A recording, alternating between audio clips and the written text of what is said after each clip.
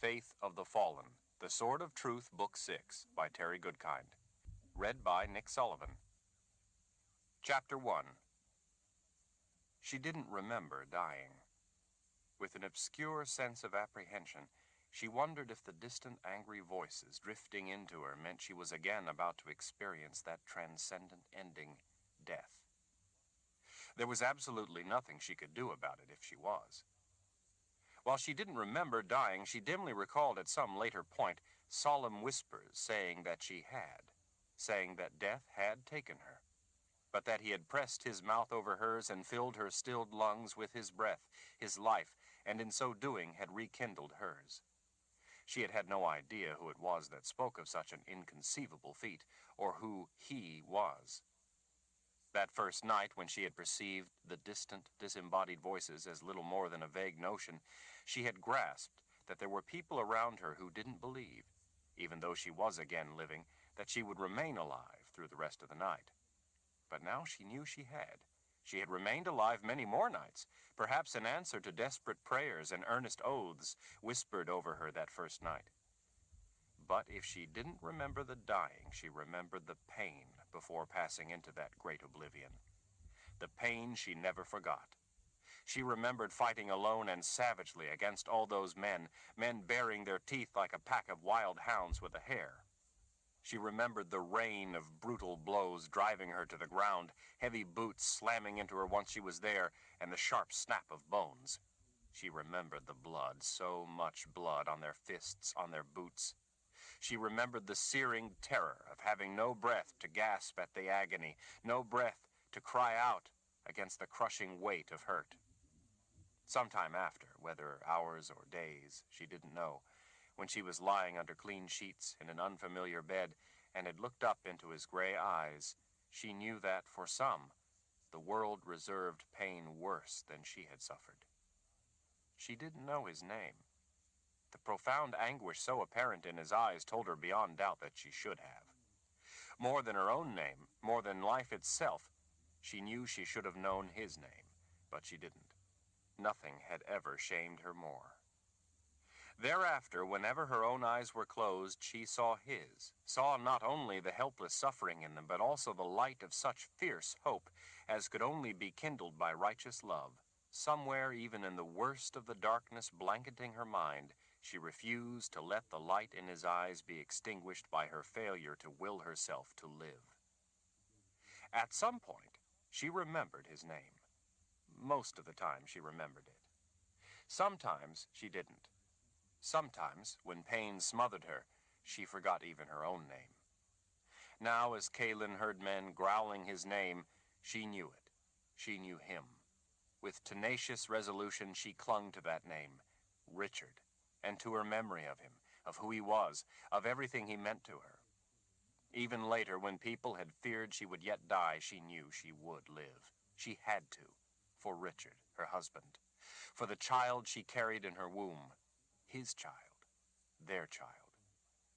The sounds of angry men calling Richard by name at last tugged Kaylin's eyes open. She squinted against the agony that had been tempered, if not banished, while in the cocoon of sleep. She was greeted by a blush of amber light filling the small room around her. Since the light wasn't bright, she reasoned that there must be a covering over a window muting the sunlight, or maybe it was dusk. Whenever she woke, as now, she not only had no sense of time, but no sense of how long she had been asleep. She worked her tongue against the pasty dryness in her mouth. Her body felt leaden with the thick, lingering slumber. She was as nauseated as the time when she was little and had eaten 3 candy green apples before a boat journey on a hot, windy day. It was hot like that now. Summer hot. She struggled to rouse herself fully, but her awakening awareness seemed adrift, bobbing in a vast, shadowy sea. Her stomach roiled. She suddenly had to put all her mental effort into not throwing up.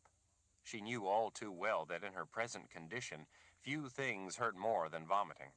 Her eyelids sagged closed again, and she floundered to a place darker yet. She caught herself, forced her thoughts to the surface, and willed her eyes open again. She remembered. They gave her herbs to dull the pain and to help her sleep. Richard knew a good deal about herbs. At least the herbs helped her drift into stuporous sleep. The pain, if not as sharp, still found her there. Slowly, carefully, so as not to twist what felt like double-edged daggers skewered here and there between her ribs, she drew a deeper breath. The fragrance of balsam and pine filled her lungs, helping to settle her stomach. It was not the aroma of trees among other smells in the forest, among damp dirt and toadstools and cinnamon ferns, but the redolence of trees freshly felled and limbed.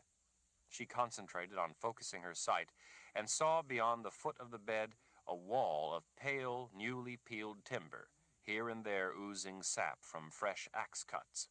The wood looked to have been split and hewn in haste, yet its tight fit betrayed a precision only knowledge and experience could bestow. The room was tiny. In the confessor's palace, where she had grown up, a room this small would not have qualified as a closet for linens.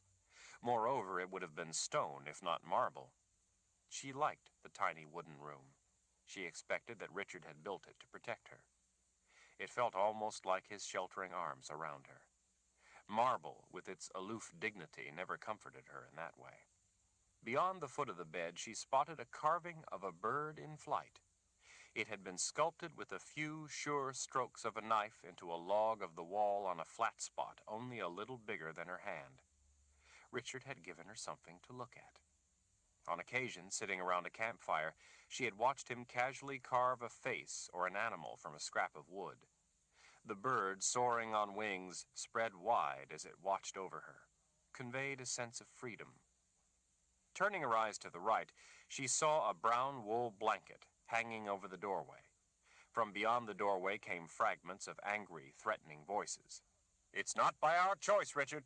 We have our own families to think about, wives and children." Wanting to know what was going on, Kaylin tried to push herself up onto her left elbow. Somehow her arm didn't work the way she had expected it to. Like a bolt of lightning, pain blasted up the marrow of her bone and exploded through her shoulder. Gasping against the racking agony of attempted movement, she dropped back before she had managed to lift her shoulder an inch off the bed. Her panting twisted the daggers piercing her sides. She had to will herself to slow her breathing in order to get the stabbing pain under control. As the worst of the torment in her arm and the stitches in her ribs eased, she finally let out a soft moan. With calculated calm, she gazed down the length of her left arm. The arm was splinted. As soon as she saw it, she remembered that of course it was. She reproached herself for not thinking of it before she had tried to put weight on it. The herbs, she knew, were making her thinking fuzzy. Fearing to make another careless movement, and since she couldn't sit up, she focused her effort on forcing clarity into her mind. She cautiously reached up with her right hand and wiped her fingers across the bloom of sweat on her brow, sweat sown by the flash of pain. Her right shoulder socket hurt, but it worked well enough. She was pleased by that triumph, at least. She touched her puffy eyes, understanding then why it had hurt to look toward the door. Gingerly, her fingers explored a foreign landscape of swollen flesh. Her imagination colored it a ghastly black and blue. When her fingers brushed cuts on her cheek, hot embers seemed to sear raw, exposed nerves. She needed no mirror to know she was a terrible sight. She knew, too, how bad it was whenever she looked up into Richard's eyes. She wished she could look good for him, if for no other reason than to lift the suffering from his eyes. Reading her thoughts, he would say, "I'm fine. Stop worrying about me and put your mind to getting better." With a bittersweet longing, Kaylin recalled lying with Richard, their limbs tangled in delicious exhaustion, his skin hot against hers, his big hand resting on her belly as they caught their breath. It was agony wanting to hold him in her arms again and being unable to do so. She reminded herself that it was only a matter of some time and some healing. They were together, and that was what mattered. His mere presence was a restorative. She heard Richard beyond the blanket over the door speaking in a tightly controlled voice, stressing his words as if each had cost him a fortune. "We just need some time." The men's voices were heated and insistent as they all began talking at once. "It's not because we want to. You should know that, Richard. You know us." "What if it brings trouble here?" We've heard about the fighting. You said yourself she's from the Midlands. We can't allow. We won't. Kalin listened, expecting the sound of his sword being drawn. Richard had nearly infinite patience, but little tolerance. Kara, his bodyguard, their friend, was no doubt out there too. Kara had neither patience nor tolerance. Instead of drawing his sword, Richard said, "I'm not asking anyone to give me anything. I want only to be left alone in a peaceful place where I can care for her. I wanted to be close to Heartland in case she needed something." He paused. "Please, just until she has a chance to get better." Kalin wanted to scream at him, "No, don't you dare beg them, Richard. They have no right to make you beg. They've no right. They could never understand the sacrifices you've made." But she could do little more than whisper his name in sorrow. "Don't test us. We'll burn you out if we have to. You can't fight us all. We have right on our side." The men ranted and swore dark oaths. She expected now, at last, to hear the sound of his sword being drawn. Instead, in a calm voice, Richard answered the men in words Kalin couldn't quite make out. A dreadful quiet settled in. "It's not because we like doing this, Richard," someone finally said in a sheepish voice. "We've no choice. We've got to consider our own families and everyone else." Another man spoke out with righteous indignation. "Besides, you seem to have gotten all high and mighty of a sudden, with your fancy clothes and sword, not like you used to be, back when you were a woods guide." "That's right," said another. "Just because you went off and saw some of the world, that don't mean you can come back here thinking you're better than us." "I've overstepped what you have all decided is my proper place," Richard said. "Is that what you mean to say?" "You turned your back on your community, on your roots as I see it. You think our women aren't good enough for the great Richard Cipher. No, he had to marry some woman from away. Then you come back here and think to flaunt yourselves over us." "How? By doing what? Marrying the woman I love? This you see as vain? This nullifies my right to live in peace and takes away her right to heal, to get well and live?" These men knew him as Richard Cipher, a simple woods guide, not as the person he had discovered he was in truth and who he had become. He was the same man as before, but in so many ways they had never known him. "You ought to be on your knees praying for the Creator to heal your wife," another man put in. "All of mankind is a wretched and undeserving lot. You ought to pray and ask the Creator's forgiveness for your evil deeds and sinfulness. That's what brought your troubles on you and your woman. Instead, you want to bring your troubles among honest working folks. You've no right to try to force your sinful troubles on us. That's not what the Creator wants.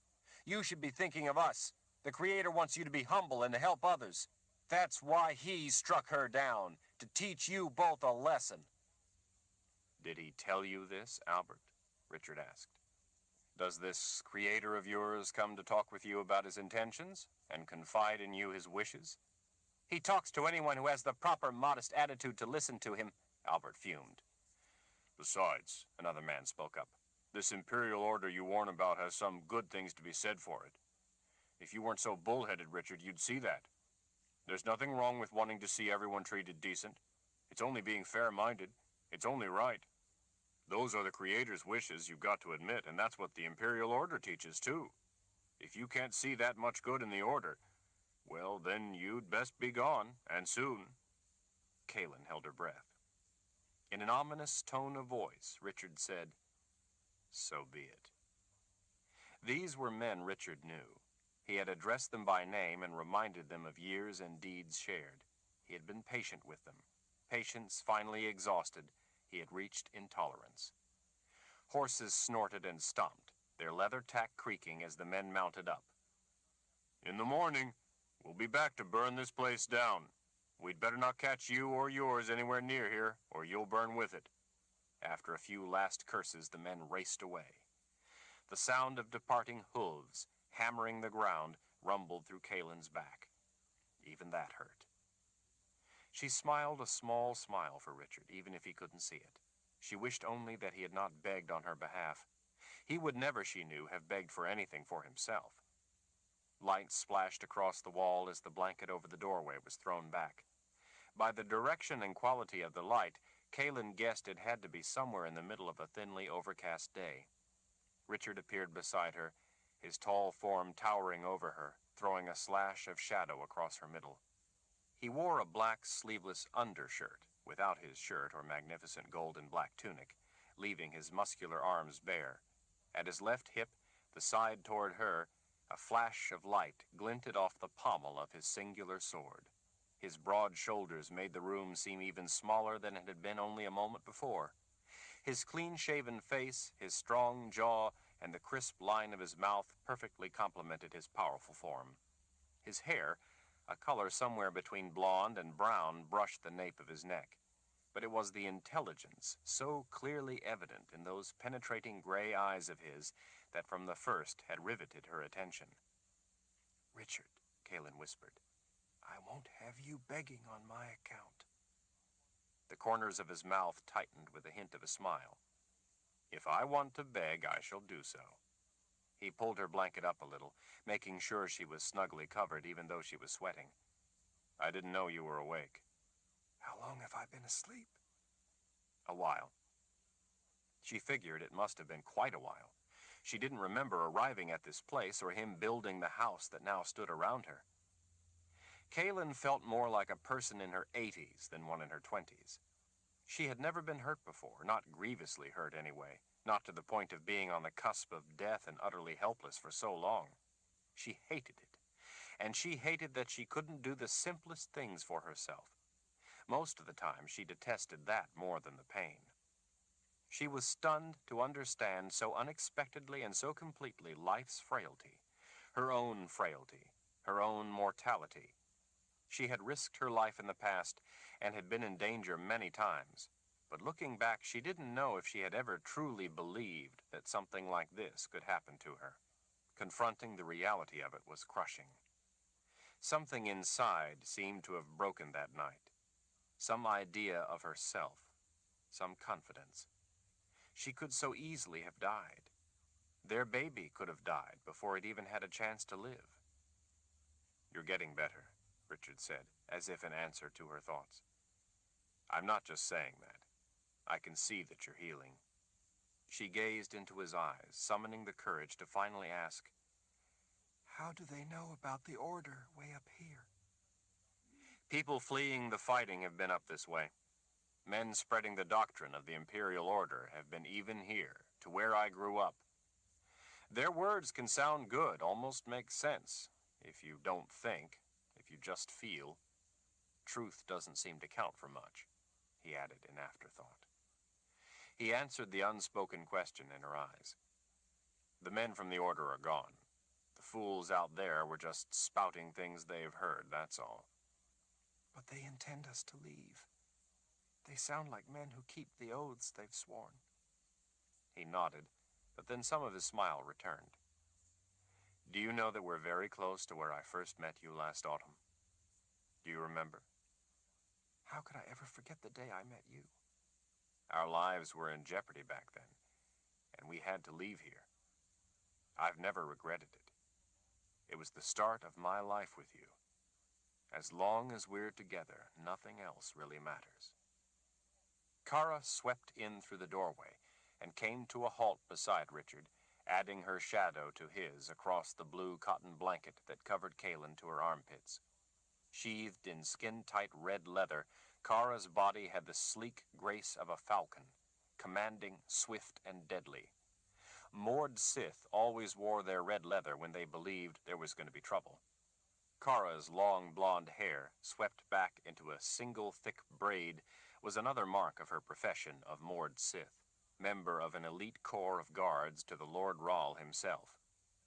Richard had, after a fashion, inherited the Moored Sith when he inherited the rule of Dahara, a place he grew up never knowing. Command was not something he had sought. Nonetheless, it had fallen to him. Now a great many people depended on him. The entire New World, Westland, the Midlands, and Dahara, depended on him.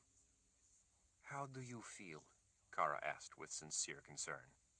Kaelin was able to summon little more voice than a hoarse whisper. "I'm better."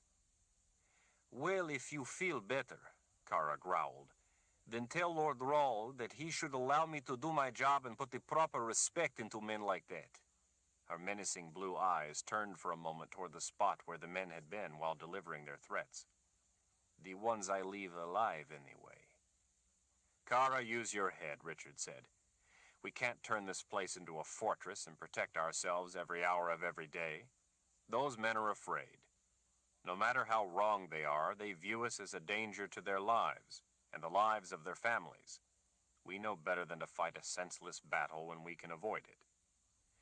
"But Richard," Caitlin said, lifting her right hand in a weak gesture toward the wall before her, "you've built this—" "Only this room. I wanted a shelter for you first. It didn't take that long. Just some trees cut and split. We've not built the rest of it yet.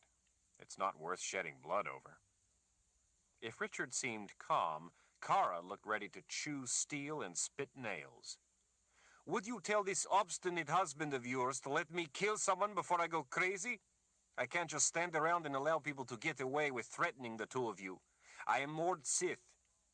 Kara took her job of protecting Richard, the Lord Rahl of Dahara, and Kaelin very seriously. Where Richard's life was concerned, Kara was perfectly willing to kill first and decide later if it had been necessary. That was one of the things for which Richard had no tolerance. Kaelin's only answer was a smile. "Mother Confessor, you can't allow Lord Rahl to bow to the will of foolish men like those. Tell him." Kaelin could probably count on the fingers of one hand the people who, in her whole life, had ever addressed her by the name Kaelin, without at minimum the appellation Confessor before it. She had heard her ultimate title, Mother Confessor, spoken countless times, in tones ranging from awed reverence to shuddering fear. Many people, as they knelt before her, were incapable of even whispering through trembling lips the two words of her title. Others, when alone, whispered them with lethal intent. Kaelin had been named Mother Confessor while still in her early 20s, the youngest confessor ever named to that powerful position. But that was several years past. Now she was the only living confessor left. Kaelin had always endured the title, the bowing and kneeling, the reverence, the awe, the fear, and the murderous intentions, because she had no choice. But more than that, she was the Mother Confessor, by succession and selection, by right, by oath, and by duty. Kara always addressed Kaelin as Mother Confessor, but from Kara's lips, the words were subtly different than from many others. It was almost a challenge, a defiance by scrupulous compliance, but with a hint of an affectionate smirk. Coming from Kara, Kaelin didn't hear Mother Confessor so much as she heard Sister. Kara was from the distant land of Dahara. No one anywhere outranked Kara as far as Kara was concerned, except the Lord Rahl. The most she would allow was that Kaelin could be her equal in duty to Richard. Being considered an equal by Kara, though, was high praise indeed. When Kara addressed Richard as Lord Rahl, however, she was not saying brother. She was saying precisely what she meant, Lord Rahl. To the men with the angry voices, the Lord Rahl was as foreign a concept as was the distant land of Dahara. Kaelin was from the Midlands that separated Dahara from Westland. The people here in Westland knew nothing of the Midlands or the Mother Confessor.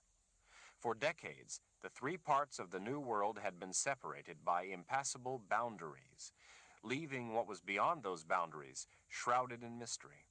The autumn before, those boundaries had fallen. And then in the winter, the common barrier to the south of the three lands, that had for 3,000 years sealed away the menace of the old world, had been breached, loosing the Imperial Order on them all. In the last year, the world had been thrown into turmoil. Everything everyone had grown up knowing had changed. "I'm not going to allow you to hurt people just because they refuse to help us," Richard said to Kara. "It would solve nothing and only end up causing us more trouble. What we started here only took a short time to build. I thought this place would be safe, but it's not. We'll simply move on." He turned back to Kaelin. His voice lost its fire. "I was hoping to bring you home, to some peace and quiet, but it looks like home doesn't want me either. I'm sorry." "Just those men, Richard." In the land of Anderith, just before Kaelin had been attacked and beaten, the people had rejected Richard's offer to join the emerging Daharan Empire he led in the cause of freedom. Instead, the people of Anderith willingly chose to side with the Imperial Order. Richard had taken Kaelin and walked away from everything, it seemed. What about your real friends here? I haven't had time. I wanted to get a shelter up first. There's no time now, maybe later. Kaelin reached for his hand, which hung at his side. His fingers were too far away. But Richard... Look, it's not safe to stay here anymore. It's as simple as that. I brought you here because I thought it would be a safe place for you to recover and regain your strength. I was wrong. It's not. We can't stay here. Understand? Yes, Richard. We have to move on. Yes, Richard. There was something more to this, she knew. Something of far greater importance than the more immediate ordeal it meant for her. There was a distant, troubled look in his eyes. But what of the war? Everyone is depending on us, on you. I can't be much help until I get better. But they need you right now. The Daharan Empire needs you. You are the Lord Rahl. You lead them. What are we doing here, Richard? She waited until his eyes turned to look at her. Why are we running away when everyone is counting on us? I'm doing as I must. As you must? What does that mean? Shadow shrouded his face as he looked away. I've had a vision. Chapter 2. A vision, Kaelin said in open astonishment. Richard hated anything to do with prophecy. It had caused him no end of trouble. Prophecy was always ambiguous and usually cryptic, no matter how clear it seemed on the surface. The untrained were easily misled by its superficially simplistic construction. Unthinking adherence to a literal interpretation of prophecy had in the past caused great turmoil, everything from murder to war. As a result, those involved with prophecy went to great lengths to keep it secret. Prophecy, at least on the face of it, was predestination. Richard believed that man created his own destiny. He had once told her, "Prophecy can only say that tomorrow the sun will come up. It can't say what you're going to do with your day. The act of going about your day is not the fulfillment of prophecy, but the fulfillment of your own purpose." Shota, the witch woman, had prophesied that Richard and Kaelin would conceive an infamous son. Richard had more than once proven Shota's view of the future to be, if not fatally flawed, at least vastly more complex than Shota would have it seem. Like Richard, Kaelin didn't accept Shota's prediction. On any number of occasions, Richard's view of prophecy had been shown to be correct. Richard simply ignored what prophecy said and did as he believed he must. By his doing so, prophecy was in the end often fulfilled, but in ways that could not have been foretold. In this way, prophecy was at once proven and disproved, resolving nothing, and only demonstrating what an eternal enigma it truly was. Richard's grandfather, Zed, who had helped raise him not far from where they were, had not only kept his own identity as a wizard secret. In order to protect Richard, he also hid the fact that Richard had been fathered by Darken Rahl and not George Cypher, the man who had loved and raised him. Darken Rahl, a wizard of great power, had been the dangerous, violent ruler of far-off Dahara. Richard had inherited the gift of magic from two different bloodlines.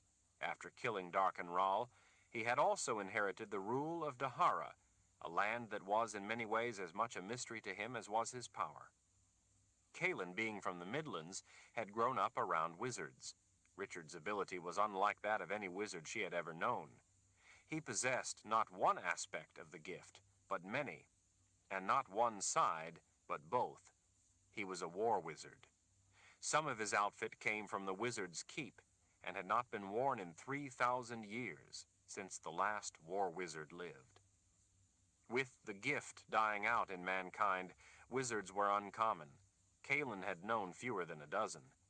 Among wizards, prophets were the most rare. She knew of the existence of only two. One of those was Richard's ancestor, which made visions all the more within the province of Richard's gift. Yet Richard had always treated prophecy as a viper in his bed. Tenderly, as if there were no more precious thing in the whole world, Richard lifted her hand. You know how I always talk about the beautiful places only I know way back in the mountains to the west of where I grew up. The special places I've always wanted to show you. I'm going to take you there, where we'll be safe. The Harans are bonded to you, Lord Rahl, Kara reminded him, and we'll be able to find you through that bond. Well, our enemies aren't bonded to me. They won't know where we are. Kara seemed to find that thought agreeable. If people don't go to this place, then there won't be any roads. How are we going to get the carriage there? The Mother Confessor can't walk. I'll make a litter. You and I will carry her in that. Kara nodded thoughtfully. We could do that. If there were no other people, then the two of you would be safe at least. Safer than here. I had expected the people here to leave us to ourselves. I hadn't expected the Order to foment unrest this far away, at least not this quickly. Those men usually aren't a bad lot, but they're working themselves up into a dangerous mood. The cowards have gone back to their women's skirts. They won't be back until morning. We can let the Mother Confessor rest and then leave before dawn. Richard cast Kara a telling look. One of those men, Albert, has a son, Lester. Lester and his pal, Tommy Lancaster, once tried to put arrows into me for spoiling some fun Tommy was about to have hurting someone. Now Tommy and Lester are missing a good many teeth. Albert will tell Lester about us being here, and soon after, Tommy Lancaster will know too. Now that the Imperial Order has filled their heads with talk of a noble war on behalf of good, those men will be fancying what it would be like to be war heroes. They aren't ordinarily violent, but today they were more unreasonable than I've ever seen them. They'll go drinking to fortify their courage. Tommy and Lester will be with them by then, and their tales of how I wronged them and how I'm a danger to decent folks will get everyone all worked up. Because they greatly outnumber us, they'll begin to see the merit in killing us. See it as protecting their families and doing the right thing for the community and their creator. Full of liquor and glory, they won't wait until morning. They'll be back tonight. We have to leave now. Kara seemed unconcerned. I say we wait for them, and when they come back, we end the threat. Some of them will bring along other friends. There will be a lot of them by the time they get here. We have Kalen to think about. I don't want to risk one of us being injured. There's nothing to be gained by fighting them. Richard pulled the ancient tooled leather baldric holding the gold and silver wrought scabbard and sword off over his head and hung it on the stump of a branch sticking out of a log. Looking unhappy, Kara folded her arms. She would rather not leave a threat alive. Richard picked his folded black shirt off the floor to the side where Kalen hadn't seen it. He poked an arm through a sleeve and drew it on. A vision? Kalen finally asked again. As much trouble as the men could be, they were not her biggest concern just then. You've had a vision? The sudden clarity of it felt like a vision, but it was really more of a revelation. Revelation? She wished she could manage more than a hoarse whisper. And what form did this vision revelation thing take? Understanding. Kalen stared up at him. Understanding of what?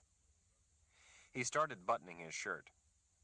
Through this realization, I've come to understand the larger picture. I've come to understand what it is I must do. Yes, Kara muttered, and wait until you hear it. Go ahead, tell her. Richard glared at Kara, and she answered him in kind. His attention finally returned to Kalen. If I lead us into this war, we will lose. A great many people will die for nothing. The result will be a world enslaved by the Imperial Order. If I don't lead our side in battle, the world will still fall under the shadow of the Order, but far fewer people will die. Only in that way will we ever stand a chance. By losing? You want to lose first and then fight? How can we even consider abandoning the fight for freedom? Andrith helped teach me a lesson, he said. His voice was restrained, as if he regretted what he was saying. I can't press this war. Freedom requires effort if it is to be won, and vigilance if it is to be maintained. People just don't value freedom until it's taken away. But many do, Kalen objected. There are always some, but most don't even understand it, nor do they care to. The same is with magic. People mindlessly shrink from it, too, without seeing the truth. The Order offers them a world without magic and ready-made answers to everything. Servitude is simple. I thought that I could convince people of the value of their own lives and of liberty. In Anderith, they showed me just how foolish I had been. Anderith is just one place. Anderith was not remarkable. Look at all the trouble we've had elsewhere. We are having trouble even here where I grew up. Richard began tucking in his shirt. Forcing people to fight for freedom is the worst kind of contradiction. Nothing I can say will inspire people to care. I've tried. Those who value liberty will have to run, to hide, to try to survive and endure what is sure to come. I can't prevent it. I can't help them. I know that now. But Richard, how can you even think of... I must do what is best for us. I must be selfish. Life is far too precious to be casually squandered on useless causes. There can be no greater evil than that. People can only be saved from the coming dark age of subjugation and servitude if they, too, come to understand and care about the value of their own lives, their freedom, and are willing to act in their own interest. We must try to stay alive in the hope that such a day will come. But we can prevail in this war. We must. Do you think that I can just go off and lead men into war, and because I wish it, we will win? We won't. It takes more than my wishing it. It will take vast numbers of people fully committed to the cause. We don't have that. If we throw our forces against the Order, we will be destroyed, and any chance for winning freedom in the future will be forever lost. He raked his fingers back through his hair. We must not lead our forces against the army of the Order. He turned to pulling his black, open-sided tunic on over his head. Kalen struggled to give force to her voice, to the magnitude of her concern. But what about all those who are prepared to fight? All the armies already in the field? There are good men, able men, ready to go against Jagang and stop his Imperial Order and drive them back to the old world. Who will lead our men? Lead them to what? Death? They can't win. Kalen was horrified. She reached up and snatched his shirt sleeve before he could lean down to retrieve his broad overbelt. Richard, you're only saying this, walking away from the struggle because of what happened to me. No. I had already decided it that same night, before you were attacked. When I went out alone for a walk after the vote, I did a lot of thinking. I came to this realization and made up my mind. What happened to you made no difference except to prove the point that I'm right and should have figured it out sooner. If I had, you would never have been hurt. But if the Mother Confessor had not been hurt, you would have felt better by morning and changed your mind. Light coming through the doorway behind him lit in a blaze of gold the ancient symbols coiled along the squared edges of his tunic. Kara, what would happen if I'd been attacked with her and we had both been killed? What would you all do then? I don't know. That is why I withdraw. You are following me, not participating in a struggle for your own future. Your answer should have been that you would all fight on for yourselves, for your freedom. I have come to understand the mistake I've made in this, and to see that we cannot win in this way. The Order is too large an opponent. Kalen's father, King Wyborn, had taught her about fighting against such odds, and she had practical experience at it. Their army may outnumber ours, but that doesn't make it impossible. We just have to outthink them. I will be there to help you, Richard. We have seasoned officers. We can do it. We must. Look how the Order's cause spreads on words that sound good. Richard swept out an arm, even to distant places like this. We know beyond doubt the evil of the Order, yet people everywhere passionately side with them despite the ghastly truth of everything the Imperial Order stands for. Richard, Kaelin whispered, trying not to lose what was left of her voice.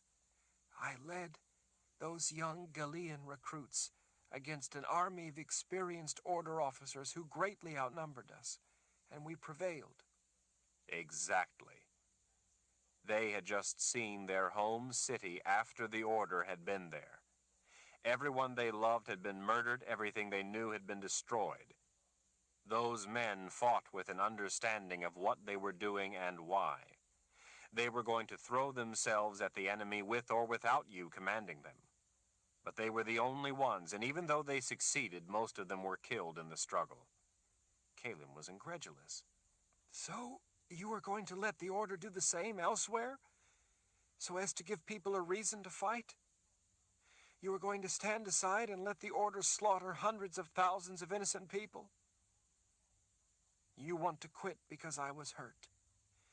Dear spirits, I love you, Richard, but don't do this to me. I'm the Mother Confessor. I'm responsible for the lives of the people of the Midlands.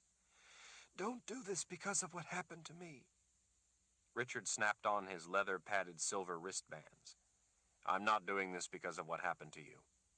I'm helping save those lives in the only way that has a chance. I'm doing the only thing I can do. You are doing the easy thing, Kara said. Richard met her challenge with quiet sincerity. Kara, I'm doing the hardest thing I have ever had to do. Kaelin was sure now that their rejection by the Anderith people had hit him harder than she had realized. She caught two of his fingers and squeezed sympathetically. He had put his heart into sparing those people from enslavement by the Order. He had tried to show them the value of freedom by allowing them the freedom to choose their own destiny. He had put his faith in their hands. In a crushing defeat, an enormous majority had spurned all he had offered, and in so doing, devastated that faith. Kaelin thought that perhaps, with some time to heal, the same as with her, the pain would fade for him, too. You can't hold yourself to blame for the fall of Anderith, Richard. You did your best. It wasn't your fault. He picked up his big leather overbelt with its gold-worked pouches and cinched it over the magnificent tunic. When you're the leader, everything is your fault. Kaelin knew the truth of that. She thought to dissuade him by taking a different tack. What form did this vision assume? Richard's piercing gray eyes locked on her, almost in warning. Vision, revelation, realization, postulation, prophecy, understanding, call it what you will. For in this they are all in one the same and unequivocal. I can't describe it, but to say it seems as if I must have always known it. Maybe I have. It wasn't so much words as it was a complete concept, a conclusion, a truth that became absolutely clear to me. She knew he expected her to leave it at that. If it became so clear and is unambiguous, she pressed, you must be able to express it in words. Richard slipped the baldric over his head, laying it over his right shoulder. As he adjusted the sword against his left hip, light sparkled off the raised gold wire woven through the silver wire of the hilt to spell out the word truth. His brow was smooth and his face calm. She knew she had at last brought him to the heart of the matter. His certainty would afford him no reason to keep it from her if she chose to hear it, and she did.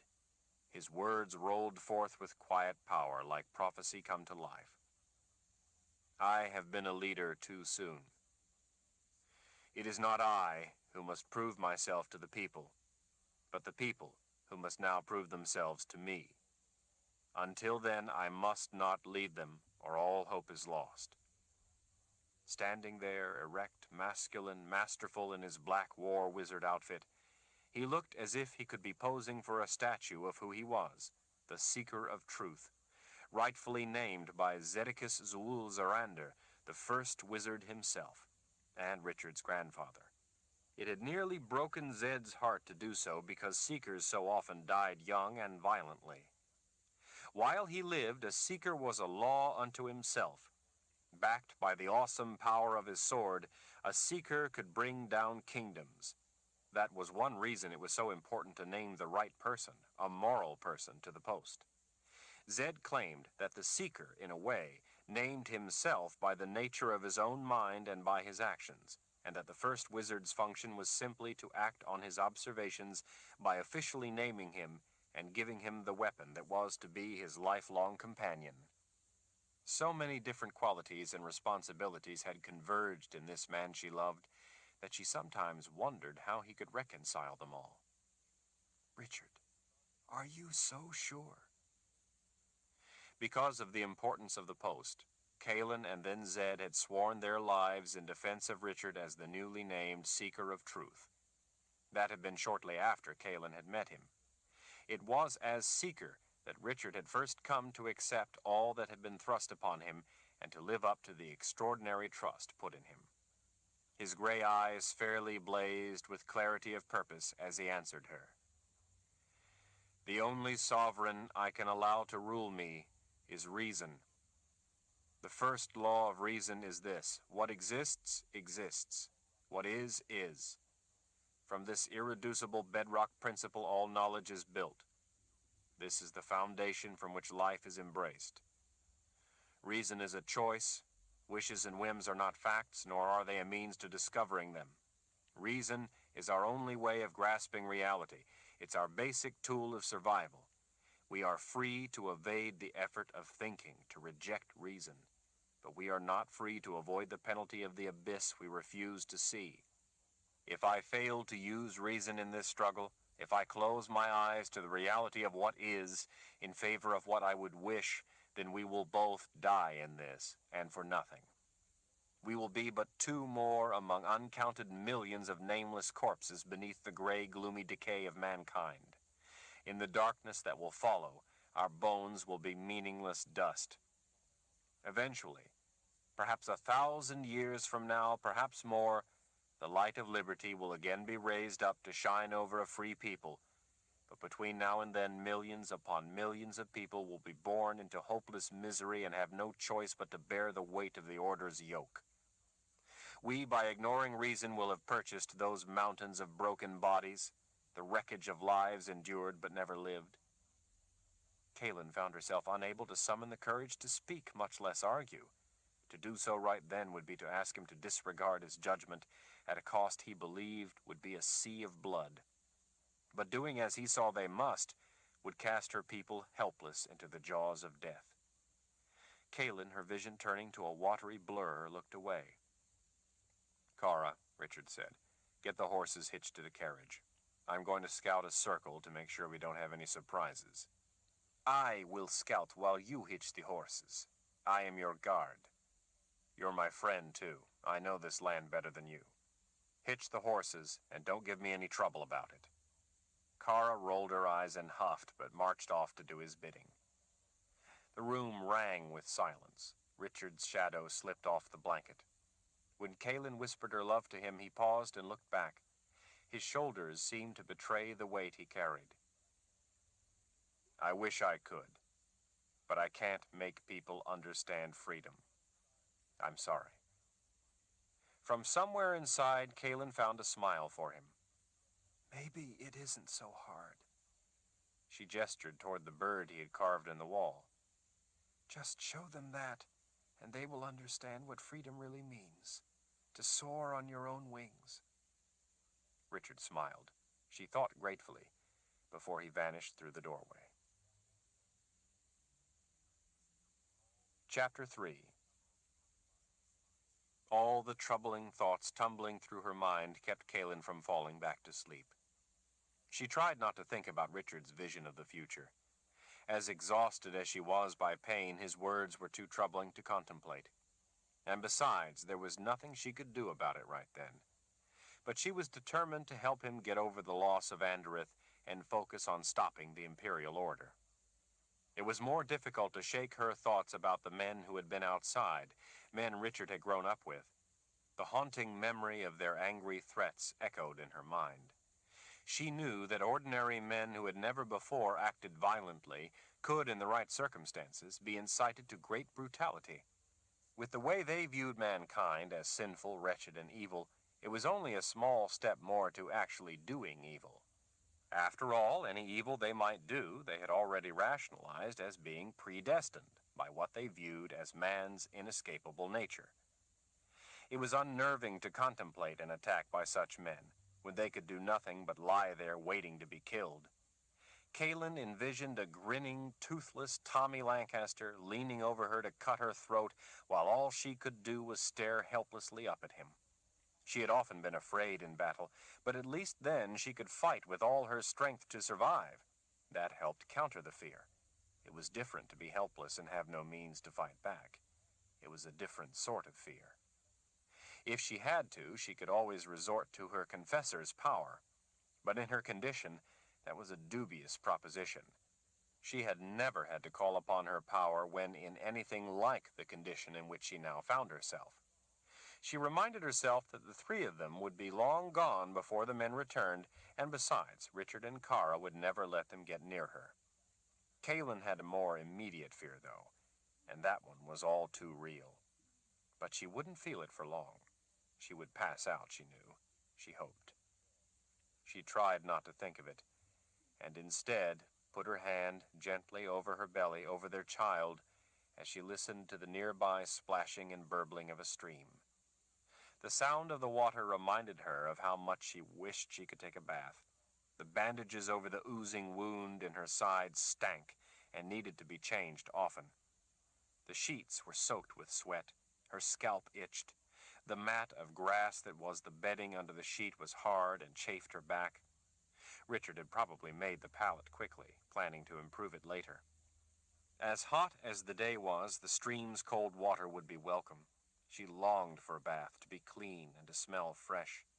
She longed to be better, to be able to do things for herself, to be healed. She could only hope that as time passed, Richard, too, would recover from his invisible but real wounds. Kara finally returned, grumbling about the horses being stubborn today. She looked up to see the room was empty. "I had better go look for him and make sure he's safe." He's fine. He knows what he's doing. Just wait, Kara, or he will then have to go out and look for you. Kara sighed and reluctantly agreed. Retrieving a cool, wet cloth, she set to mopping Kaelin's forehead and temples. Kaelin didn't like to complain when people were doing their best to care for her, so she didn't say anything about how much it hurt her torn neck muscles when her head was shifted in that way. Kara never complained about any of it. Kara only complained when she believed her charges were in needless danger, and when Richard wouldn't let her eliminate those she viewed as a danger. Outside, a bird let out a high-pitched trill. The tedious repetition was becoming grating. In the distance, Kaelin could hear a squirrel chattering an objection to something, or perhaps arguing over his territory. He'd been doing it for what seemed an hour. The stream babbled on without let-up. This was Richard's idea of restful. I hate this, she muttered. "You should be happy, lying about without anything to do." And I bet you would be happy to trade places? "I am Mord Sith. For a Mord Sith, nothing could be worse than to die in bed." Her blue eyes turned to Kaelin's. "Old and toothless," she added. "I didn't mean that you—" I know what you meant. Kara looked relieved. "Anyway, you couldn't die. That would be too easy. You never do anything easy." I married Richard. "See what I mean?" Kaelin smiled. Kara dunked the cloth in a pail on the floor and wrung it out as she stood. "It isn't too bad, is it? Just lying there?" How would you like to have someone push a wooden bowl under your bottom every time your bladder was full? Kara carefully blotted the damp cloth along Kaelin's neck. "I don't mind doing it for a sister of the Aegil." The Aegil, a weapon a Mord Sith always carried, looked like nothing more than a short red leather rod hanging on a fine chain from her right wrist. A Mord Sith's Aegil was never more than a flick away from her grip.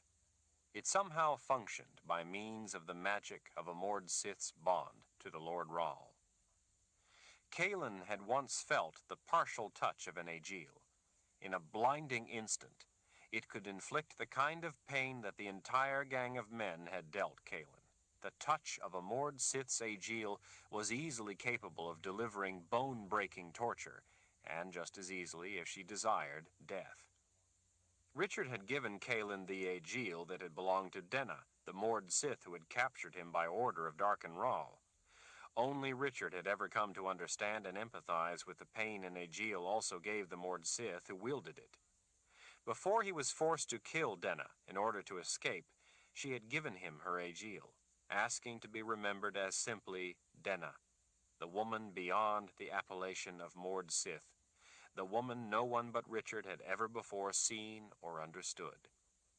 That Kaelin understood and kept the Aegil as a symbol of that same respect for women whose young lives had been stolen and twisted to nightmare purposes and duties was deeply meaningful to the other Mord Sith. Because of that compassion, untainted by pity, and more, Kara had named Kaelin a sister of the Aegil. It was an informal but heartfelt accolade. "Messengers have come to see Lord Rahl," Kara said. "You were sleeping and Lord Rahl saw no reason to wake you," she added in answer to Kaelin's questioning look. The messengers were Daharan, and able to find Richard by their bond to him as their Lord Rahl. Kaelin, not able to duplicate the feat, had always found it unsettling. "What did they have to say?" Kara shrugged. "Not a lot. Jagang's army of the Imperial Order remains in Anderith for the time being, with Raibish's forces staying safely to the north to watch and be ready should the Order decide to threaten the rest of the Midlands. We know little of the situation inside Anderith under the Order's occupation. The rivers flow away from our men toward the sea, so they have not seen bodies to indicate if there has been mass death, but there have been a few people who managed to escape. They report that there was some death due to the poison which was released, but they don't know how widespread it was. General Raibish has sent scouts and spies in to learn what they will." "What orders did Richard give them to take back?" "None." "None? He sent no orders?" Kara shook her head, and then leaned over to dunk the cloth again. "He wrote letters to the general, though." She drew the blanket down, lifted the bandage at Kaelin's side, and inspected its weak red charge before tossing it on the floor. With a gentle touch, she cleaned the wound. When Kaelin was able to get her breath, she asked, "Did you see the letters?" "Yes. They say much the same as he has told you, that he has had a vision that has caused him to come to see the nature of what he must do. He explained to the general that he could not give orders for fear of causing the end of our chances." "Did General Raibish answer?" "Lord Rahl has had a vision. The Harans know the Lord Rahl must deal with the terrifying mysteries of magic. The Harans do not expect to understand their Lord Rahl and would not question his behavior. He is the Lord Rahl. The general made no comment but sent word that he would use his own judgment." Richard had probably told them it was a vision rather than say it was simply a realization for that very reason. Kaelin considered that a moment, weighing the possibilities. "We have that much luck, then. General Raibish is a good man and will know what to do. Before too long, I'll be up and about. By then, maybe Richard will be better, too." Kara tossed the cloth into the pail. As she leaned closer, her brow creased with frustration and concern.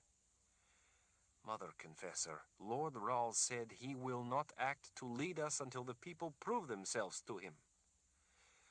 "I'm getting better. I hope to help him get over what happened. Help him to see that he must fight." "But this involves magic." She picked at the frayed edge of the blue blanket. "Lord Rahl said it's a vision. If it is magic, then it's something he would know about and must handle in the way he sees it must be done." "We need to be a little understanding of what he's been through. The loss we've all suffered to the Order. And remember, too, that Richard didn't grow up around magic, much less ruling armies. Kara squatted and rinsed her cloth in the pail.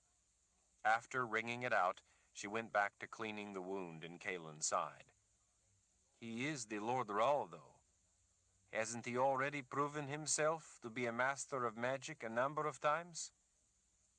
Kalen couldn't dispute that much of it. But he still didn't have much experience, and experience was valuable. Kara not only feared magic, but was easily impressed by any act of wizardry. Like most people, she couldn't distinguish between a simple conjuring and the kind of magic that could alter the very nature of the world. Kalen realized now that this wasn't a vision as such, but a conclusion Richard had arrived at. Much of what he'd said made sense, but Kalen believed that emotion was clouding his thinking. Kara looked back up from her work. Her voice bore an undertone of uncertainty, if not despairing bewilderment. Mother Confessor, how will the people ever be able to prove themselves to Lord Rahl? I've no idea. Kara set down the cloth and looked Kalen in the eye. It was a long, uncomfortable moment before she finally decided to speak. Mother Confessor, I think maybe Lord Rahl has lost his mind. Kalen's immediate thought was to wonder if General Rybish might believe the same thing. I thought the Harans do not expect to understand their Lord Rahl and would not question his behavior. Lord Rahl also says he wants me to think for myself. Kalen put her hand over Kara's. How many times have we doubted him before? Remember the chicken that wasn't a chicken? We both thought he was crazy. He wasn't. This is not some monster chasing us. This is something much bigger. Kara, do you always follow Richard's orders? Of course not. He must be protected, and I can't allow his foolishness to interfere with my duty. I only follow his orders if they do not endanger him, or if they tell me to do what I would have done anyway, or if it involves his male pride. Did you always follow Darken Rahl's orders? Kara stiffened at the unexpected encounter with the name, as if speaking it might summon him back from the world of the dead. You followed Darken Rahl's orders no matter how foolish they were, or you were tortured to death. Which Lord Rahl do you respect? I would lay down my life for any Lord Rahl. Kara hesitated, and then touched her fingertips to the red leather over her heart. But I could never feel this way for any other. I love Lord Rahl. Not like you love him, not like a woman loves a man, but it is still love. Sometimes I have dreams of how proud I am to serve and defend him, and sometimes I have nightmares that I will fail him. Kara's brow drew down with sudden dread. You won't tell him that I said I love him, will you? He must not know. Kalen smiled. Kara, I think he already knows, because he has similar feelings about you. But if you don't wish it, I won't say anything. Kara let out a sigh of relief. Good. And what made you come to feel that way about him? Many things. He wishes us to think for ourselves. He allows us to serve him by choice. No Lord Rahl has ever done that before. I know that if I said I wished to quit him, he would let me go. He would not have me tortured to death for it. He would wish me a good life. That and more is what you value about him. He never pretended any claim to your lives. He believes no such claim can ever rightfully exist. It's the first time since you were captured and trained to be Mord Sith that you have felt the reality of freedom. That, Kara, is what Richard wants for everyone. She swished a hand as if dismissing the seriousness of the whole thing. He would be foolish to grant me my freedom if I asked for it. He needs me too much. You wouldn't need to ask for your freedom, Kara, and you know it. You already have your freedom, and because of him, you know that too. That's what makes him a leader you are honored to follow. That's why you feel the way you do about him. He has earned your loyalty. Kara mulled it over. I still think he has lost his mind. In the past, Richard had more than once expressed his faith that, given a chance, people would do the right thing. That was what he had done with the Mord Sith. That was also what he had done with the people of Andereth. Now, Kaelin swallowed back her emotion. Not his mind, Kara, but maybe his heart. Kara, seeing the look on Kaelin's face, dismissed the seriousness of the matter with a shrug and a smile. I guess we will simply have to bring him around to the way things are going to be. Talk some sense into him. Kara dabbed away the remnant of a tear as it rolled down Kaelin's cheek. Before he comes back, how about getting that stupid wooden bowl for me? Kara nodded and bent to retrieve it. Kaelin was already fretting, knowing how much it was going to hurt, but there was no avoiding it. Kara came up with a shallow bowl. Before those men came, I was planning on making a fire and warming some water. I was going to give you a bed bath, with a soapy cloth and a bucket of warm water. I guess I can do it when we get where we are going.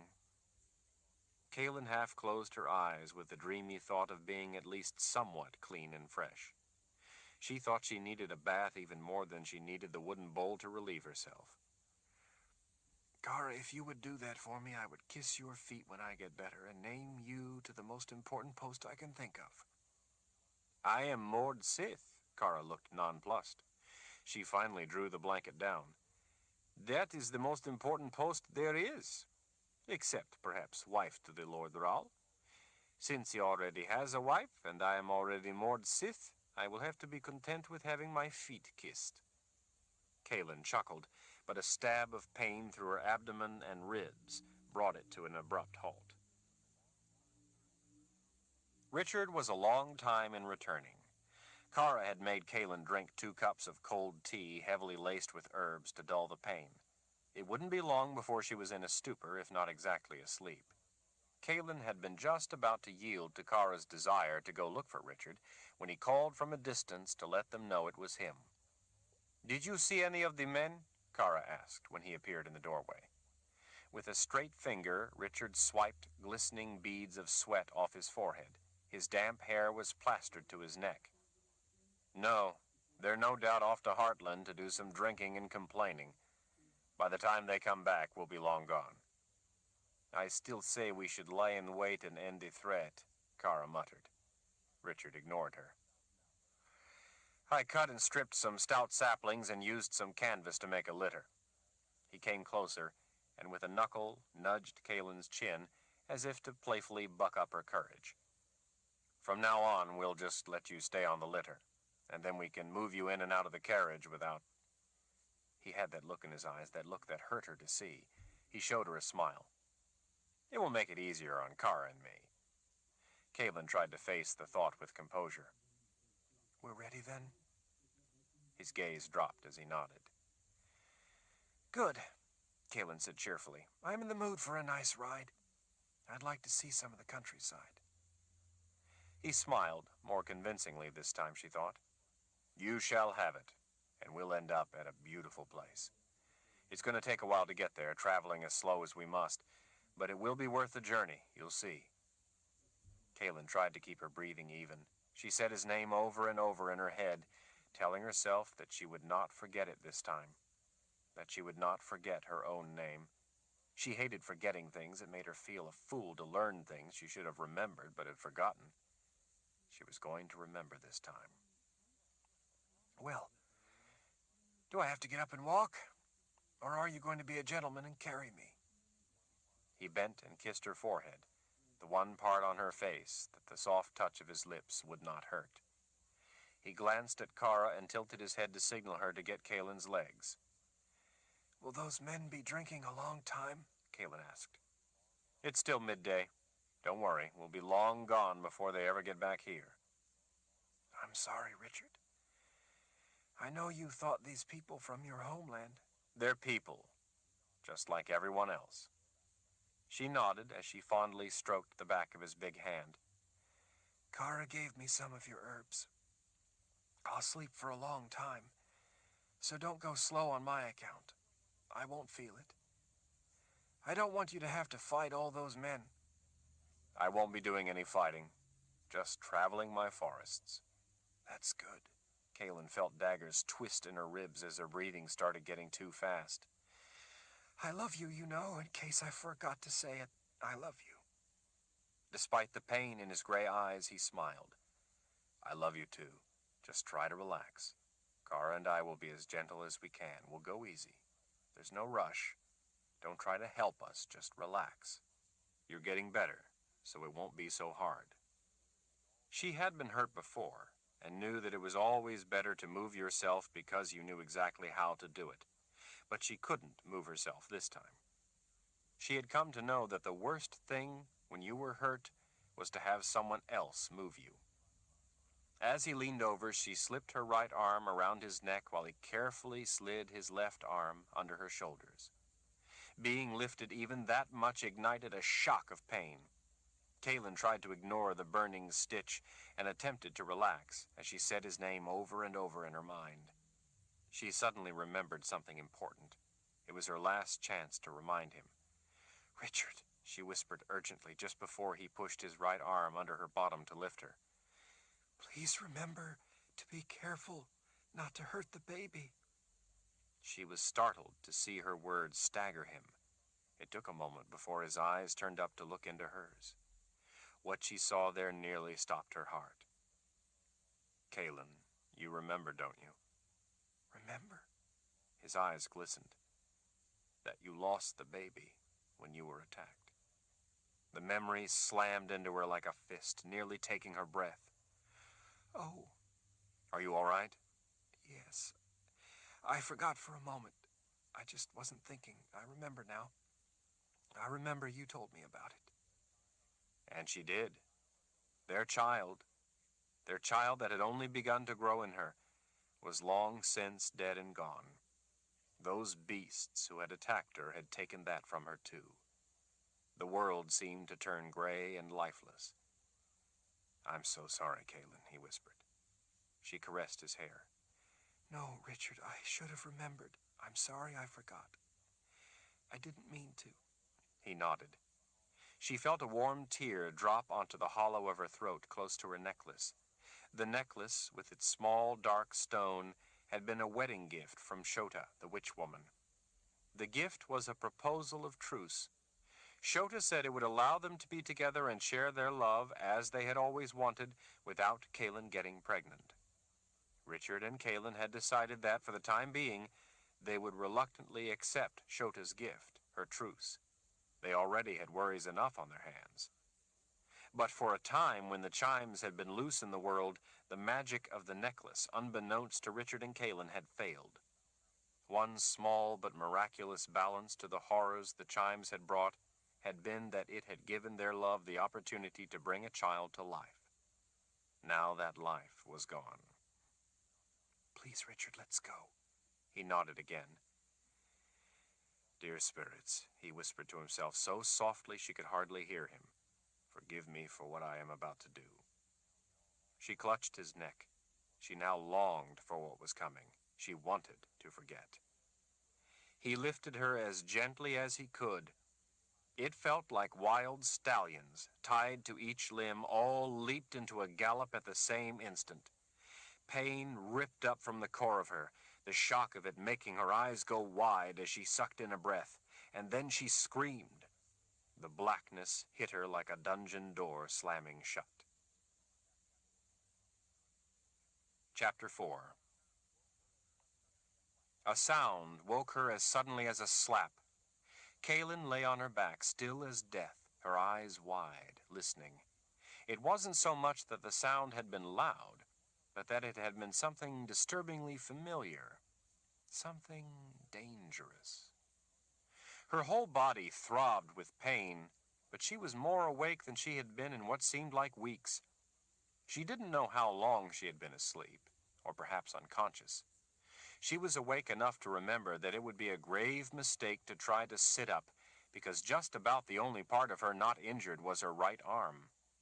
One of the big chestnut geldings snorted nervously and stamped a hoof, jostling the carriage enough to remind Kaelin of her broken ribs. The sticky air smelled of approaching rain, though fits of wind still bore dust to her nostrils.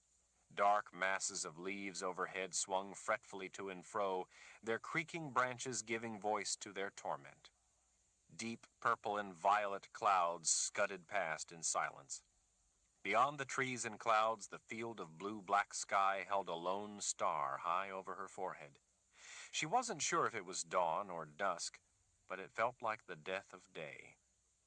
As the gusts beat strands of her filthy hair across her face, Kaelin listened as hard as she could for the sound that didn't belong, still hoping to fit it into a picture of something innocent. Since she'd heard it only from the deepness of sleep, its conscious identity remained frustratingly out of her reach. She listened, too, for sounds of Richard and Kara, but heard nothing. Surely they would be close. They would not leave her alone, not for any reason this side of death. She recoiled from the image. She ached to call out for Richard and prove the uninvited thought a foolish fear, but instinct screamed at her to stay silent. She needed no reminder not to move. A metallic clang came from the distance, then a cry. Maybe it was an animal, she told herself. Ravens sometimes let out the most awful cries. Their shrill wails could sound so human it was eerie. But as far as she knew, ravens didn't make metallic sounds. The carriage suddenly lurched to the right. Her breath caught as the unanticipated movement caused a stitch of pain in the back of her ribs. Someone had put weight on the step. By the careless disregard for the carriage's injured passenger, she knew it wasn't Richard or Kara. But if it wasn't Richard, then who? Gooseflesh tickled the nape of her neck. If it wasn't Richard, where was he? Stubby fingers grasped the top of the corded chafing strip on the carriage's side rail. The blunt fingertips were rounded back over grubby, gnawed-down little half-button fingernails. Kaelin held her breath, hoping he didn't realize she was in the carriage. A face popped up. Cunning dark eyes squinted at her. The man's 4 middle upper teeth were missing, leaving his eye teeth looking like fangs when he grinned. Well, well, if it ain't the wife of the late Richard Cypher. Kaelin lay frozen. This was just like her dreams. For an instant, she couldn't decide if it was only that, just a dream, or real. His shirt bore a dark patina of dirt, as if it was never removed for anything. Sparse, wiry hairs on his fleshy cheeks and chin were like early weeds in the plowed field of his pockmarked face. His upper lip was wet from his runny nose. He had no lower teeth in front.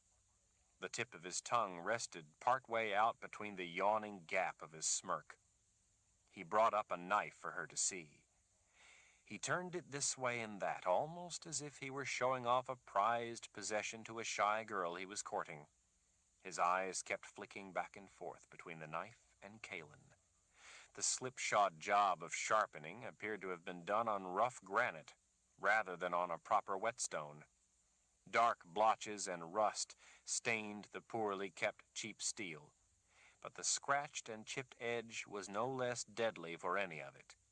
His wicked, toothless grin widened with pleasure as her gaze followed the blade, watching it carve careful slices of the air between them. She made herself look into his dark, sunken eyes, which peered out from puffy slits. "Where's Richard?" she demanded in a level voice. Dancing with the spirits in the underworld. He cocked his head to one side. Where's the blonde bitch? The one my friends said they saw before. The one with the smart mouth. The one what needs to have her tongue shortened before I gut her. Kaelin glared at him so he would know she had no intention of answering. As the crude knife advanced toward her, his stench hit her. "You would have to be Tommy Lancaster." The knife paused. How'd you know that? Anger welled up from deep inside her. "Richard told me about you." The eyes glittered with menace. His grin widened. Yeah? What did he tell you? That you were an ugly, toothless pig who wets his pants whenever he grins. Smells like he was right. The smirking grin turned to a scowl. He raised up on the step and leaned in with the knife. That was what Kaelin wanted him to do, to get close enough so she could touch him. With the discipline born of a lifetime of experience, she mentally shed her anger and donned the calm of a confessor committed to a course of action. Once a confessor was resolved to releasing her power, the nature of time itself seemed to change. She had but to touch him. A confessor's power was partly dependent on her strength. In her injured condition, she didn't know if she would be able to call forth the required force, and if she could, whether she would survive the unleashing of it. But she knew she had no choice. One of them was about to die, maybe both. He leaned his elbow on the side rail. His fist with the knife went for her exposed throat.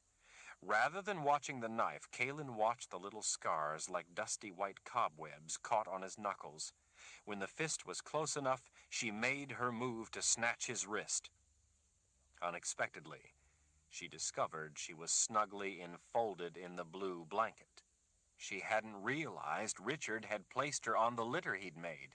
The blanket was wrapped around her and tightly tucked under the stretcher poles in order to hold her as still as possible and prevent her from being hurt when the carriage was moving. Her arm was trapped inside what was about to become her death shroud.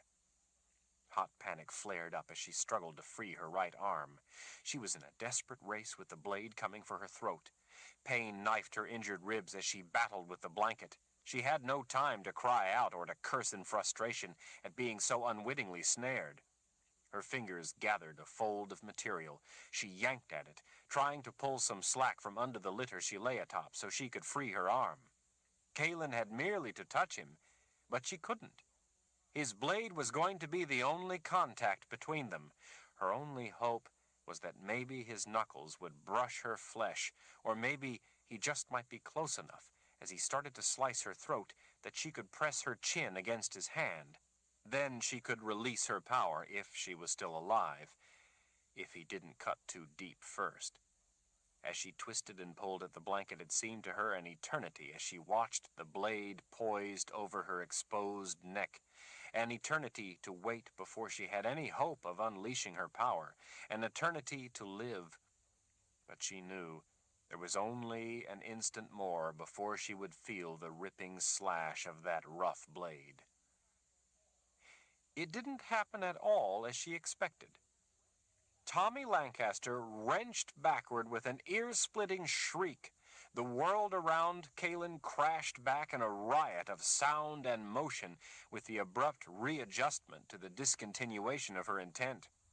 Kaelin saw Kara behind him, her teeth clenched in a grim commitment of her own. In her pristine red leather, she was a precious ruby behind a clod of dirt. Bent into the aegile pressed against his back, Tommy Lancaster had less hope of pulling away from Kara than if she had impaled him on a meat hook. His torment would not have been more brutal to witness, his shrieks more painful to hear. Kara's aegile dragged up and around the side of his ribs as he collapsed to his knees. Each rib the aegile passed over broke with a sharp crack like the sound of a tree limb snapping. Vivid red, the match of her leather oozed over his knuckles and down his fingers. The knife clattered to the rocky ground. A dark stain of blood grew on the side of his shirt until it dripped off the untucked tails. Kara stood over him, an austere executioner watching him beg for mercy. Instead of granting it, she pressed her aegile against his throat and followed him to the ground. His eyes were wide and white all around as he choked. It was a slow, agonizing journey toward death. Tommy Lancaster's arms and legs writhed as he began to drown in his own blood. Kara could have ended it quickly, but it didn't appear she had any intention of doing so. This man had meant to kill Kaelin. Kara meant to extract a heavy price for the crime. "Kara!" Kaelin was surprised that she could get so much power into the shout. Kara glanced back over her shoulder. Tommy Lancaster's hands went to his throat, and he gasped for air when she rose up to stand over him. Kara, stop it! Where's Richard? Richard may need your help. Kara leaned down over Tommy Lancaster, pressed her Aegil to his chest, and gave it a twist. His left leg kicked out once, his arms flopped to the side, and he went still. Before either Kara or Kalin could say anything, Richard, his face set in cold ferocity, sprinted up toward the carriage. He had his sword to hand. The blade was dark and wet. The instant Kalin saw his sword, she comprehended what had awakened her. The sound had been the sword of truth announcing its arrival in the evening air. In her sleep, her subconscious recognized the unique ring of steel made by the sword of truth when it was drawn, and she instinctively grasped the danger that that sound represented. On his way to Kalin's side, Richard only glanced at the lifeless body at Kara's feet. "Are you all right?" Kalin nodded. Fine. Belatedly, yet feeling triumphant at the accomplishment, she pulled her arm free of the blanket. Richard turned to Kara. "Anyone else come up the road?" "No, just this one." She gestured with her Aegil toward the knife on the ground. "He intended to cut the Mother Confessor's throat." If Tommy Lancaster hadn't already been dead, Richard's glare would have finished him. "I hope you didn't make it easy on him." "No, Lord Rahl. He regretted his last vile act. I made certain of it." With his sword, Richard indicated the surrounding area. "Stay here and keep your eyes open. I'm sure we got them all, but I'm going to check just to be certain no one else was holding back and trying to surprise us from another direction." "No one will get near the Mother Confessor, Lord Rahl." Dust rose in the gloomy light when he gave a reassuring pat to the shoulder of one of the two horses standing in their harnesses. "Soon as I get back, I want to get going. We should have enough moon, for a few hours anyway. I know a safe place to make camp about 4 hours up the road. That will get us a good distance away from all this." He pointed with his sword. "Drag his body past the brush over there and roll him off the edge, down into the ravine. I'd just as soon the bodies weren't found until after we're long gone and far away. Probably only the animals will ever find them way out here, but I don't want to take any chances." Kara snatched a fistful of Tommy Lancaster's hair. With pleasure. He was stocky, but the weight gave her no difficulty. Richard trotted soundlessly off into the gathering darkness. Kalin listened to the sound of the body scraping across the ground. She heard small branches snapping as Kara pulled the dead weight through the brush, and then the muffled thuds and tumbling scree as Tommy Lancaster's body rolled and bounced down a steep slope. It was a long time before Kalin heard the final thump at the bottom of the ravine. Kara ambled back to the side of the carriage. "Everything all right with you?" She casually pulled off her armored gloves. Kalin blinked at the woman. Kara, he nearly had me. Kara flicked her long blonde braid back over her shoulder as she scanned the surrounding area. "No, he didn't. I was standing right there behind him the whole time. I was nearly breathing down his neck. I never took my eyes from his knife. He had no chance to harm you." She met Kalin's gaze. "Surely you must have seen me." No, I didn't. "Oh, I thought you saw me." Looking a little sheepish, she tucked most of the cuffs of the gloves behind her belt and folded the rest down over the front. "I guess maybe you were too low in the carriage to see me there behind him. I had my attention on him. I didn't mean to let him frighten you." If you were there the whole time, why did you allow him to nearly kill me? "He did not nearly kill you," Kara smiled without humor. "But I wanted to let him believe it. It's more of a shock, more of a horror, if you let him think they've won. It crushes a man's spirit to take him then, when you've caught him dead to rights." Kalin's head was swimming in confusion, and so she decided not to press the issue. What's going on? What's happened? How long have I been asleep? "We've been traveling for 2 days. You have been in and out of sleep, but you didn't know anything the times you were awake. Lord Rahl was fretful about hurting you to get you into the carriage and about having told you what you forgot." Kalin knew what Kara meant. Her dead baby. And the men? "They came after us. This time, though, Lord Rahl didn't discuss it with them." She seemed especially pleased about that. He knew in enough time that they were coming, so we weren't taken by surprise. When they came charging in, some with arrows nocked and some with their swords or axes out, he shouted at them once, giving them a chance to change their minds. He tried to reason with them even then? Well, not exactly. He told them to go home in peace or they would all die. And then what? And then they all left. It only seemed to embolden them. They charged, arrows flying, swords and axes raised, so Lord Rahl ran off into the woods. He did what? Before they came, he had told me that he was going to make them all chase after him. As Lord Rahl ran, the one who thought he would cut your throat yelled at the others to get Richard and finish him this time. Lord Rahl had hoped he would draw them all away from you, but when that one went after you instead, Lord Rahl gave me a look, and I knew what he wanted me to do. Kara clasped her hands behind her back as she scrutinized the gathering darkness, keeping watch should anyone try to surprise them. Kalen's thoughts turned to Richard and what it must have been like, all alone as they chased him. How many men? I didn't count them, Kara shrugged. Maybe 24. And you left Richard alone with 24 men chasing after him? 24 men intent on killing him? Kara shot Kalen an incredulous look. And leave you unprotected? When I knew that toothless brute was going after you? Lord Rahl would have skinned me alive if I had left you. Tall and lean, shoulders square and chin raised, Kara looked as pleased as a cat licking mouse off its whiskers. Kalen suddenly understood. Richard had entrusted Kara with Kalen's life.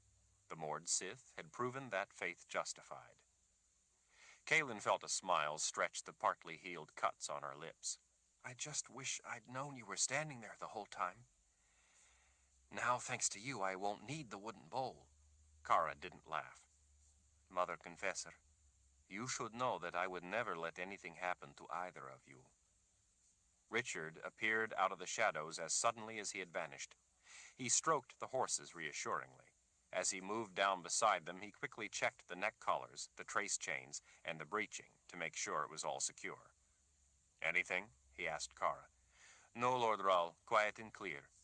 He leaned in the carriage and smiled. Well, as long as you're awake, how about I take you for a romantic moonlight ride? She rested her hand on his forearm. Are you all right? I'm fine, not a scratch. That's not what I meant. His smile vanished. They tried to kill us. Westland has just suffered its first casualties because of the influence of the Imperial Order. But you knew them. That doesn't entitle them to misplaced sympathy. How many thousands have I seen killed since I left here? I couldn't even convince men I grew up with of the truth. I couldn't even get them to listen fairly. All the death and suffering I've seen is ultimately because of men like this, men who refuse to see. Their willful ignorance does not entitle them to my blood or life. They picked their own path. For once they paid the price. He didn't sound to her like a man who was quitting the fight. He still held the sword, was still in the grip of its rage. Kalen caressed his arm, letting him know that she understood. It was clear to her that even though he'd been justly defending himself, and though he was still filled with the sword's rage, he keenly regretted what he'd had to do.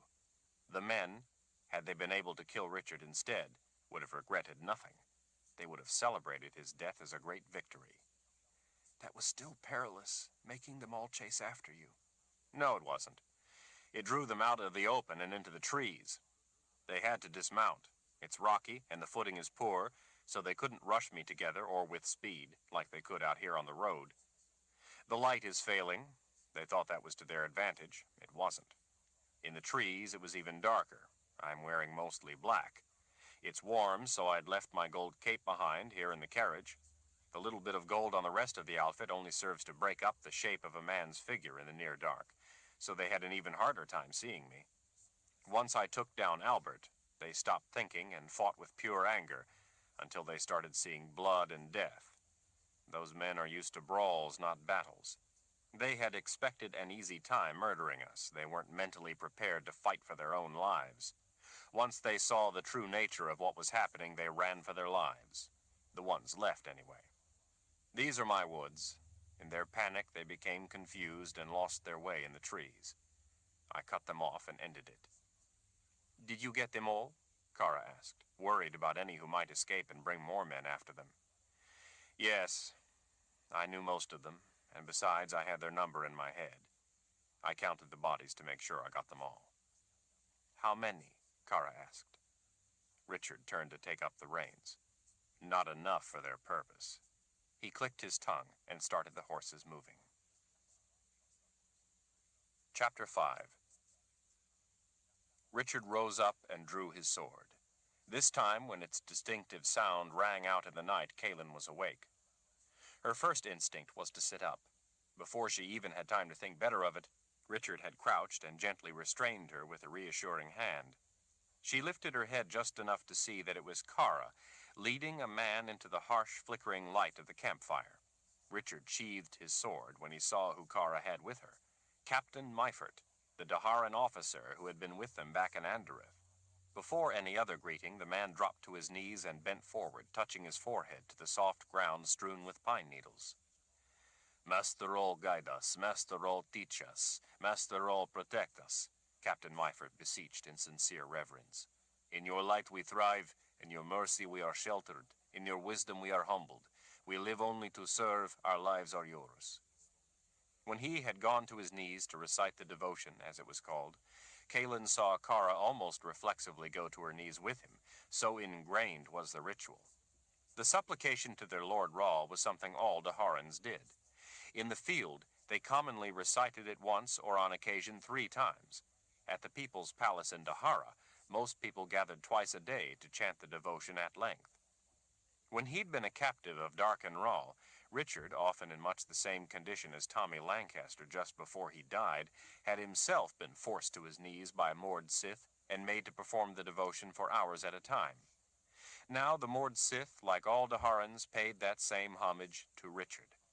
If the Mord Sith saw such a turn of events as improbable, or even ironic, they never said as much. What many of them had found improbable was that Richard hadn't had them all executed when he became their Lord Rahl. It was Richard, though, who had discovered that the devotion to their Lord Rahl was, in fact, a surviving vestige of a bond, an ancient magic invoked by one of his ancestors to protect the Daharan people from the Dreamwalkers. It had long been believed that the Dreamwalkers, created by wizards to be weapons during that ancient and nearly forgotten Great War, had vanished from the world. The conjuring of strange and varied abilities, of instilling unnatural attributes in people, willing or not, had once been a dark art, the results always being, at the least, unpredictable, often uncertain, and sometimes dangerously unstable. Somehow, some spark of that malignant manipulation had been passed down generation after generation, lurking unseen for 3,000 years, until it rekindled in the person of Emperor Jagang. Kaelin knew something about the alteration of living beings to suit a purpose. Confessors were such people, as had been the Dreamwalkers. In Jagang, Kaelin saw a monster created by magic. She knew many people saw the same in her. Much as some people had blonde hair or brown eyes, she had been born to grow tall, with warm brown hair and green eyes, and the ability of a confessor. She loved and laughed and longed for things just the same as those born with blonde hair or brown eyes and without a confessor's special ability. Kaelin used her power for valid moral reasons. Jagang, no doubt, believed the same of himself, and even if he didn't, most of his followers certainly did. Richard, too, had been born with latent power. The ancient adjunct defense of the bond was passed down to any gifted Rahl. Without the protection of the bond to Richard, the Lord Rahl, whether formally spoken or a silent, heartfelt affinity, anyone was vulnerable to Jagang's power as a dreamwalker. Unlike most other permutations conjured by wizards in living people, the confessor's ability had always remained vital. At least it had until all the other confessors had been murdered by order of Darken Rahl. Now, without such wizards and their specialized conjuring, only if Kaelin had children would the magic of the confessors live on. Confessors usually bore girls, but not always. A confessor's power had originally been created for and had been intended to be used by women. Like all other conjuring that introduced unnatural abilities in people, this, too, had had unforeseen consequences. A confessor's male children, it turned out, also bore the power. After it had been learned how treacherous the power could be in men, all male children were scrupulously culled. Kalin bearing a male child was precisely what the witch woman Shota feared. Shota knew very well that Richard would never allow his and Kalin's son to be slain for the past evils of male confessors. Kalin, too, could never allow Richard's son to be killed. In the past, a confessor's inability to marry out of love was one of the reasons she could emotionally endure the practice of infanticide. Richard, in discovering the means by which he and Kalin could be together, had altered that equation, too. But Shota didn't simply fear Kalin giving birth to a male confessor. She feared something of potentially far greater magnitude, a male confessor who possessed Richard's gift. Shota had foretold that Kalin and Richard would conceive a male child. Shota viewed such a child as an evil monster, dangerous beyond comprehension, and so had vowed to kill their offspring. To prevent such a thing from being required, she had given them the necklace to keep Kalin from becoming pregnant. They had taken it reluctantly. The alternative was war with the witch woman. It was for reasons such as this that Richard abhorred prophecy. Kalin watched as Captain Meifert spoke the devotion a third time, Kara's lips moving with his. The soft chant was making Kalin sleepy. It was a luxury for Kalin to be able to be down with Richard and Kara in the sheltered camp beside the warmth of the fire rather than having to stay in the carriage, especially since the night had turned chilly and damp. With the litter, they could move her more easily and without causing her much pain. Richard would have made the litter sooner, but he hadn't expected to have to abandon the house he had started to build. They were far off the narrow, forsaken road in a tiny clearing concealed in a cleft in a steep rock wall behind a dense expanse of pine and spruce. A small meadow close by provided a snug paddock for the horses. Richard and Kara had pulled the carriage off the road behind a mass of deadfall and hidden it with spruce and balsam boughs. No one but a Daharan bonded to their Lord Rahl had much of a chance of ever finding them in the vast and trackless forest. The secluded spot had a fire pit Richard had dug and ringed with rocks during a previous stay nearly a year before. It hadn't been used since. A protruding shelf of rock about 7 or 8 feet above them prevented the light of the campfire from shining up the rock wall, helping keep the camp hidden. Its slope also kept them snug and dry in the drizzle that had begun to fall. With the fog closing in, too, it was as protected and secure a campsite as Kalin had ever seen. Richard had been true to his word. It had taken more like 6 hours than 4 to reach the campsite. Richard had proceeded slowly for Kalin's sake. It was late and they were all tired from a long day of traveling, to say nothing of the attack. Richard had told her that it looked like it might rain for a day or two, and they would stay in the camp and rest up until the weather cleared. There was no urgency to get where they were going. After the third devotion, Captain Meifert came haltingly to his feet. He clapped his right fist to the leather over his heart in salute. Richard smiled, and the two men clasped forearms in a less formal greeting. "How are you doing, Captain?" Richard grasped the man's elbow. "What's the matter? Did you fall off your horse or something?" The captain glanced at Kara to his side. Well, I'm fine, Lord Rahl, really. You look hurt." "I just had my ribs tickled by your Mord Sith, that's all. I didn't do it hard enough to break them," Kara scoffed. "I'm truly sorry, Captain. We had a bit of trouble earlier today. Kara was no doubt worried for our safety when she saw you approaching in the dark." Richard's eyes turned toward Kara. "But she still should have been more careful before risking injuring people. I'm sure she's sorry and will want to apologize." Kara made a sour face. "It was dark. I'm not about to take any foolish chances with the life of our Lord Rahl just so—" "I would hope not," Captain Meifert put in before Richard could reprimand her. He smiled at Kara. "I was once kicked by a stalwart warhorse. You did a better job of putting me down, Mistress Kara. I'm gratified to find Lord Rahl's life is in capable hands.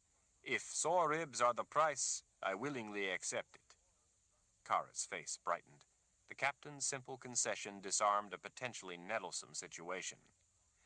Well, if the ribs bother you, let me know, Kara said dryly, and I'll kiss them and make them better. In the silence, as Richard glowered at her, she scratched her ear and finally added, Anyway, sorry, but I didn't want to take any chances. As I said, a price I willingly pay. Thank you for your vigilance. What are you doing here, Captain? Richard asked. General Rybish send you to see if the Lord Rahl is crazy? Although it was impossible to tell in the firelight, Kalin was sure that the man's face turned scarlet. No, of course not, Lord Rahl. It's just that the General wanted to have a full report. I see. Richard glanced down at the dinner pot. When's the last time you ate, Captain? You look a little drawn, besides having sore ribs. Well, I've been riding hard, Lord Rahl. I guess yesterday I must have eaten something. I'm fine, though. I can have something after. Sit down, then, Richard gestured. Let me get you something hot to eat. It will do you good. As the man reluctantly settled down on the mossy ground beside Kalin and Kara, Richard scooped some rice and beans into a bowl. He cut a big piece of bannock from what he'd left to cool on the griddle off to the side of the fire. He held the bowl out to the man.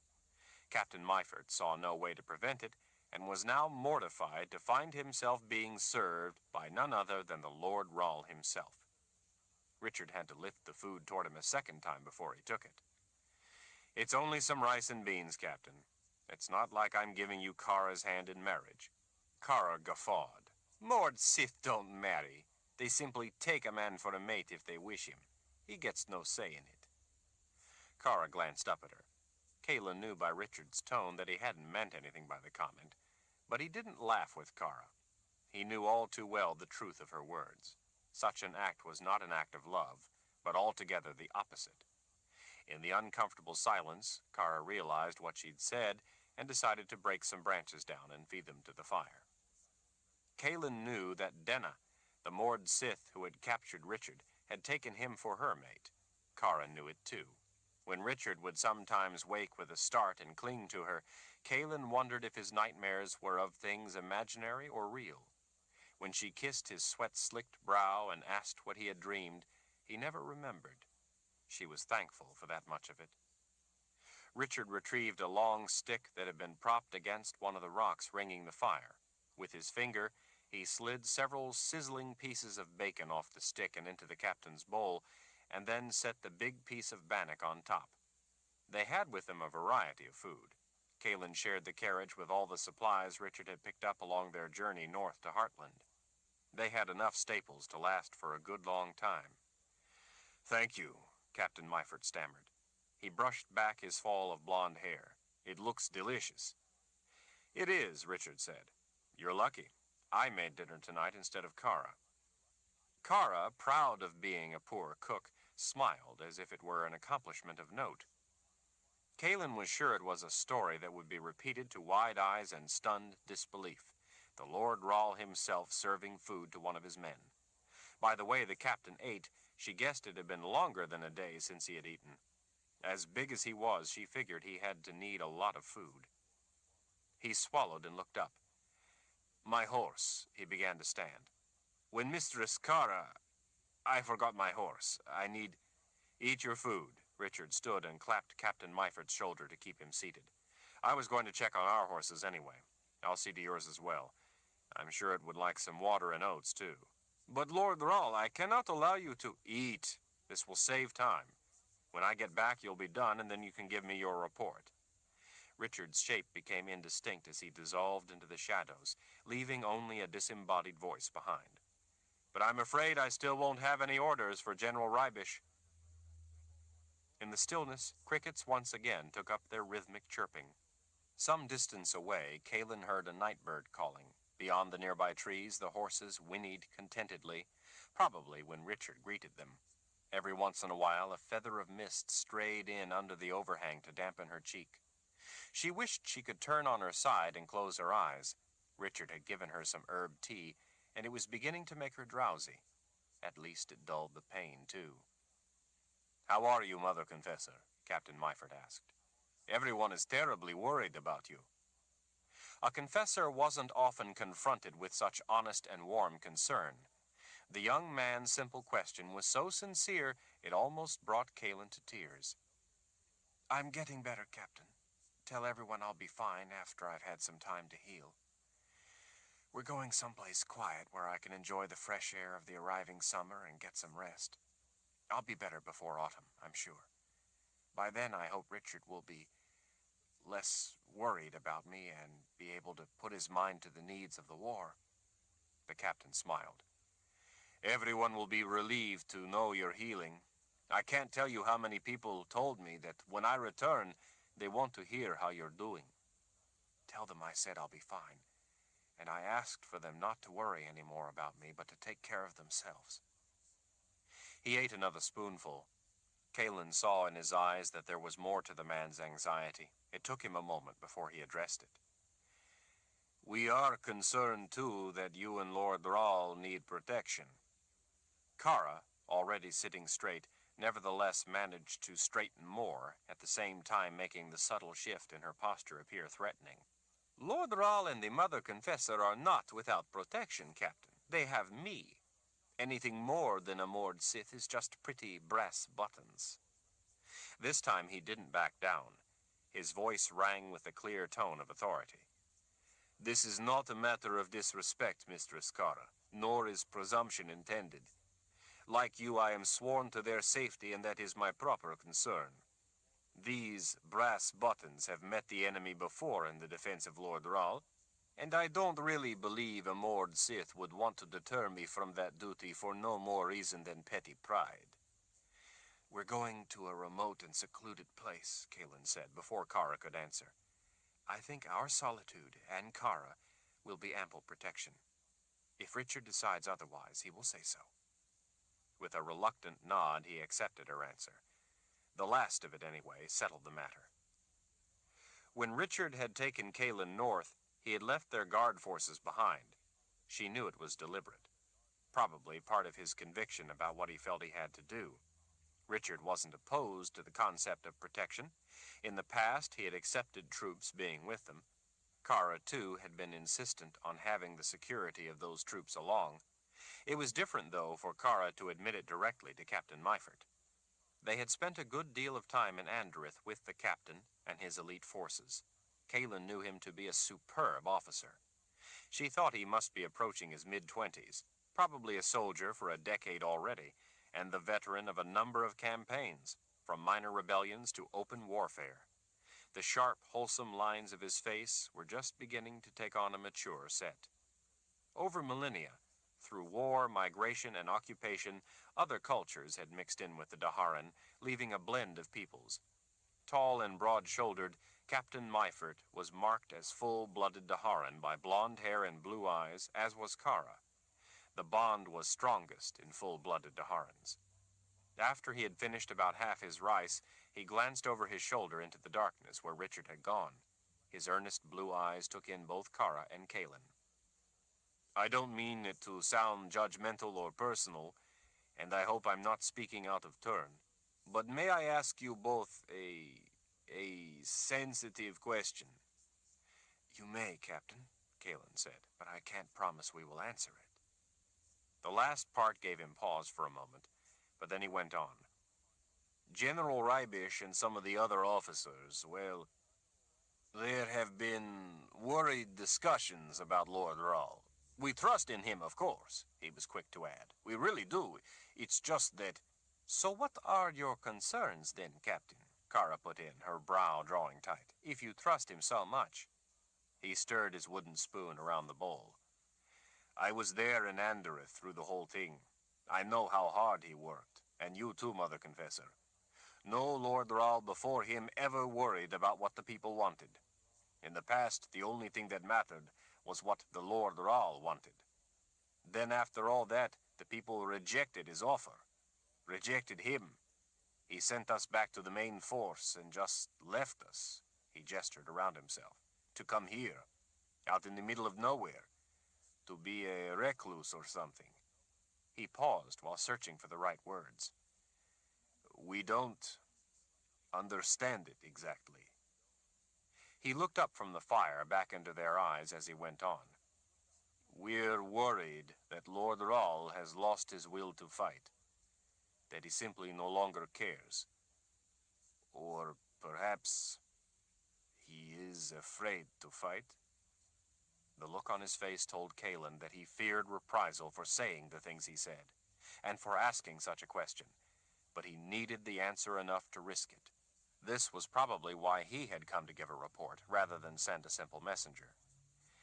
About 6 hours before he cooked that nice dinner pot of rice and beans, Kara said in a casual manner, he killed a couple dozen men, all by himself, hacked them apart like I've never seen before. The violence of it shocked even me. He left only one man for me to dispatch. Quite unfair of him, I think. Captain Meifert looked positively relieved as he let out a long breath. He looked away from Kara's steady gaze and back into his bowl to stir his dinner. That news will be well received. Thank you for telling me, Mistress Kara.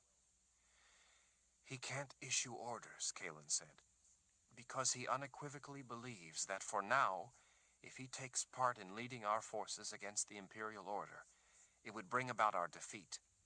He believes that if he enters the battle too soon, we will then have no chance of ever winning. He believes he must wait for the right time, that's all. There's nothing more to it. Kalen felt a bit conflicted, helping to justify Richard's actions when she wasn't entirely in favor of them. She felt it was necessary to check the advance of the Imperial Order's army now and not give them a chance to freely pillage and murder the people of the New World. The captain mulled this over as he ate some bannock. He frowned as he gestured with the piece he had left. There is sound battle theory for such a strategy. If you have any choice in it, you only attack when it's on your terms, not the enemy's. He became more spirited as he thought about it a moment. It is better to hold an attack for the right moment, despite the damage an enemy can cause in the interim, than to go into a battle before the right time. Such would be an act of poor command. That's right. Kalen laid her arm back and rested her right wrist on her brow. Perhaps you could explain it to the other officers in those words. That it's premature to issue orders, and he's waiting for the proper time. I don't think that's really any different from the way Richard has explained it to us, but perhaps it would be better understood if put in such terms. The captain ate the last bite of his bannock, seeming to think it over. I trust Lord Rahl with my life. I know the others do too, but I think they will be reassured by such an explanation as to why he is withholding his orders. I can see now why he had to leave us. It was to resist the temptation to throw himself into the fray before the time was right. Kalen wished she was as confident of the reasoning as the captain. She recalled Kara's question, wondering how the people could prove themselves to Richard. She knew he would not be inclined to try it through a vote again, but she didn't see how else the people could prove themselves to him. I'd not mention it to Richard, she said. It's difficult for him, not being able to issue orders. He's trying to do what he believes is right, but it's a difficult course to hold to. I understand, Mother Confessor. In his wisdom we are humbled. We live only to serve. Our lives are his. Kalen studied the smooth lines and simple angles of his young face lit by the dancing firelight. In that face, she saw some of what Richard had been trying to say to her before. Richard doesn't believe your lives are his, Captain, but that they are your own and priceless. That is what he is fighting for. He chose his words carefully. If he wasn't worried about her being the Mother Confessor, since he hadn't grown up fearing the power and the rule of such a woman, she was still the Lord Rahl's wife. Most of us see how different he is from the last Lord Rahl. I'm not claiming that any of us understands everything about him, but we know he fights to defend, rather than to conquer. As a soldier, I know the difference it makes to believe in what I'm fighting for, because... The captain looked away from her gaze. He lifted a short branch of firewood, tapping the end on the ground for a long time. His voice took on a painful inflection. Because it takes something precious out of you to kill people who never meant you any harm. The fire crackled and hissed as he slowly stirred the glowing coals. Sparks swirled up to spill out from around the underside of the rock overhang. Kara watched her Aegil as she rolled it in her fingers. "You feel that way too?" Captain Myford met Kara's gaze. "I never realized before what it was doing to me inside. I didn't know. Lord Rahl makes me proud to be Daharan. He makes it stand for something right. It never did before. I thought that the way things were was just the way things were, and they could never change." Kara's gaze fell away as she privately nodded her agreement. Kaelin could only imagine what life was like living under that kind of rule, what it did to people. "I'm glad you understand, Captain," Kaelin whispered. "That's one reason he worries so much about all of you. He wants you to live lives you can be proud of. Lives that are your own." He dropped the stick into the fire. "And he wanted all the people of Anderith to care about themselves the way he wants us to value our lives. The vote wasn't really for him, but for themselves. That was why the vote meant so much to him?" "That's why," Kaelin confirmed, afraid to test her own voice any further than that. He stirred his spoon around to cool his dinner. It no longer needed cooling, she was sure. She supposed his thoughts were being stirred more than his dinner. "You know," he said, "one of the things I heard people say back in Anderith was that since Darken Rahl was his father, Richard Rahl was evil too. They said that since his father had done wrong, Richard Rahl might sometimes do good, but he could never be a good person." "I heard that too," Kara said. "Not just in Anderith, but a lot of places." "That's wrong. Why should people think that just because one of his parents was cruel, those crimes pass on to someone who never did them? And that he must spend his life making amends? I'd hate to think that if I'm ever lucky enough to have children, they and then their children and their children after that would have to suffer forever for the things I've done serving under Darken Rahl." He looked over at Kaelin and Kara. "Such prejudice isn't right." In the silence, Kara stared into the flames. "I served under Darken Rahl. I know the difference in the two men." His voice lowered with simmering anger. "It's wrong of people to lay guilt for the crimes of Darken Rahl onto his son." "You're right about that," Kara murmured. "The two may look a little alike, but anyone who has ever looked into the eyes of both men, as I have, could never begin to think they were the same kind of men." Chapter 6. Captain Myford ate the rest of his rice and beans in silence. Kara offered him her water skin. He took it with a smile and his nod of thanks.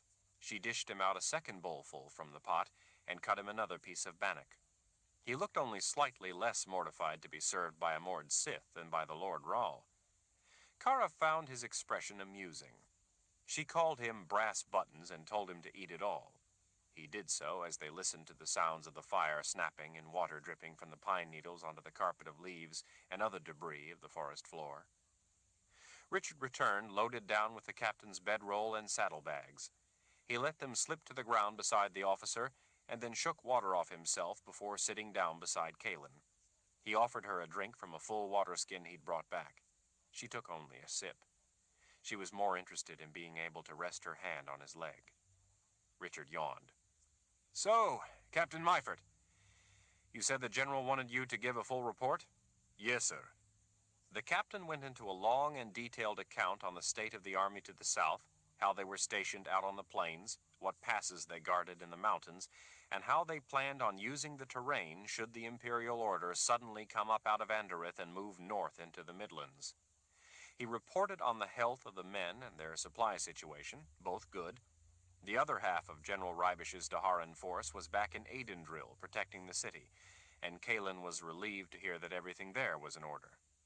Captain Myford relayed all the communications they'd received from around the Midlands, including from Kelton and Gallia, two of the largest lands of the Midlands that were now allied with the new Daharan Empire. The allied lands were helping to keep the army supplied, in addition to providing men for rotation of patrols, scouting land they knew better, and other work. Kalen's half-brother, Harold, had brought word that Cyrilla, Kalen's half-sister, had taken a turn for the better. Cyrilla had been queen of Gallia. After her brutal treatment in the hands of the enemy, she became emotionally unbalanced and was unable to serve as queen. In her rare conscious moments, worried for her people, she had begged Kalen to be queen in her stead. Kalen had reluctantly agreed, saying it was only until Cyrilla was well again. Few people thought she would ever have her mind back, but apparently it looked as if she might yet recover. In order to soothe the ruffled feathers of Gallia's neighboring land, Kelton, Richard had named Kalen Queen of Kelton. When Kalen first heard what Richard had done, she had thought it was lunacy. Strange as the arrangement was, though, it suited both lands, and brought them not only peace with each other, but also into the fold of those lands fighting against the Imperial Order. Kara was pleasantly surprised to hear that a number of Mord Sith had arrived at the Confessor's Palace in Aidendrill, in case Lord Rahl needed them. Berdine would no doubt be pleased to have some of her sister Mord Sith with her in Aidendrill. Kalen missed Aidendrill. She guessed the place you grew up could never leave your heart. The thought gave her a pang of sorrow for Richard. "That would be Rika," Kara said with a smile. "Wait until she meets the new Lord Rahl," she added under her breath, finding that even more to smile about. Kalen's thoughts turned to the people they had left to the Imperial Order, or more accurately, to the people who had chosen the Imperial Order. "Have you received any reports from Andereth?" "Yes, from a number of men we sent in there. I'm afraid we lost some, too. The ones who returned report that there were fewer enemy deaths from the poisoned waters than we had hoped. Once the Imperial Order discovered their soldiers dying or sick, they tested everything on the local people first. A number of them died or became sick, but it wasn't widespread. By using the people to test the food and water, they were able to isolate the tainted food and destroy it. The army has been laying claim to everything. They use a lot of supplies."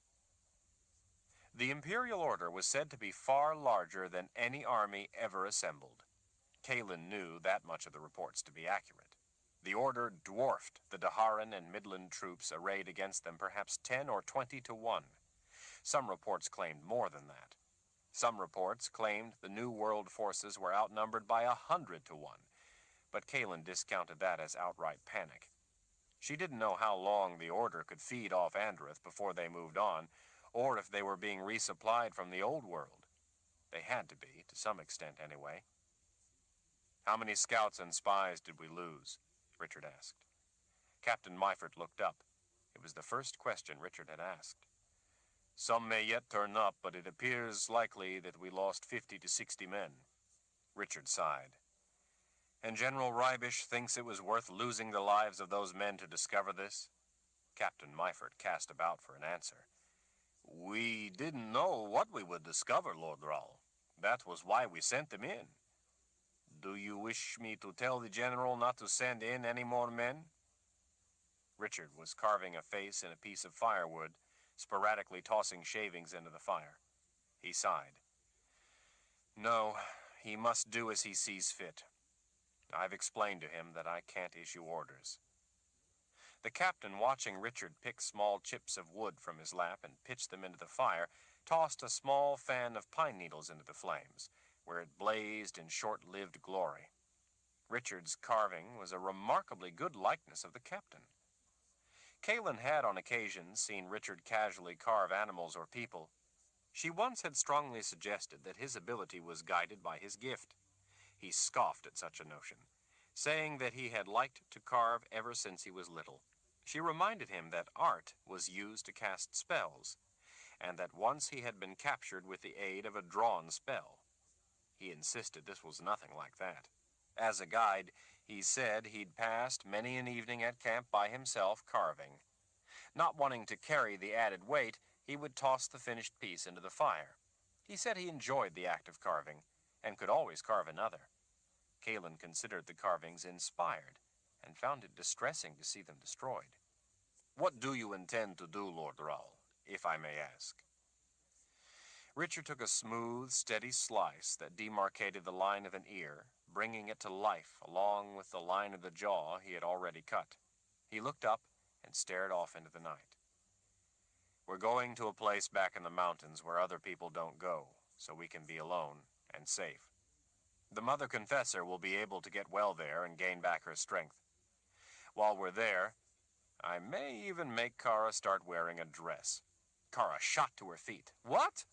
When she saw Richard smile, Kara realized he was only joking. She fumed nonetheless. I'd not report that part of it to the General were I you, Captain, Richard said. Kara sank back down to the ground. Not if Brass Buttons here values his ribs, she muttered. Kaelin struggled not to chuckle, lest she twist the ever-present knives in her ribs. Sometimes she felt as if she knew how the chunk of wood Richard was carving felt. It was good to see Richard for once get the best of Kara. It was usually she who had him flustered. I can't help you for now, Richard said, his serious tone returning. He went back to his work with his knife. I hope you can all accept that. Of course, Lord Rahl.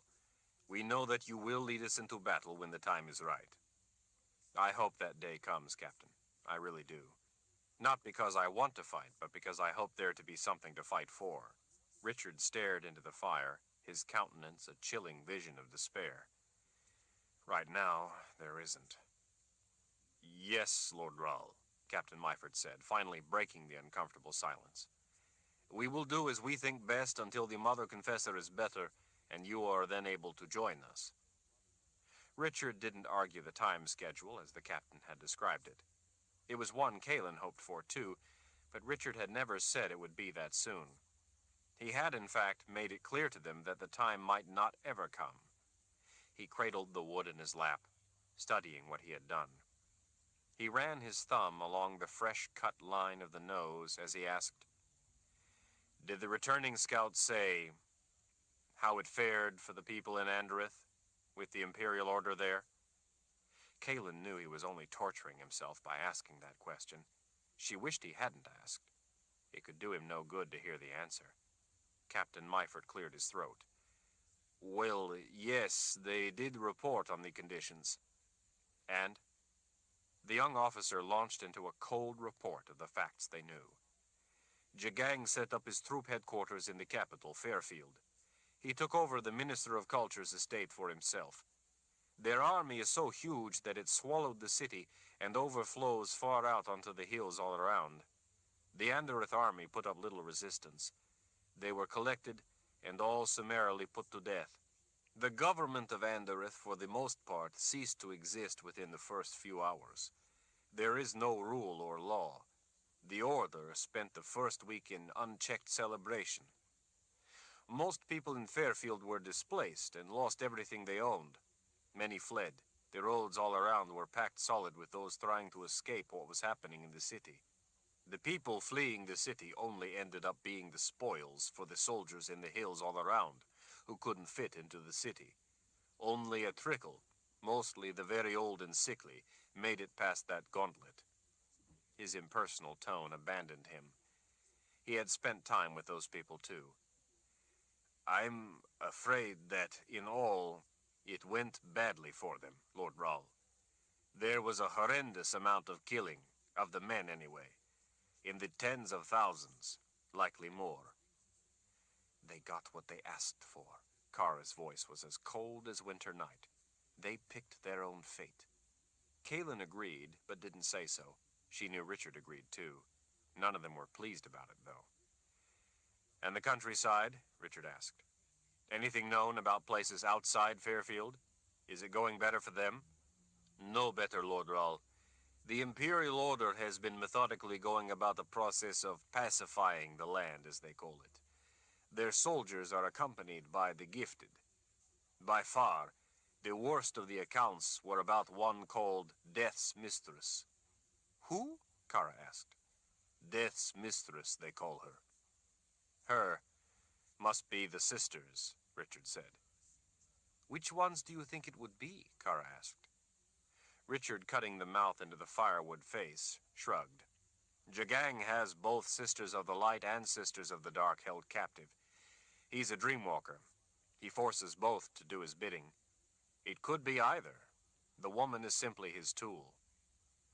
I don't know, Captain Myford said. We've had plenty of reports about the sisters and how dangerous they are. But they're being used, like you said, as tools of the army. Weapons, basically. Not as his agents. Jagang doesn't let them think for themselves or direct anything. This one, from the reports anyway, behaves very differently from the others. She acts as Jagang's agent, but still, the word is she decides things for herself and does as she pleases. The men who came back reported that she is more feared than Jagang himself. The people of one town, when they heard she was coming their way, all gathered together in the town square. They made the children drink poison first, then the adults took their dose. Every last person in the town was dead when the woman arrived. Close to 500 people. Richard had stopped carving as he listened. Kalen knew that unfounded rumors could also be so lurid as to turn alarm into deadly panic, to the point where people would rather die than face the object of their dread. Fear was a powerful tool of war. Richard went back to the carving in his lap. He held the knife near the tip of the point like a pen and carefully cut character into the eyes. They didn't get a name for her, did they? This Death's mistress? I'm sorry, no, Lord Rahl. They said she is simply called by everyone Death's mistress. Sounds like an ugly witch, Kara said. Quite the contrary. She has blue eyes and long blonde hair. She is said to be one of the most beautiful women you could ever lay eyes upon. They say she looks like a vision of a good spirit. Kalen couldn't help notice the captain's furtive glances at Kara, who had blue eyes and long blonde hair, and was also one of the most beautiful women you could ever lay eyes upon. She, too, was deadly. Richard was frowning. Blonde, blue eyes. There are several it could be. Too bad they didn't catch her name. Sorry, but they gave no other name, Lord Rahl, only that description. Oh, yes, and that she always wears black. Dear spirits, Richard whispered as he rose to his full height, gripping his carving by its throat. From what I've been told, Lord Rahl, though she looks like a vision of one, the good spirits themselves would fear her. With good reason, Richard said as he stared into the distance, as if looking beyond the black wall of mist to a place only he could see. You know her then, Lord Rahl? Kalen listened to the fire pop and crackle as she waited along with the other two for his answer. It almost seemed Richard was trying to find his voice as his gaze sank back down to meet the eyes of the carving in his hand. I know her, he said at last. I know her all too well. She was one of my teachers at the Palace of the Prophets. Richard tossed his carving into the flames. Pray you never have to look into Nietzsche's eyes, Captain. Chapter 7. Look into my eyes, child, Nietzsche said in her soft, silken voice as she cupped the girl's chin. Nietzsche lifted the bony face. The eyes, dark and wide-set, blinked with dull bewilderment. There was nothing to be seen in them. The girl was simple. Nietzsche straightened, feeling a hollow disappointment. She always did. She sometimes found herself looking into people's eyes like this, and then wondering why. If she was searching for something, she didn't know what it was. She resumed her leisurely walk down the line of the townspeople, all assembled along one side of the dusty market square. People in outlying farms and smaller communities no doubt came into the town several times a month on market days, some staying overnight if they had come from far away. This wasn't a market day, but it would suit her purpose well enough. A few of the crowded buildings had a second story, typically a room or two for a family over their small shop. Nietzsche saw a bakery, a cobbler's shop, a shop selling pottery, a blacksmith, an herbalist, a shop offering leatherwork, the usual places. One of these towns was much the same as the next. Many of the townspeople worked the surrounding fields of wheat or sorghum, tended animals, and had extensive vegetable plots. Dung, straw, and clay being plentiful, they lived in homes of daub and wattle. A few of the shops with a second story boasted beam construction with clapboard siding. Behind her, sullen soldiers, bristling with weapons, filled the majority of the square. They were tired from the hot ride, and worse, bored. Nietzsche knew they were a twitch away from a rampage. A town, even one with meager plunder, was an inviting diversion. It wasn't so much the taking as the breaking that they liked. Sometimes, though, it was the taking. The nervous women only rarely met the soldiers' bold stares. As she strolled past the scruffy people, Nietzsche looked into the eyes watching her.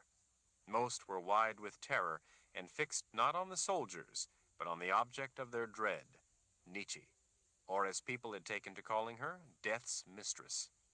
The designation neither pleased nor displeased her. It was simply a fact, she noted. A fact of no more significance to her than if someone had told her that they had mended a pair of her stockings. Some, she knew, were staring at the gold ring through her lower lip. Gossip would have already informed them that a woman so marked was a personal slave to Emperor Jagang, something lower even than simple peasants such as themselves. That they stared at the gold ring, or what they thought of her for it, was of even less significance to her than being called Death's Mistress. Jagang only possessed her body in this world. The keeper would have her soul for eternity in the next. Her body's existence in this world was torment. Her spirit's existence in the next would be no less. Existence and torment were simply the two sides of the same coin. There could be no other. Smoke, rolling up from the fire pit over her left shoulder, sailed away on a fitful wind to make a dark slash across the bright blue afternoon sky. Stacked stones to each side of the communal cooking pit supported a rod above the fire. 2 or 3 pigs or sheep skewered on the rod could be roasted at once. Temporary sides were probably available to convert the fire pit into a smokehouse. At other times, an outdoor fire pit was used, often in conjunction with butchering, for the making of soap, since making soap was not something typically done indoors.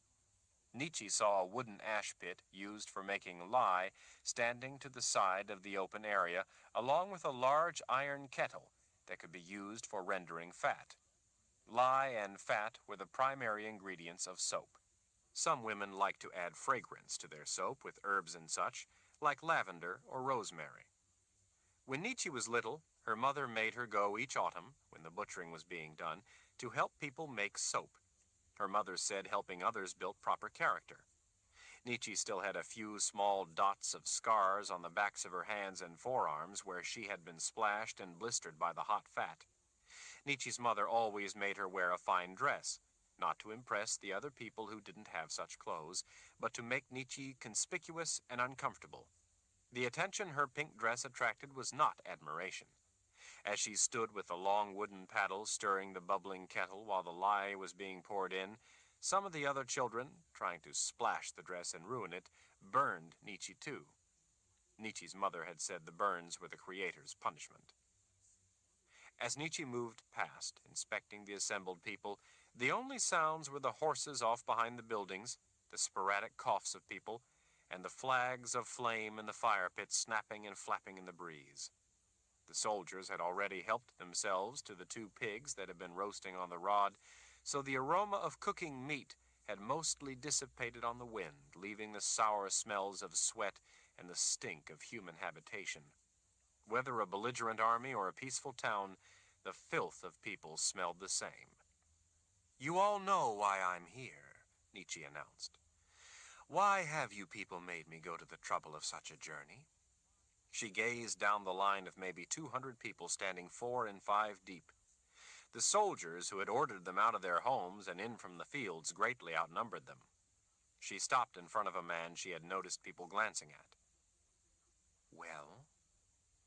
The wind fluttered his thin gray hair across his balding bowed head as he fixed his gaze on the ground at her feet. "We don't have anything to give, mistress. We're a poor community. We have nothing." "You are a liar. You had 2 pigs. You saw fit to have a gluttonous feast instead of helping those in need." "But we have to eat."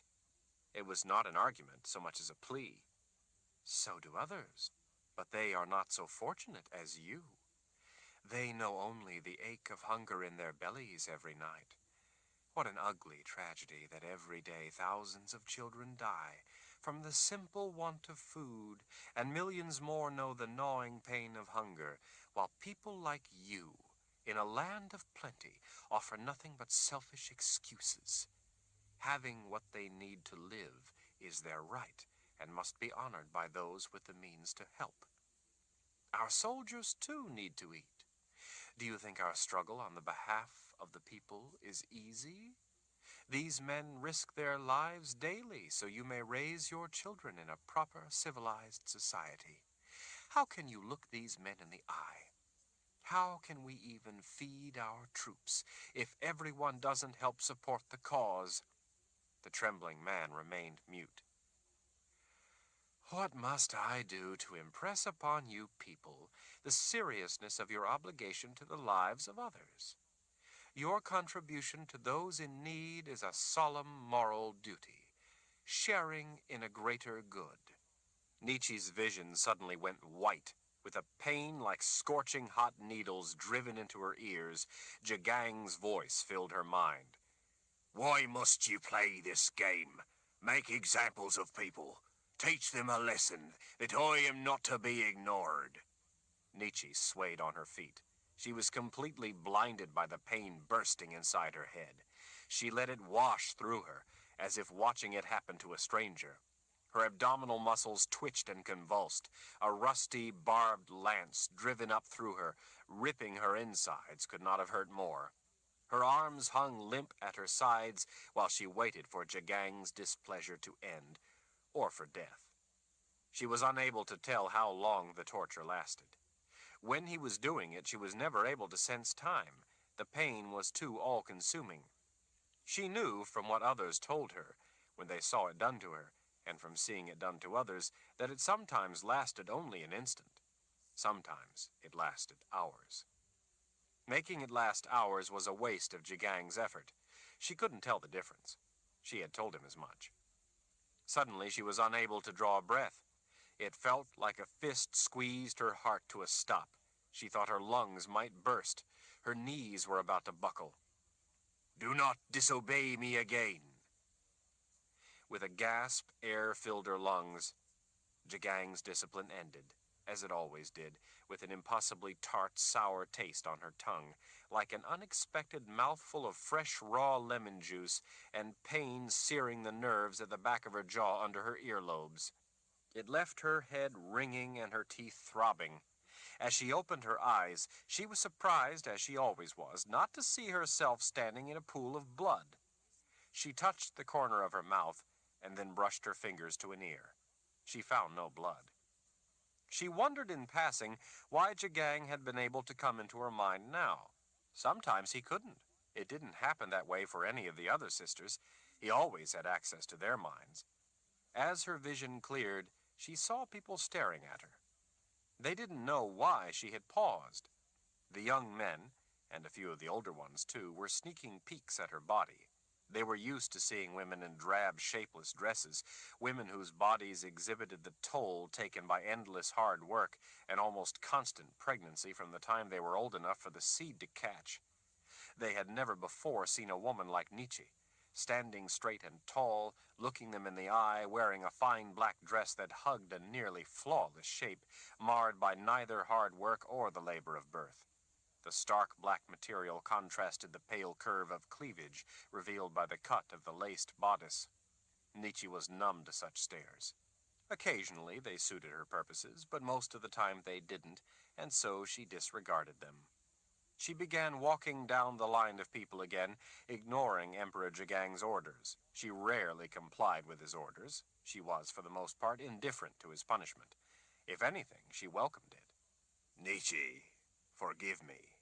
You know I don't mean to hurt you. She ignored his voice, too, as she studied the eyes peering up at her. Not everyone did. She liked to look into the eyes of those courageous enough to risk a glimpse of her. Most were filled with simple terror. There would soon be abundant justification for such apprehension. Nietzsche, you must do as I tell you, or you are going to end up forcing me to do something terrible to you. Neither of us wants that. Someday, I am going to end up doing something from which you will be unable to recover. If that is what you wish to do, then do it, she thought in answer. It was not a challenge. She simply didn't care. You know I don't want to do that, Nietzsche. Without the pain, his voice was little more than a fly annoying her. She paid it no heed.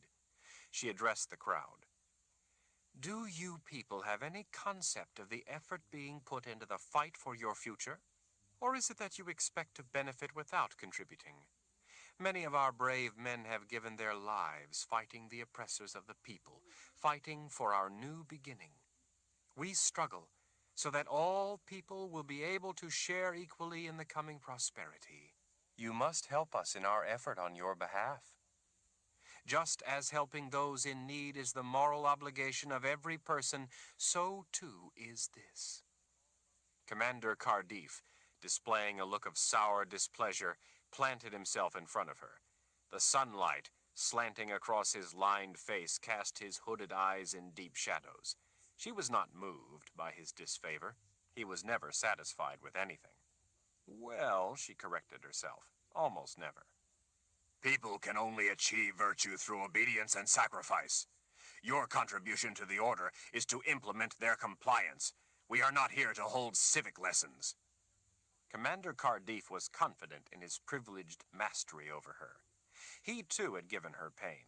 She endured what Kadar Cardiff did to her with the same detachment with which she endured what Jagang did to her. Only in the furthest depths of pain could she begin to feel anything. Even pain was preferable to the nothingness she usually felt. Kadar Cardiff was probably unaware of the punishment Jagang had just completed, or his orders. His Excellency didn't use Commander Cardiff's mind. It was an arduous undertaking for Jagang to control those who didn't possess the gift. He could do it, but it was rarely worth his effort. He had the gifted to control people for him. A dreamwalker somehow used the gift in those who possessed it in order to help complete the connection to their minds. In a way, the gifted made it possible for Jagang to so easily control them. Kadar Cardiff glowered down at her as she gazed up at his darkly tanned and creased face. He was an imposing figure, with the studded leather straps that crossed his massive chest, his armored leather shoulder and breastplates, his chainmail, his array of well-used weapons. Nietzsche had seen him crush men's throats in one of his big, powerful hands. As silent witness to his bravery in battle, he bore a number of scars.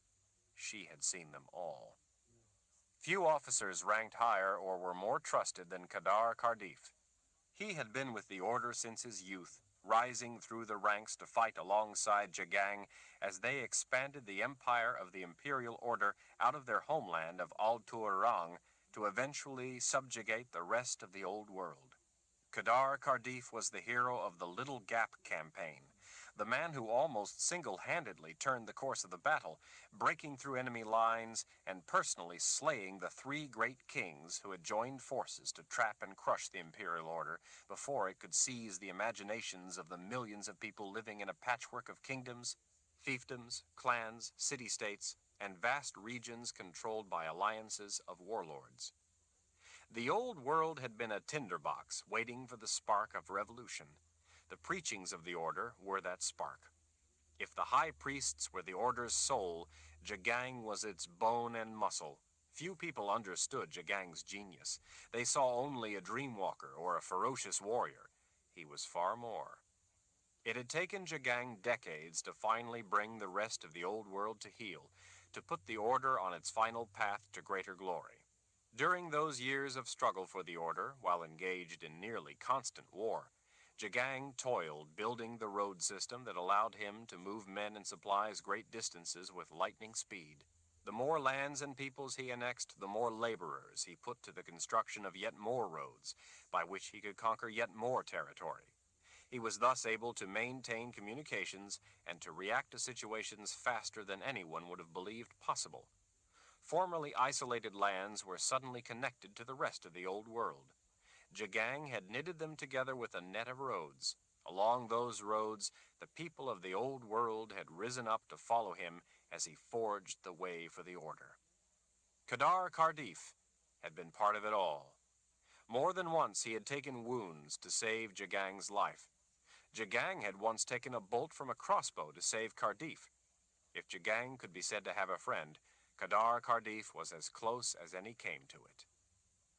Nietzsche first met Cardiff when he had come to the palace of the prophets in Tanamura to pray. Old King Gregory, who had ruled the land including Tanamura, had disappeared without a trace. Kadar Cardiff was a solemnly devout man. Before battle, he prayed to the Creator for the blood of the enemy, and after, for the souls of the men he had killed. That day he was said to have prayed for the soul of King Gregory. The Imperial Order was suddenly the new rule in Tanamura. The people celebrated in the streets for days. Over the course of 3,000 years, the sisters from their home at the Palace of the Prophets in Tanamura had seen governments come and go. For the most part, the sisters, led by their prelate, considered matters of rule a petty foolishness best ignored. They believed in a higher calling. The sisters believed they would remain at the Palace of the Prophets undisturbed in their work long after the order had vanished into the dust of history. Revolutions had many times come and gone. This one, though, caught them up. Kadar Cardiff had been nearly 20 years younger then, a handsome conqueror riding into the city. Many of the sisters were fascinated by the man. Nietzsche never was, but he was fascinated by her. Emperor Jagang, of course, did not send such invaluable men as Commander Cardiff out to pacify conquered lands. He had entrusted Cardiff with a much more important task, guarding his valuable property, Nietzsche. Nietzsche turned her attention away from Kadar Cardiff and back to the people. She settled her gaze on the man who had spoken before. We cannot allow anyone to shirk their responsibility to others and to our new beginning. Please, mistress, we have nothing. Disregard of our cause is treasonous. He thought better of disagreeing with that pronouncement. You don't seem to understand that this man behind me wants you to see that the Imperial Order is resolute in their devotion to their cause. If you don't do your duty, I know you have heard the stories, but this man wants you to experience the grim reality. Imagining it is never quite the same, never quite as gruesome. She stared at the man, waiting for his answer. He licked his weather-cracked lips. We just need some more time. Our crops are doing well. When the harvest comes in, we could contribute our fair share toward the struggle for the new beginning. Yes, mistress, he said, bobbing his head. The new beginning. When his gaze returned to the dirt at his feet, she moved on down the line. Her purpose was not really to collect, but to cow. The time had come. A girl gazing up at her snagged Nietzsche to a stop, distracting her from what she had intended. The girl's big, dark eyes sparkled with innocent wonder. Everything was new to her, and she was eager to see it all. In her dark eyes shone that rare, fragile, and most perishable of qualities, a guileless view of life that had yet to be touched by pain or loss or evil. Nietzsche cupped the girl's chin, staring into the depths of those thirsting eyes. One of Nietzsche's earliest moments was of her mother standing over her like this, holding her chin, looking down at her. Nietzsche's mother was gifted too. She said that the gift was a curse and a test. It was a curse because it gave her abilities others didn't have, and it was a test to see if she would wrongly exert that superiority. Nietzsche's mother almost never used her gift. Servants handled the work. She spent most of her time nested among her clutch of friends, devoting herself to higher pursuits. Dear Creator, but Nietzsche's father is a monster, she would complain as she wrung her hands. Some of her friends would murmur their sympathy. Why must he burden me so? I fear his eternal soul is beyond hope or prayer. The other women would tisk in grim agreement. Her mother's eyes were the same dull brown as a cockroach's back. To Nietzsche's mind, they were set too close together. Her mouth, too, was narrow, as if fixed in place by her perpetual disapproval. While Nietzsche never really thought of her mother as homely, neither did she consider her beautiful, although her friends regularly reassured her that she most surely was. Nietzsche's mother said beauty was a curse to a caring woman and a blessing only to whores. Puzzled by her mother's displeasure of her father, Nietzsche had finally asked what he had done. "Nietzsche," her mother said, cupping Nietzsche's small chin that day. Nietzsche eagerly awaited her mother's words. "You have beautiful eyes, but you do not yet see with them. All people are miserable wretches. That is the lot of man. Do you have any idea how it hurts those without all your advantages to see your beautiful face? That is all you bring to others, insufferable pain. The Creator brought you into the world for no reason but to ease the misery of others, and here you bring only hurt." Her mother's friends, sipping tea, nodded, whispering to one another their sorrowful but firm agreement. That was when Nietzsche had first learned that she bore the indelible stain of some shadowy, nameless, unconfessed evil. Nietzsche gazed into the rare face looking up at her. Today, this girl's dark eyes would see things they could not yet imagine. Those big eyes eagerly watched without seeing. She could not possibly understand what was to come, or why. What kind of life could she have? It would be for the best this way. The time had come. Chapter 8. Before she could begin, Nietzsche saw something that ignited her indignation. She whirled to a nearby woman. "Where is there a washtub?" Surprised by the question, the woman pointed a trembling finger toward a 2-story building not far off. "There, mistress, in the yard, behind the pottery shop, are laundry tubs where we were washing clothes." Nietzsche seized the woman by her throat. "Get me a pair of scissors. Bring them to me there." The woman stared in wide-eyed fright. Nietzsche shoved her. "Now! Or would you prefer to die on the spot?" Nietzsche yanked free a well-worn, reserve-studded strap bunched with several others and secured over Commander Cardiff's shoulder. He made no effort to stop her, but as she gathered up the strap, he seized her upper arm in his powerful grip. "You had better be planning on drowning this little brat, or maybe cutting off hunks of her hide and then stabbing out her eyes." His breath smelled of onion and ale. He smirked. "In fact, you start in on her, and while she's screaming and begging for her life, I'll begin separating out some young men, or perhaps I'll select some women to be an example. Which would you prefer this time?" Nietzsche turned her glare down at his fingers on her arm. He removed them as he growled a warning. She turned to the girl and whipped the strap twice around her neck to serve as a collar, twisting it into a handle in the back so she could control the girl with it. The girl squeaked in choked surprise. She had probably never been handled so roughly in her entire life. Nietzsche forced her ahead toward the building the woman had pointed out. Seeing how angry Nietzsche had suddenly become, no one followed.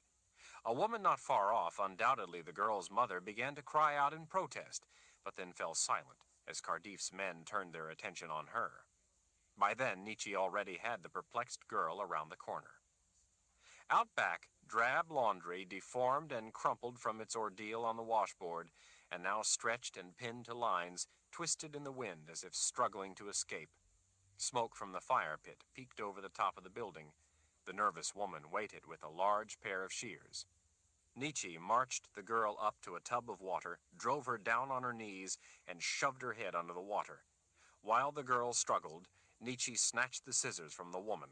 Her chore completed, the woman held her apron up over her mouth to muffle her wails as she ran off in tears, not wanting to watch a child being murdered. Nietzsche pulled the girl's head up out of the water, and while she sputtered and gasped for air, began clipping her dark, soaking wet hair close to the scalp. When Nietzsche had finished cutting it off in sodden clumps, she dunked the girl again while leaning over and scooping up a cake of pale yellow soap from the washboard on the ground beside the tub. Nietzsche hauled the girl's head up and then began scrubbing. The girl screeched, flailing her spindly arms and clawing at the strap around her neck by which Nietzsche controlled her. Nietzsche realized she was probably hurting her, but from within the grip of rage it was only a dim realization. "What's the matter with you?"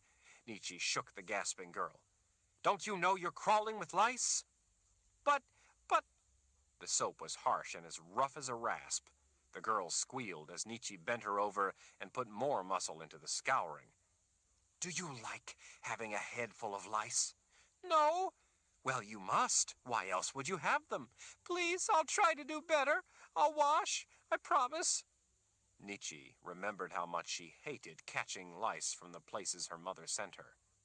She remembered scrubbing herself, using the harshest soap she could find, only to again be sent off to another place where she would get infested with the hated things all over again.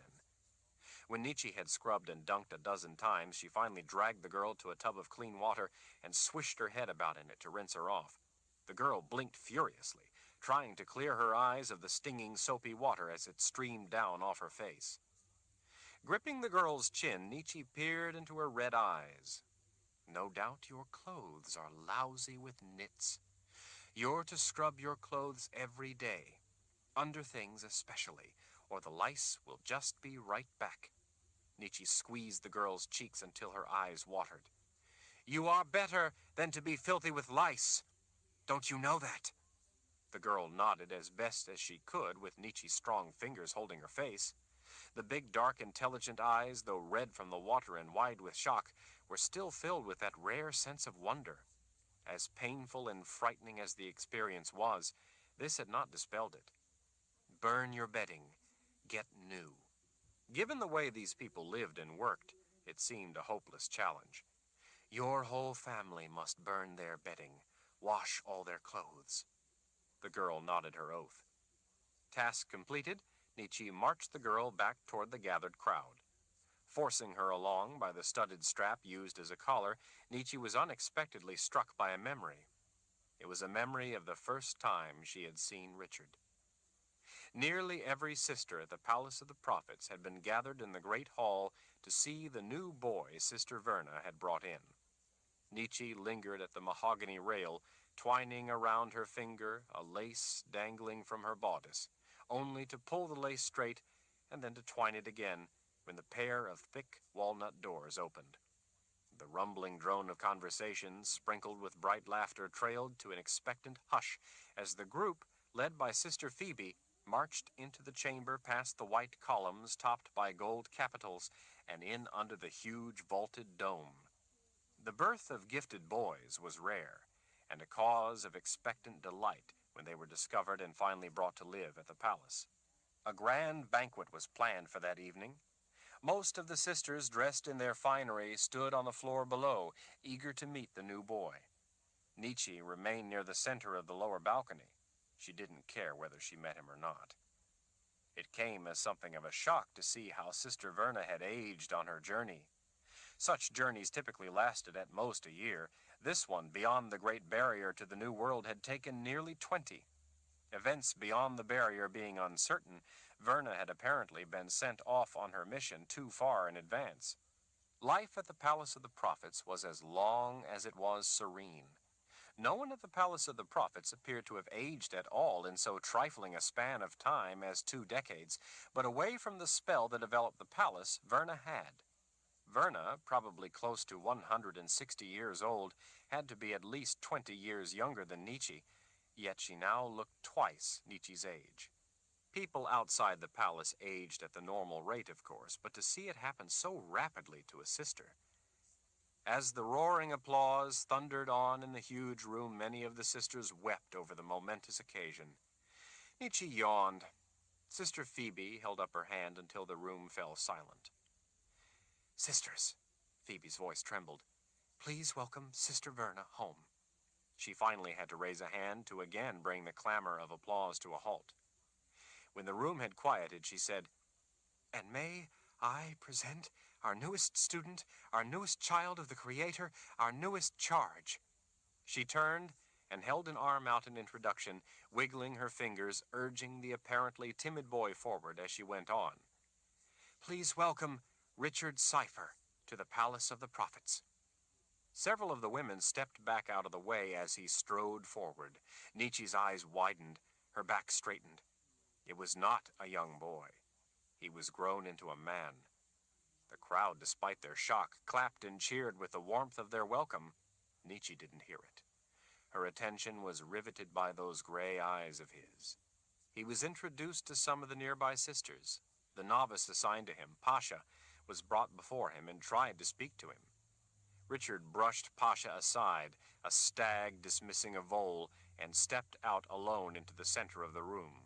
His whole bearing conveyed the same quality Nietzsche beheld in his eyes. "I have something to say." The vast chamber fell to an astonished hush. His gaze swept the room. Nietzsche's breath caught when, for an instant, their eyes met, as he probably met countless others. Her trembling fingers clutched the rail for support. Nietzsche swore at that moment to do whatever was necessary to be named as one of his teachers. His fingers tapped the Radahan around his neck.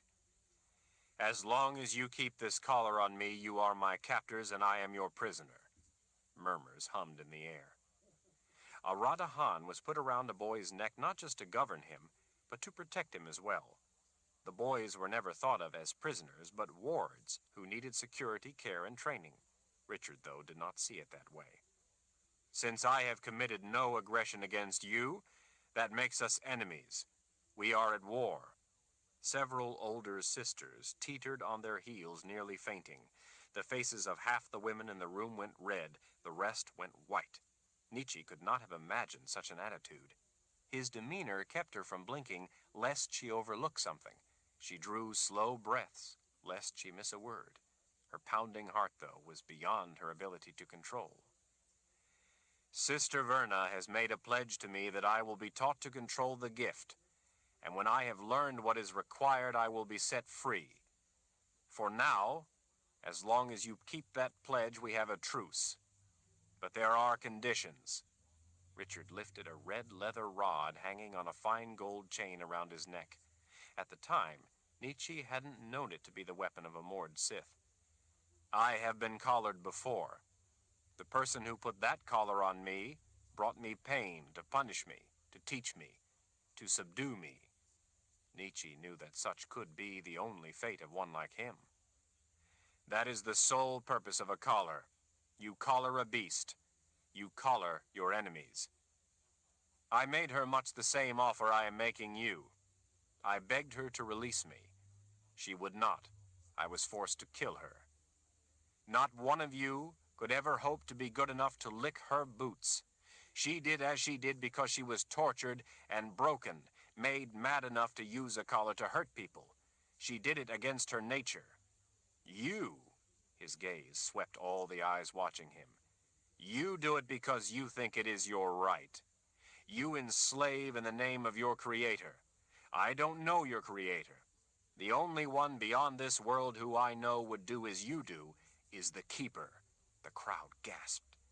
"As far as I'm concerned, you may as well be the keeper's disciples." Little did he know that some of them were. "If you do as she and use this collar to bring me pain, the truce will be ended.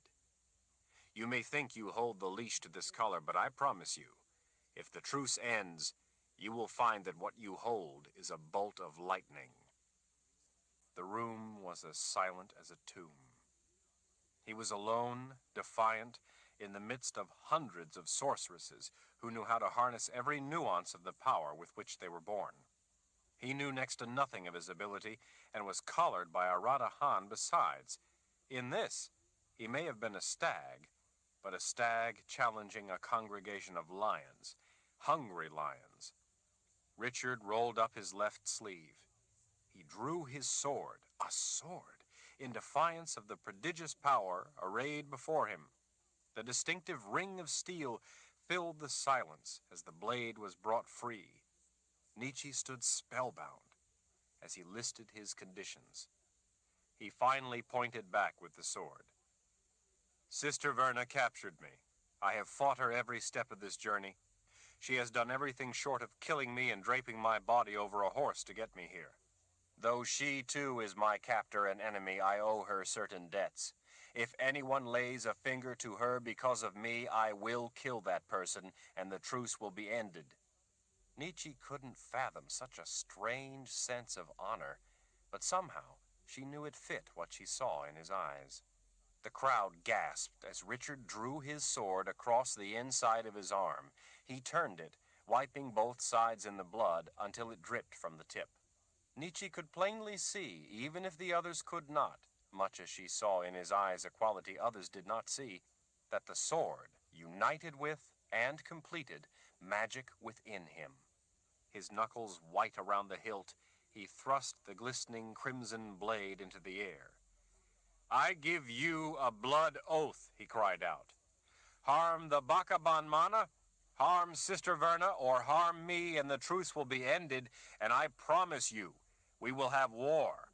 If we have war, I will lay waste to the palace of the prophets." From the upper balcony, where Richard couldn't see him, Jedediah's mocking voice drifted out over the crowd. "All by yourself? Doubt me at your peril. I am a prisoner. I have nothing to live for. I am the flesh of prophecy. I am the bringer of death." No answer came in the stupefied silence. Probably every woman in the room knew of the prophecy of the bringer of death, though none was certain of its intended meaning. The text of that prophecy, along with all the others, was kept in the vaults deep under the palace of the prophets. That Richard knew it, that he dared declare it aloud in such company, augured the worst possible interpretation. Every lioness in the room retracted her claws in caution. Richard drove his sword home into its scabbard as if to punctuate his threat. Nietzsche knew that the profound importance of what she had seen in his eyes and in his presence would forever haunt her. She knew, too, that she must destroy him.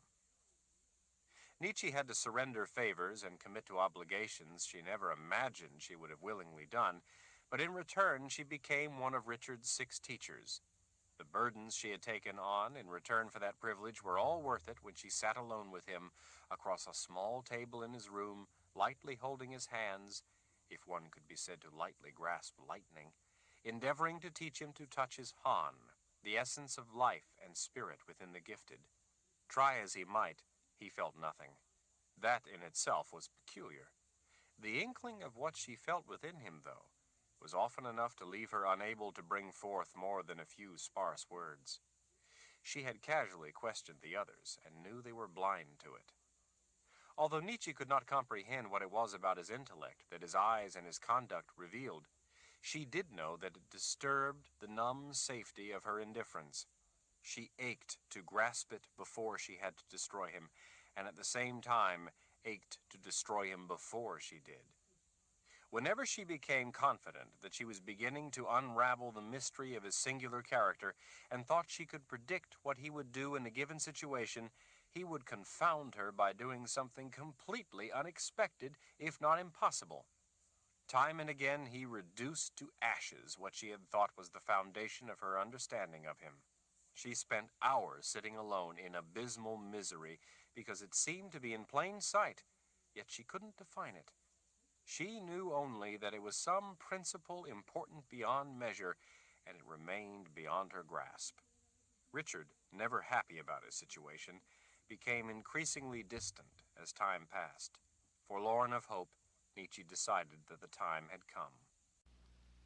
When she went to his room for what she meant to be his final lesson and his end, he surprised her by offering her a rare white rose. Worse, he offered it with a smile and no explanation. As he held it out, she was so petrified that she could only manage to say, "Why, thank you, Richard." The white roses were from only one kind of place, dangerous, restricted areas no student should ever have been able to enter. That he apparently could, and that he would so boldly offer her the proof of his trespass, startled her. She held the white rose carefully between a finger and thumb, not knowing if he was warning her, by giving her a forbidden thing, that he was the bringer of death, and she was being marked, or if it was a gesture of simple, if strange, kindness. She erred on the side of caution. Once again, his nature had stayed her hand. The other Sisters of the Dark had plans of their own. Richard's gift, as far as Nietzsche was concerned, was probably the least remarkable and by far the least important thing about him. Yet Liliana, one of his other teachers, a woman of boundless greed and limited insight, thought to steal the innate ability of his Han for herself. It sparked a lethal confrontation, which Liliana lost. The 6 of them, their leader, Ulyssia, and Richard's 5 remaining teachers, having been discovered, escaped with their lives and little else, only to end up in Jagang's clutches. In the end, Nietzsche understood that quality in his eyes no better than the first moment she had seen it. It had all slipped through her fingers. The girl ran for her mother when Nietzsche released her grip on the studded strap around her neck. "Well," Commander Cardiff shrieked. He planted his fists on his hips. "Are you through with your games? It's time these people learned the true meaning of ruthless." Nietzsche stared into the depths of his dark eyes. They were defiant, angry, and determined, yet they were nothing at all like Richard's eyes. Nietzsche turned to the soldiers. She gestured. "You two, seize the commander." The men blinked dumbly. Commander Cardiff's face went red with rage. "That's it. You've finally gone too far." He wheeled to his men, a whole field of them, 2,000 of them. He pointed a thumb back over his shoulder at Nietzsche. "Grab this lunatic witch." Half a dozen men nearest to her drew weapons as they rushed her. Like all Order field troops, they were big, strong, and quick. They were also experienced. Nietzsche thrust a fist out in the direction of the closest as he lifted his whip to lash out and entangle her. With the speed of thought, both additive magic and subtractive twined together in a lethal mix as she unleashed a focused bolt of power. It produced a burst of light so hot and so white that for an instant it made the sunlight seem dim and cold by comparison. The blast blew a melon-sized hole through the center of the soldier's chest. For an instant, before the internal pressure forced his organs to fill the sudden void, she could see the men behind through the gaping hole in his chest. The after-image of the flare lingered in her mind's eye like lightning's arc. The acrid smell of scorched air stung her eyes.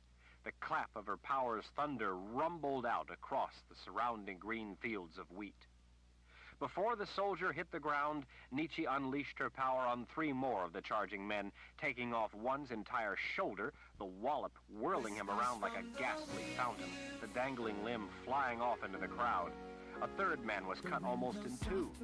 She felt the concussion of the following bolt deep in her chest, and amid a blinding flash, the 4th man's head came apart in a cloud of red mist and bony debris. Her warning gaze met the eyes of 2 men with knives gripped in white-knuckled fists. They halted. Many more took a step back as the 4 reports, to her so separate, yet so close atop one another that they almost merged into one ripping blast, still echoed off the building. "Now," he said in a quiet, calm, composed voice that by its very gentleness betrayed how deadly earnest was the threat. "If you men do not follow my orders and seize Commander Cardiff, I will seize him myself. But of course, not until after I've killed every last one of you." The only sound was the moan of wind between the buildings. "Do as I say or die. I will not wait." The big men, knowing her, made their decision in the instant they knew was all she would grant them, and leaped to seize the commander. He managed to draw his sword. Kedar Cardiff was no stranger to pitched battle. He screamed orders as he fought them off. More than one man fell dead in the melee. Others cried out as they took wounds. From behind, men finally caught the deadly sword arm. Additional men piled on the commander until they had him disarmed, down on the ground, and finally under control. "What do you think you're doing?" Kedar Cardiff roared at her as the men pulled him to his feet. Nietzsche closed the distance between them. The soldiers held his arms twisted behind his back. She stared into his wild eyes. "Why, Commander, I am merely following your orders." "What are you talking about?" She smiled without humor, just because she knew it would further madden him. One of the men glanced back over his shoulder. "What do you want done with him?" "Don't hurt him. I want him fully conscious. Strip him and bind him to the pole." "Pole? What pole?" "The pole that held the pigs you men ate." Nietzsche snapped her fingers, and they began pulling off their commander's clothes. She watched without emotion as he was finally stripped. His gear and prized weapons became plunder, quickly disappearing into the hands of men he had commanded. They grunted with effort as they fought to bind the struggling, naked, hairy commander to the pole at his back. Nietzsche turned to the stunned crowd. Commander Cardiff wishes you to know how ruthless we can be. I'm going to carry out those orders and demonstrate it for you." She turned back to the soldiers. "Put him over the fire to roast like a pig." The soldiers bore the struggling, furious Kedar Cardiff, the hero of the Little Gap campaign, to the fire pit. They knew that Jagang watched them through her eyes. They had reason to be confident that the Emperor would stop her if he wished to. After all, he was the Dreamwalker, and they had seen him force her and the other sisters to submit to his wishes countless times, no matter how degrading those wishes were. They could not know that, for some reason, Jagang did not have access to her mind right then. The wooden ends of the pole clattered into the sockets in the stone supports to each side of the fire pit. The pole sprang up and down with the weight of its load. The weight finally settled, leaving Kedar Cardiff to hang face down. He had little choice but to watch the glowing coals beneath him. Even though the fire had burned down, it wasn't long before the heat of the wavering low flames began causing him distress. As people watched in silent dismay, the commander twisted as he shrieked orders, demanding that his men take him down, promising them punishment if they delayed. His diatribe trailed off as he began gasping for control of his growing dread. Watching the eyes of the townspeople, Nietzsche pointed behind her. "This is how ruthless the Imperial Order is. They will slowly, painfully burn to death a great commander, a war hero, a man known and revered far and wide, a man who has served them well, just to prove to you, the people of an insignificant little town, that they will not hesitate to kill anyone. Our goal is the good of all, and that goal is held more important than any mere man among us. This is the proof. Now, do you people, for any reason, still think that we would shrink from harming any or all of you if you don't contribute to the common good?" Nearly everyone shook their heads as they all mumbled, "No, mistress." Behind her, Commander Cardiff writhed in pain. He again yelled at his men, commanding them to bring him down and to kill the crazy witch. None of the soldiers moved to comply with his orders. To look at them, they didn't even hear him. These men had no notion of compassion. There was only life and death. They chose life. That choice required his death. Nietzsche stood watching the eyes of the people as the minutes dragged on. The commander was up a good distance from the low flames, but there was an expansive bed of broiling hot coals. She knew that from time to time the gusty breeze diverted the fierce heat to give him a fleeting reprieve. It would only prolong his ordeal. The heat was inexorable. Still, it would take some time.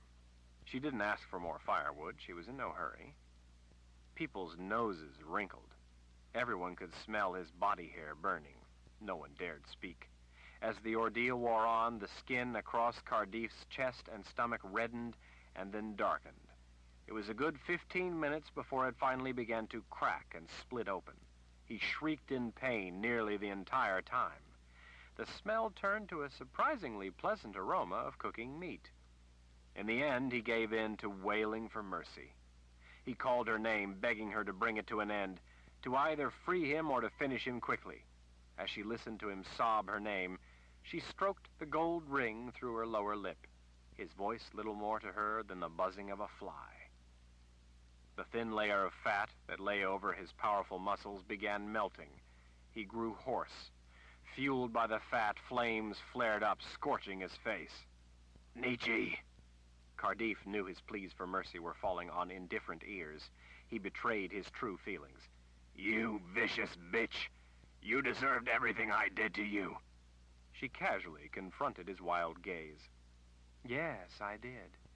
Give my regards to the keeper, Kedar." "Tell him yourself.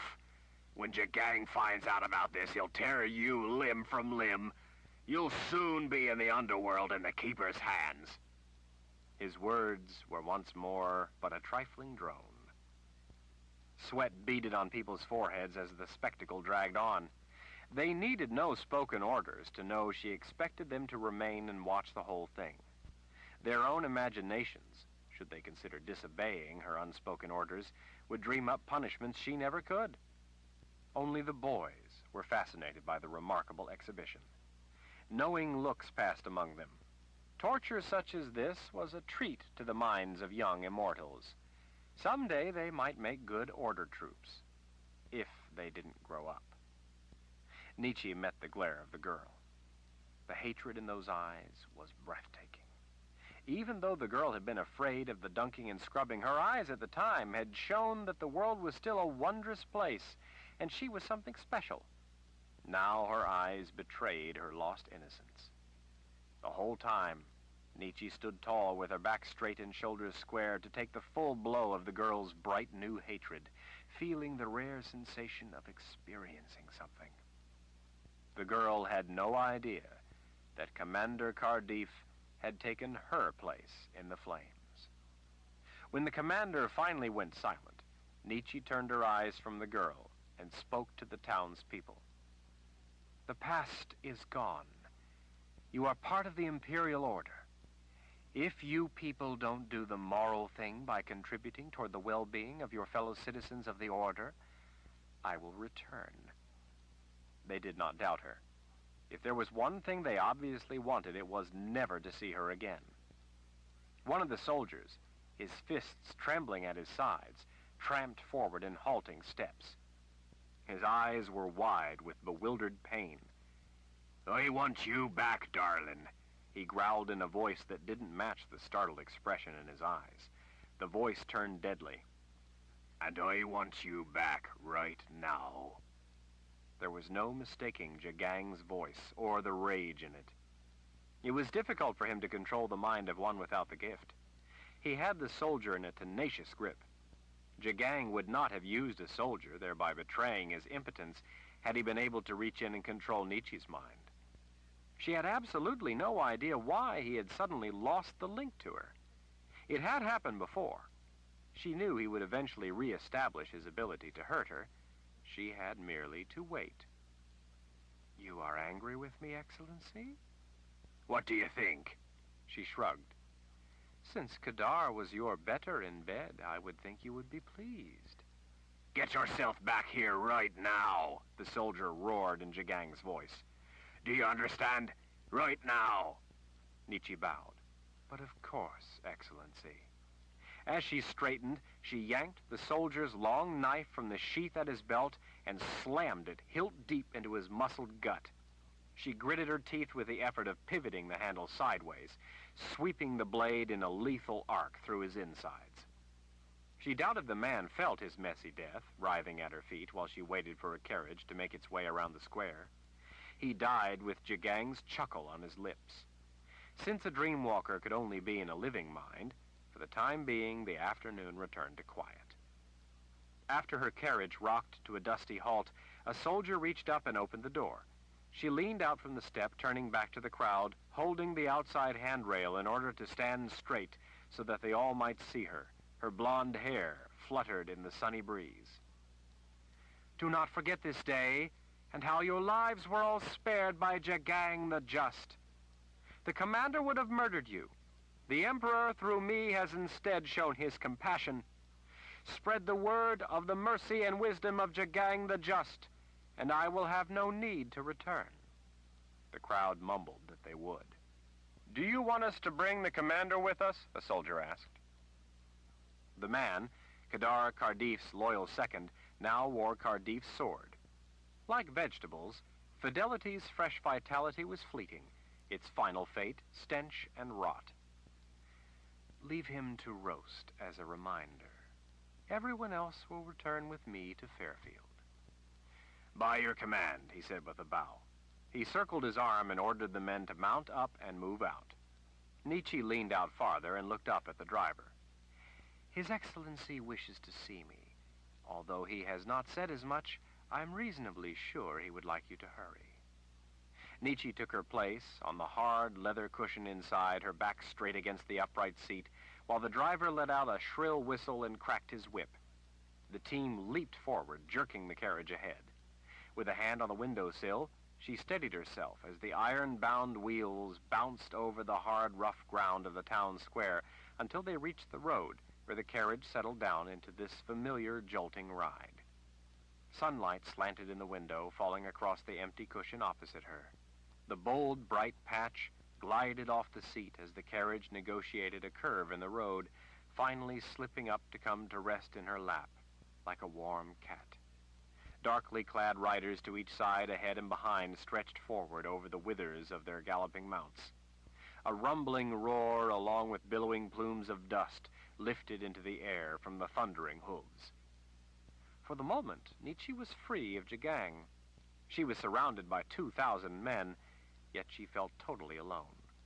Before long, she would have pain to fill the terrible void. She felt no joy, no fear. She sometimes wondered why she felt nothing but the need to hurt. As the carriage raced toward Jagang, her thoughts were focused instead on another man, trying to recall every occasion that she had seen him. She went over every moment she had spent with Richard Cypher, or as he was now known, and as Jagang knew him, Richard Rahl. She thought about his gray eyes. Until the day she saw him, she had never believed such a person could exist. When she thought about Richard, like now, only one haunting need burned in her: to destroy him. Chapter 9. Huge, garish tents festooned the prominent hill outside the city of Fairfield, yet despite the festive colors erected amid the gloom, despite the laughing, the shouting, the coarse singing, and the riotous excess, this was no carnival come to town, but an occupying army.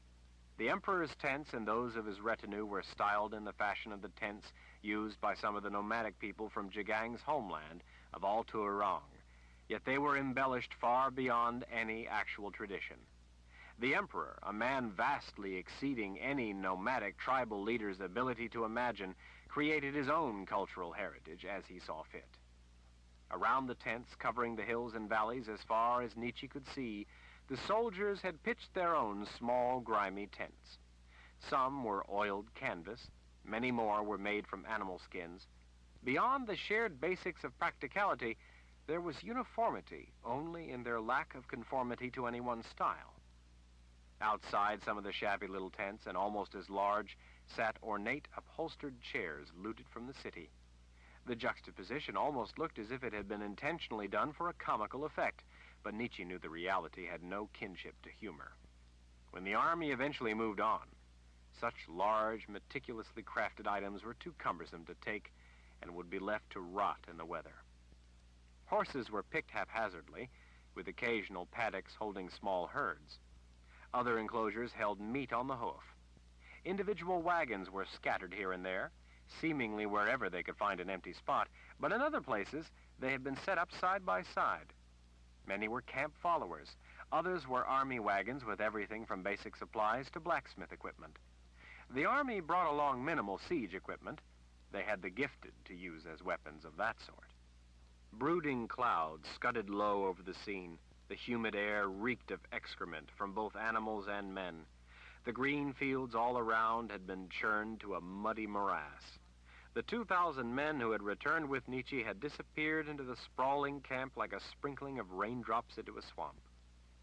An Imperial Order army encampment was a place of noise and seeming confusion, yet it was not as disorderly as it might appear. There was a hierarchy of authority and duties and chores to attend.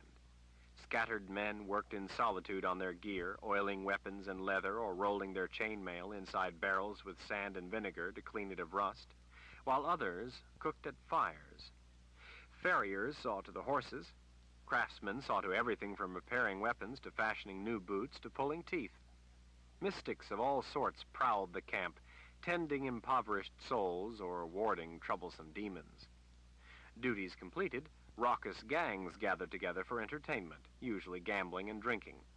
Sometimes the diversions involved the camp followers, sometimes the captives. Even surrounded by such vast numbers, Nietzsche felt alone. Jagang's absence from her mind left a feeling of staggering isolation, not a sense of being forsaken, but simply solitude by contrast.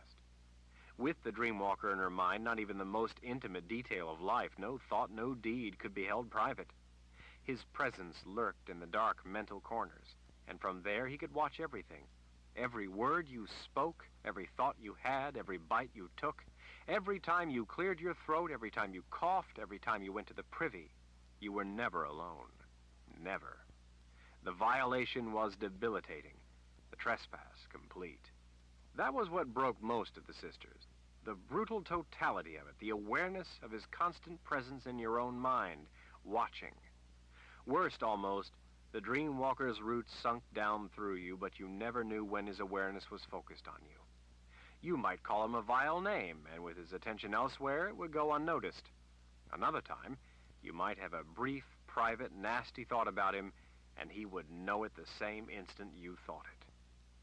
Nietzsche had learned to feel those roots, as had many of the other sisters. She had also learned to recognize when they were absent, as now. That never happened with the others. With them, those roots were permanent. Jagang always eventually returned, though, to once again sink his roots into her, but for now, she was alone. She just didn't know why. The jumble of troops and campfires left no clear route for the team, so Nietzsche had left her carriage for the walk the rest of the way up the hill. It exposed her to the lecherous looks and lewd calls of the soldiers who crowded the slope. She supposed that before Jagang was finished with her, she might be exposed to far more from the men. Most of the sisters were sent out to the tents from time to time to be used for the men's pleasure. It was done either to punish them, or sometimes merely to let them know it could be ordered on a whim, to remind them that they were slaves, nothing more than property. Nietzsche, though, was reserved for the exclusive amusement of the emperor and those he specifically selected, like Kadar Kadif. Many of the sisters envied her status, but despite what they believed, being a personal slave to Jagang was no grace. Women were sent to the tents for a period of time, maybe a week or two, but the rest of the time they had less demanding duties. They were valued, after all, for their abilities with their gift. There was no such time limit for Nietzsche. She had once spent a couple of months sequestered in Jagang's room so as to be there for his amusement any time of day or night. The soldiers enjoyed the women's company, but had to mind certain restrictions in what they could do to them. Jagang and his friends imposed on themselves no such limits. On occasion, for reason or not, Jagang would become furious at her and would heatedly order her to the tents for a month, to teach her a lesson, he would say. Nietzsche would obediently bow and pledge it would be as he wished. He knew she was not bluffing. It would have been a lesser torment. Before she could be out the door to the tents, he would turn moody, command her to return to face him, and then angrily retract the orders.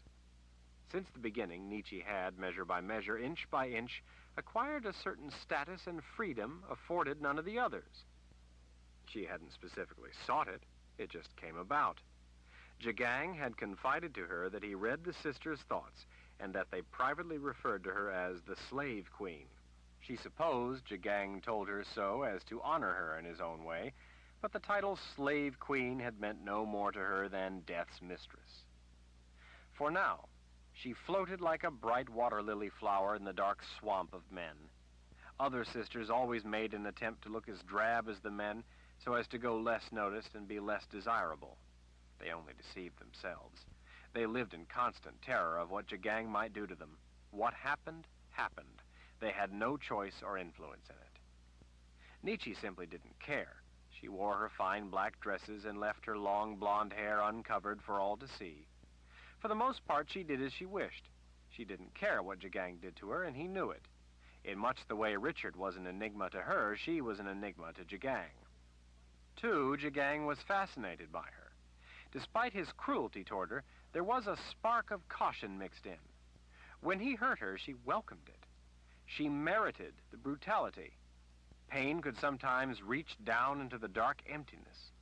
He would then recoil from hurting her. When he threatened to kill her, she waited patiently for it to be done. She knew she didn't deserve to live. He would then withdraw the sentence of death. The fact that she was sincere was her safety and her peril. She was a fawn among wolves, safe in her coat of indifference. The fawn was in danger only if it ran. She did not view her captivity as a conflict with her interests. She had no interests. Time and again she had the opportunity to run, but didn't. That, perhaps more than anything, captivated Jagang. Sometimes he seemed to pay court to her. She didn't know his real interest in her. She never tried to discover it. He occasionally professed concern for her, and a few times something akin to affection. Other times, when she left on some duty, he seemed glad to be rid of her. It had occurred to her, because of his behavior, that he might think he was in love with her. As preposterous as such a thought might be, it didn't matter one way or the other. She doubted he was capable of love. She seriously doubted that Jagang really knew what the word meant, much less the entire concept. Nietzsche knew all too well what it meant. A soldier near Jagang's tent stepped in front of her. He grinned moronically. It was meant to be an invitation by means of threat. She could have dissuaded him by mentioning that Jagang waited for her, or she could even have used her power to drop him where he stood, but instead she simply stared at him. It was not the reaction he wanted. Many of the men rose to the bait only if it squirmed. When she didn't, his expression turned sour. He grumbled a curse at her and moved off. Nietzsche continued on toward the Emperor's tent.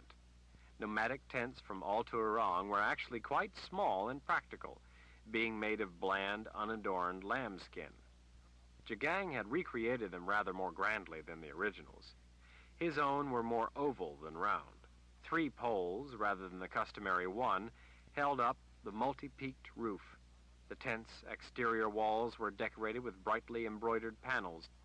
Around the top edge of the sides, where the roof met the walls, hung fist-sized, multicolored tassels and streamers that marked the traveling palace of the emperor. Banners and pennants of bright yellow and red atop the huge tent hung limp in the stale late afternoon air. Outside, a woman beat small rugs, hung over one of the tent's lines. Nietzsche lifted aside the heavy doorway curtain embellished with gold shields and hammered silver medallions depicting battle scenes. Inside, slaves were at work, sweeping the expansive carpets, dusting the delicate ceramic ware set about on the elaborate furnishings, and fussing at the hundreds of colorful pillows lining the edge of the floor.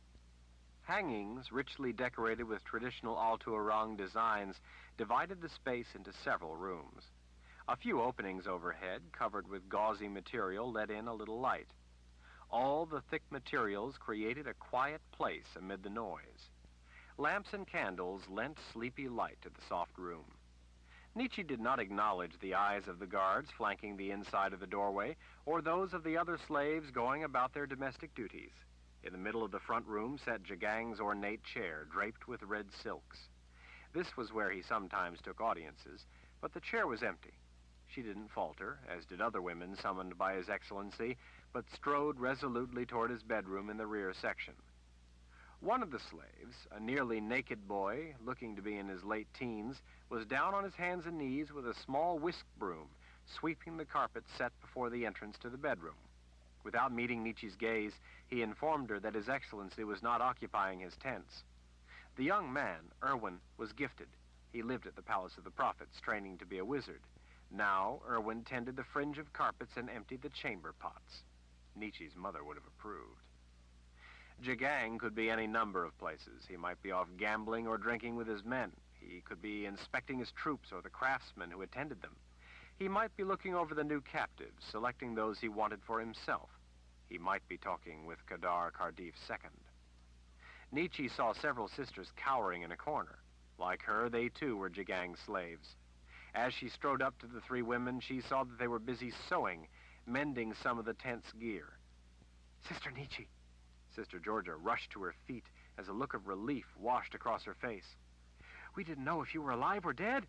We haven't seen you for so long. We thought maybe you had vanished." Being that Nietzsche was a sister of the dark, sworn to the keeper of the underworld, she found the concern from 3 sisters of the light to be somewhat insincere.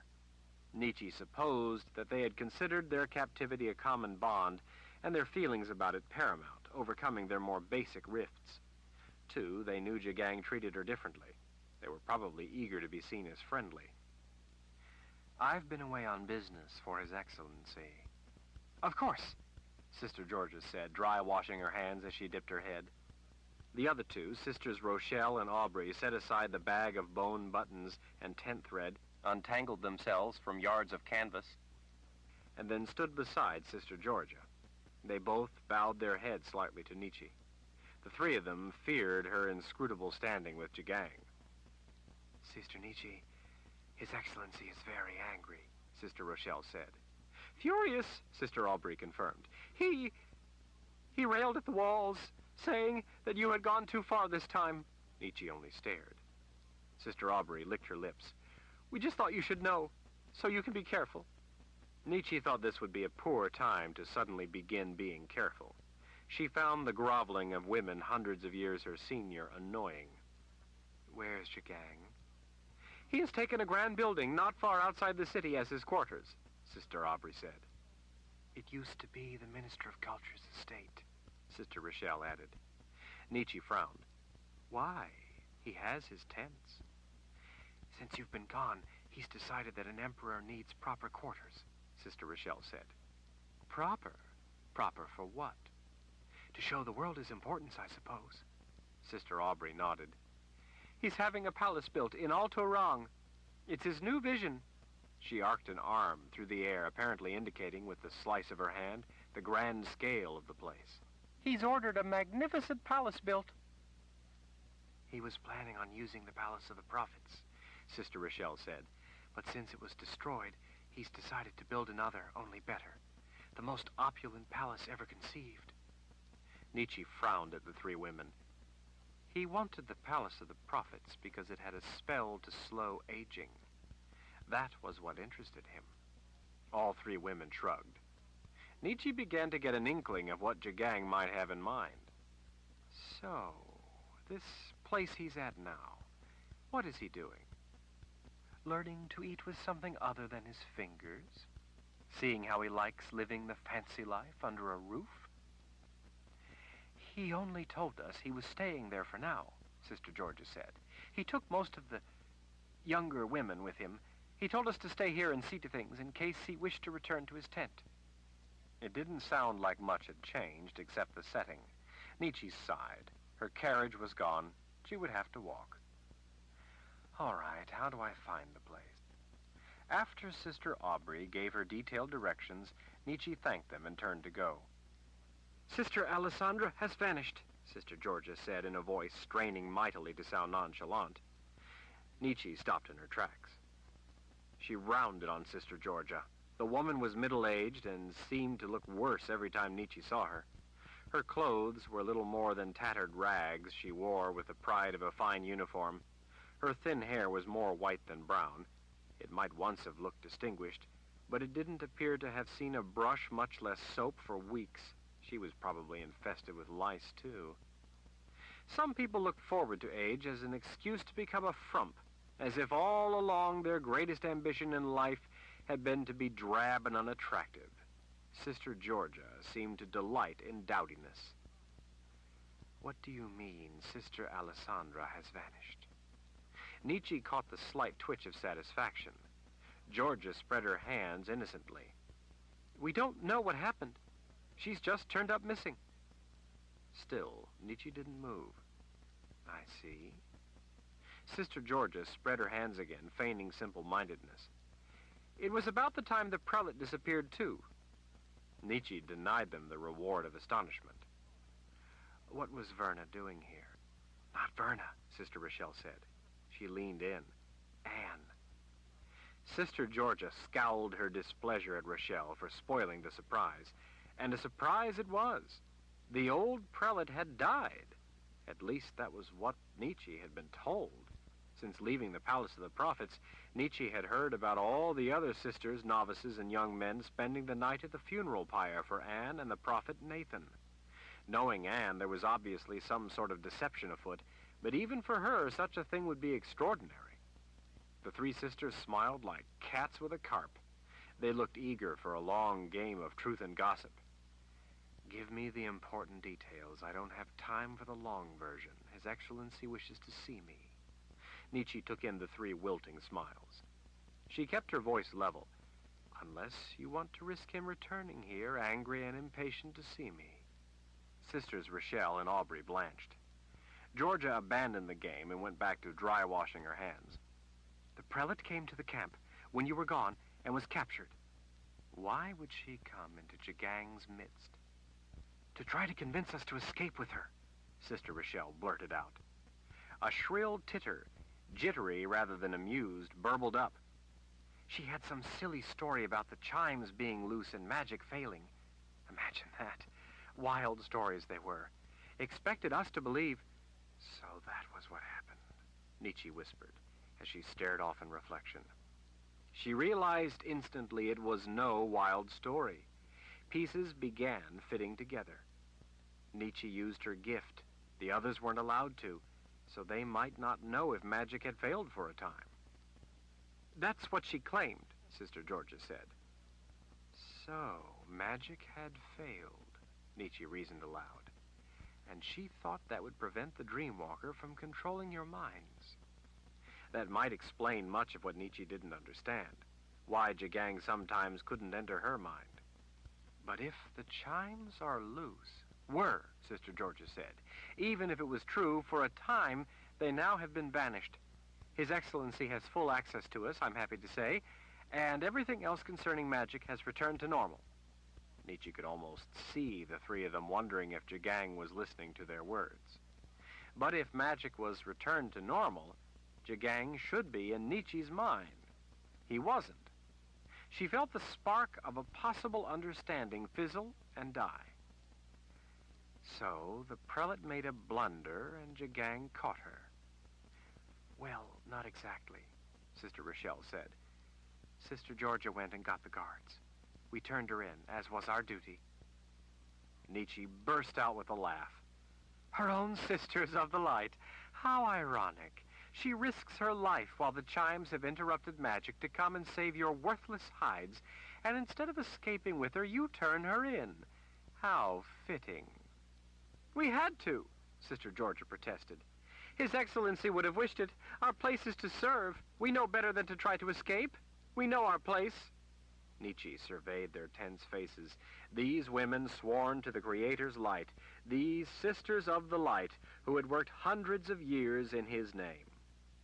Yes, you do. You'd have done the same, Sister Aubrey snapped. We had to, or His Excellency would have taken it out on the others. It was our duty to the welfare of the others, and that includes you, I might add. We couldn't think only of ourselves, or Anne, but had to think of what was good for everyone. Nietzsche felt the numb indifference smothering her. Fine, so you betrayed the prelate. Only a spark of curiosity remained. But what made her think she could escape with you for good? Surely she must have had some plan for the chimes. What was she expecting to happen when Jagang once again had access to your minds and hers? His Excellency is always with us, Sister Aubrey insisted. Anne was just trying to fill our heads with her preposterous notions. We know better. The rest of it was just a trick, too. We were too smart for her. Rest of it? What was the rest of her plan? Sister Georgia huffed her indignation. She tried to tell us some foolishness about a bond to Richard Rahl. Nietzsche blinked. She concentrated on keeping her breathing even. Bond? What nonsense are you talking about now? Sister Georgia met Nietzsche's gaze squarely. She insisted that if we swore allegiance to Richard, it would protect us. She claimed some magic of his would keep Jagang from our mind. How? Sister Georgia shrugged. She claimed this bond business protected people's minds from dreamwalkers, but we aren't that gullible. To still her fingers, Nietzsche pressed her hands to her thighs. I don't understand. How would such a thing work? She said something about it being inherited from his ancestor. She claimed that we had but to swear loyalty to him, loyalty in our hearts, or some such nonsense. To tell the truth, it was so preposterous I wasn't really paying that much attention. She claimed that was why Jagang couldn't enter her mind. Nietzsche was staggered. Of course. She had always wondered why Jagang didn't capture the rest of the sisters. There were many more still free. They were protected by this bond to Richard. It had to be true. It made sense. Her own leader, Sister Ulyssia, and Richard's other teachers had escaped too. But that didn't seem to make sense. They were sisters of the dark, like Nietzsche. They would have had to swear loyalty to Richard. Nietzsche couldn't imagine such a thing. But then, Jagang was often unable to enter Nietzsche's mind. You said Sister Alessandra has vanished. Sister Georgia fussed with the collar of her scruffy dress. She and Anne both vanished. Jagang doesn't bother to inform you of his actions. Perhaps he simply had them put to death. Georgia glanced at her companions. Well, maybe, but Sister Alessandra was one of yours, a sister of the dark. She was caring for Anne. Why weren't you caring for her? You are her sisters. Sister Georgia cleared her throat. She threw such a fit about us that His Excellency assigned Sister Alessandra to look after her. Nietzsche could only imagine that it must have been quite a fit, but after being betrayed by her own sisters, it was understandable. Jagang would have thought the woman valuable enough that he wanted to keep her alive. As we marched into the city, the wagon with Anne's cage never showed up, Sister Georgia went on. One of the drivers finally came around with a bloody head and reported that the last thing he saw before the world went dark was Sister Alessandra. Now the two of them are gone. Nietzsche felt her fingernails digging into her palms. She made herself relax her fists. Now, Anne offered you all freedom, and you chose instead to continue to be slaves. The three women lifted their noses. We did what is best for everyone, Sister Georgia said. We are sisters of the light. Our duty is not to ourselves, but to relieve the suffering of others, not cause it. Besides, Sister Aubrey added, we don't see you leaving. Seems you've been free of His Excellency from time to time, and you don't go. Nietzsche frowned. How do you know that? Well, I mean, Sister Aubrey stamped. Nietzsche seized the woman by the throat. I asked you a question. Answer it. Sister Aubrey's face reddened as Nietzsche added the force of her gift to the grip. The tendons in her wrist stood out with a strain. The woman's eyes showed white all around as Nietzsche's power began squeezing the life from her. Unlike Nietzsche, Jagang possessed their minds, and they were prohibited from using their power except at his direction. Sister Georgia gently placed a hand on Nietzsche's forearm. His Excellency questioned us about it. That's all, Sister. Let her go, please. Nietzsche released the woman, but turned her glare on Sister Georgia. Questioned you? What do you mean? What did he say? He simply wanted to know if we knew why he was from time to time blocked from your mind. He hurt us, Sister Rochelle said.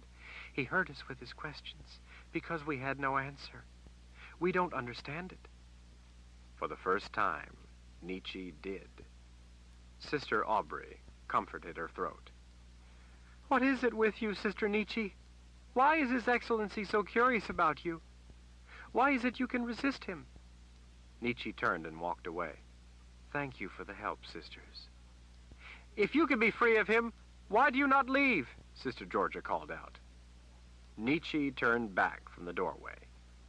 I enjoy seeing Jagang torment you witches of the light. I stay around so that I might watch. They were unmoved by her insolence. They were accustomed to it. Sister Nietzsche, Rochelle said, smoothing back her frizz of hair. What did you do that made His Excellency so angry? What? Oh, that. Nothing of importance. I just had the men tie Commander Cardiff to a pole and roast him over a fire. The three of them gasped as they straightened as one. They reminded Nietzsche of three owls on a branch. Sister Georgia fixed Nietzsche with a grim glare, a rare blaze of authority born of seniority. You deserve everything Jagang does to you, sister, and what the Keeper will do to you, too. Nietzsche smiled and said, Yes, I do, before ducking through the tent opening. Chapter 10.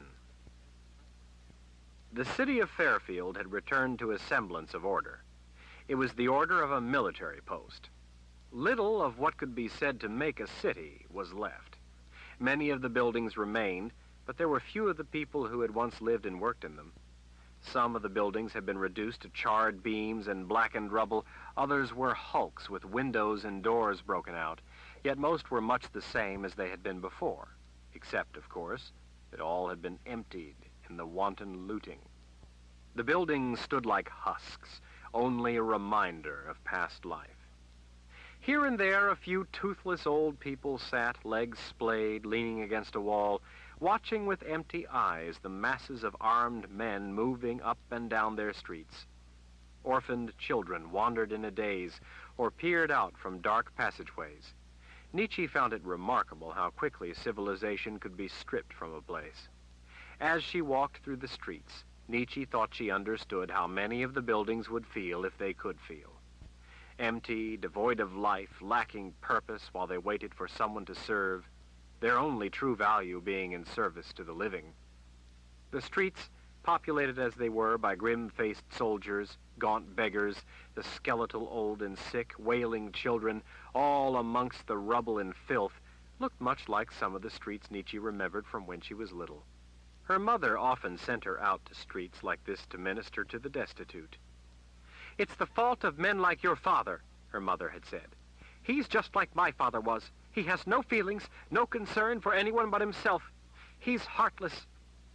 Nietzsche had stood wearing a freshly washed, frilly blue dress, her hair brushed and pinned back, her hands hanging at her sides, listening as her mother lectured on good and evil, on the ways of sin and redemption. Nietzsche hadn't understood a lot of it, but in later years it would be repeated until she would come to know every word, every concept, every desolate truth by heart. Nietzsche's father was wealthy. Worse, to Mother's way of thinking, he wasn't remorseful about it. Mother explained that self-interest and greed were like the two eyes of a monstrous evil, always looking for yet more power and gold to feed its insatiable hunger. "You must learn, Nietzsche, that a person's moral course in this life is to help others, not yourself," Mother said. "Money can't buy the Creator's blessing." "But how can we show the Creator we're good?" Nietzsche asked. "Mankind is a wretched lot, unworthy, morbid, and foul. We must fight our depraved nature. Helping others is the only way to prove your soul's value. It's the only true good a person can do." Nietzsche's father had been born a noble, but all his adult life he had worked as an armorer. Mother believed that he had been born with comfortable wealth, and instead of being satisfied with that, he sought to build his legacy into a shameless fortune. She said wealth could only be had by fleecing it from the poor in one fashion or another. Others of the nobility, like Mother and many of her friends, were content not to squeeze an undeserved share from the sweat of the poor. Nietzsche felt great guilt for Father's wicked ways, for his ill-gotten wealth. Mother said she was doing her best to try to save his straying soul.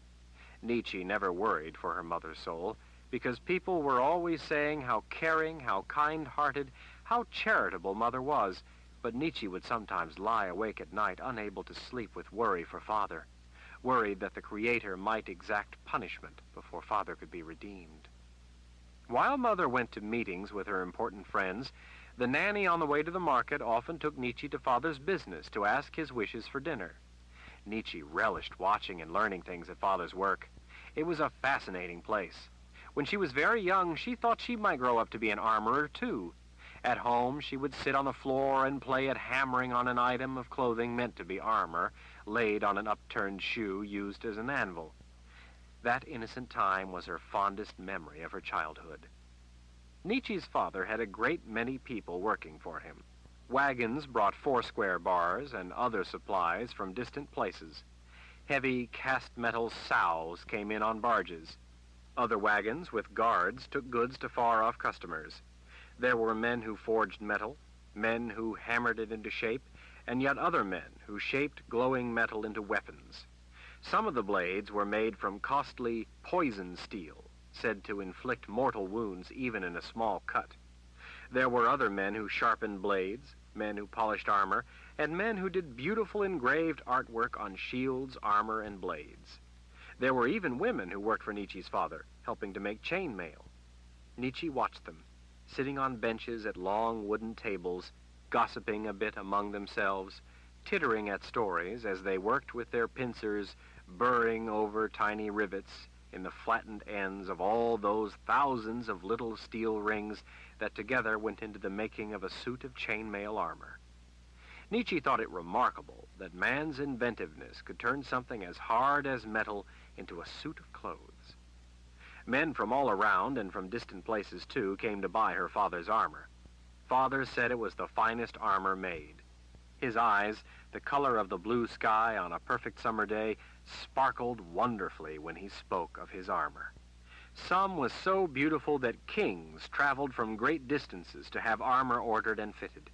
Some was so elaborate that it took skilled men hunched at benches many months to make. Blacksmiths, bellowsmen, hammermen, millmen, platers, armorers, polishers, leatherworkers, riveters, pattern makers, silversmiths, gilders, engraving artists, even seamstresses for the making of the quilted and padded linen, and of course apprentices, came from great distances, hoping to work for her father. Many of those with skills lugged along samples of their best work to show him. Father turned away far more than he hired. Nietzsche's father was an impressive figure, upright, angular, and intense. At his work, his blue eyes always seemed to Nietzsche to see more than any other person saw, as if the metal spoke to him when his fingers glided over it. He seemed to move his limbs precisely as much as was needed and no more. To Nietzsche, he was a vision of power, strength, and purpose. Officers, officials, and nobility came round to talk to him, as did suppliers and his workers. When Nietzsche went to her father's work, she was always astonished to see him engaged in so much conversation. Mother said it was because he was arrogant and made his poor workers pay court to him. Nietzsche liked to watch the intricate dance of people working. The workers would pause to smile at her, answer her questions, and sometimes let her hit the metal with a hammer. From the looks of it, Father enjoyed talking to all those people, too. At home, Mother talked and Father said little, as his face took on the look of hammered steel. When he did talk at home, he spoke almost exclusively about his work. Nietzsche listened to every word, wanting to learn all about him and his business. Mother confided that at his core, his vile nature ate away at his invisible soul. Nietzsche always hoped to someday redeem his soul and make it as healthy as he outwardly appeared. He adored Nietzsche, but seemed to think raising her was a task too sacred for his coarse hands, so he left it to Mother. Even when he disagreed with something, he would bow to Mother's wishes, saying she would know best about such a domestic duty. His work kept him busy most of the time. Mother said it was a sign of his barren soul that he spent so much of his time at building his riches, taking from people, she often called it, rather than giving of himself to people, as the Creator meant all men to do. Many times when Father came home for dinner, while servants scurried in and out with all the dishes they'd prepared, Mother would go on in tortured tones about how bad things were in the world. Nietzsche often heard people say that Mother was a noble woman because of how deeply she cared. After dinner, Father would go back to work, often without a word. That would anger Mother, because she had more to tell him about his soul, but he was too busy to listen. Nietzsche remembered occasions when Mother would stand at the window, looking out over the dark city, worrying, no doubt, about all the things that plagued her peace. On those quiet nights, Father sometimes glided up behind Mother, putting a hand tenderly to her back, as if she were something of great value. He seemed to be mellow and contented at those moments. He squeezed her bottom just a little as he whispered something in her ear. She would look up hopefully and ask him to contribute to the efforts of her fellowship. He would ask how much. Peering up into his eyes as if searching for some shred of human decency, she would name a figure. He would sigh and agree. His hands would settle around her waist, and he would say that it was late and that they should retire to bed. Once, when he asked her how much she wished him to contribute, she shrugged and said, "I don't know. What does your conscience tell you, Howard?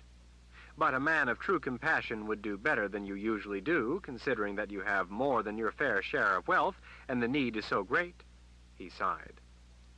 "How much do you and your friends need?" "It's not me and my friends who need it, Howard, but the masses of humanity crying out for help. Our fellowship simply struggles to meet the need." "How much?" he repeated.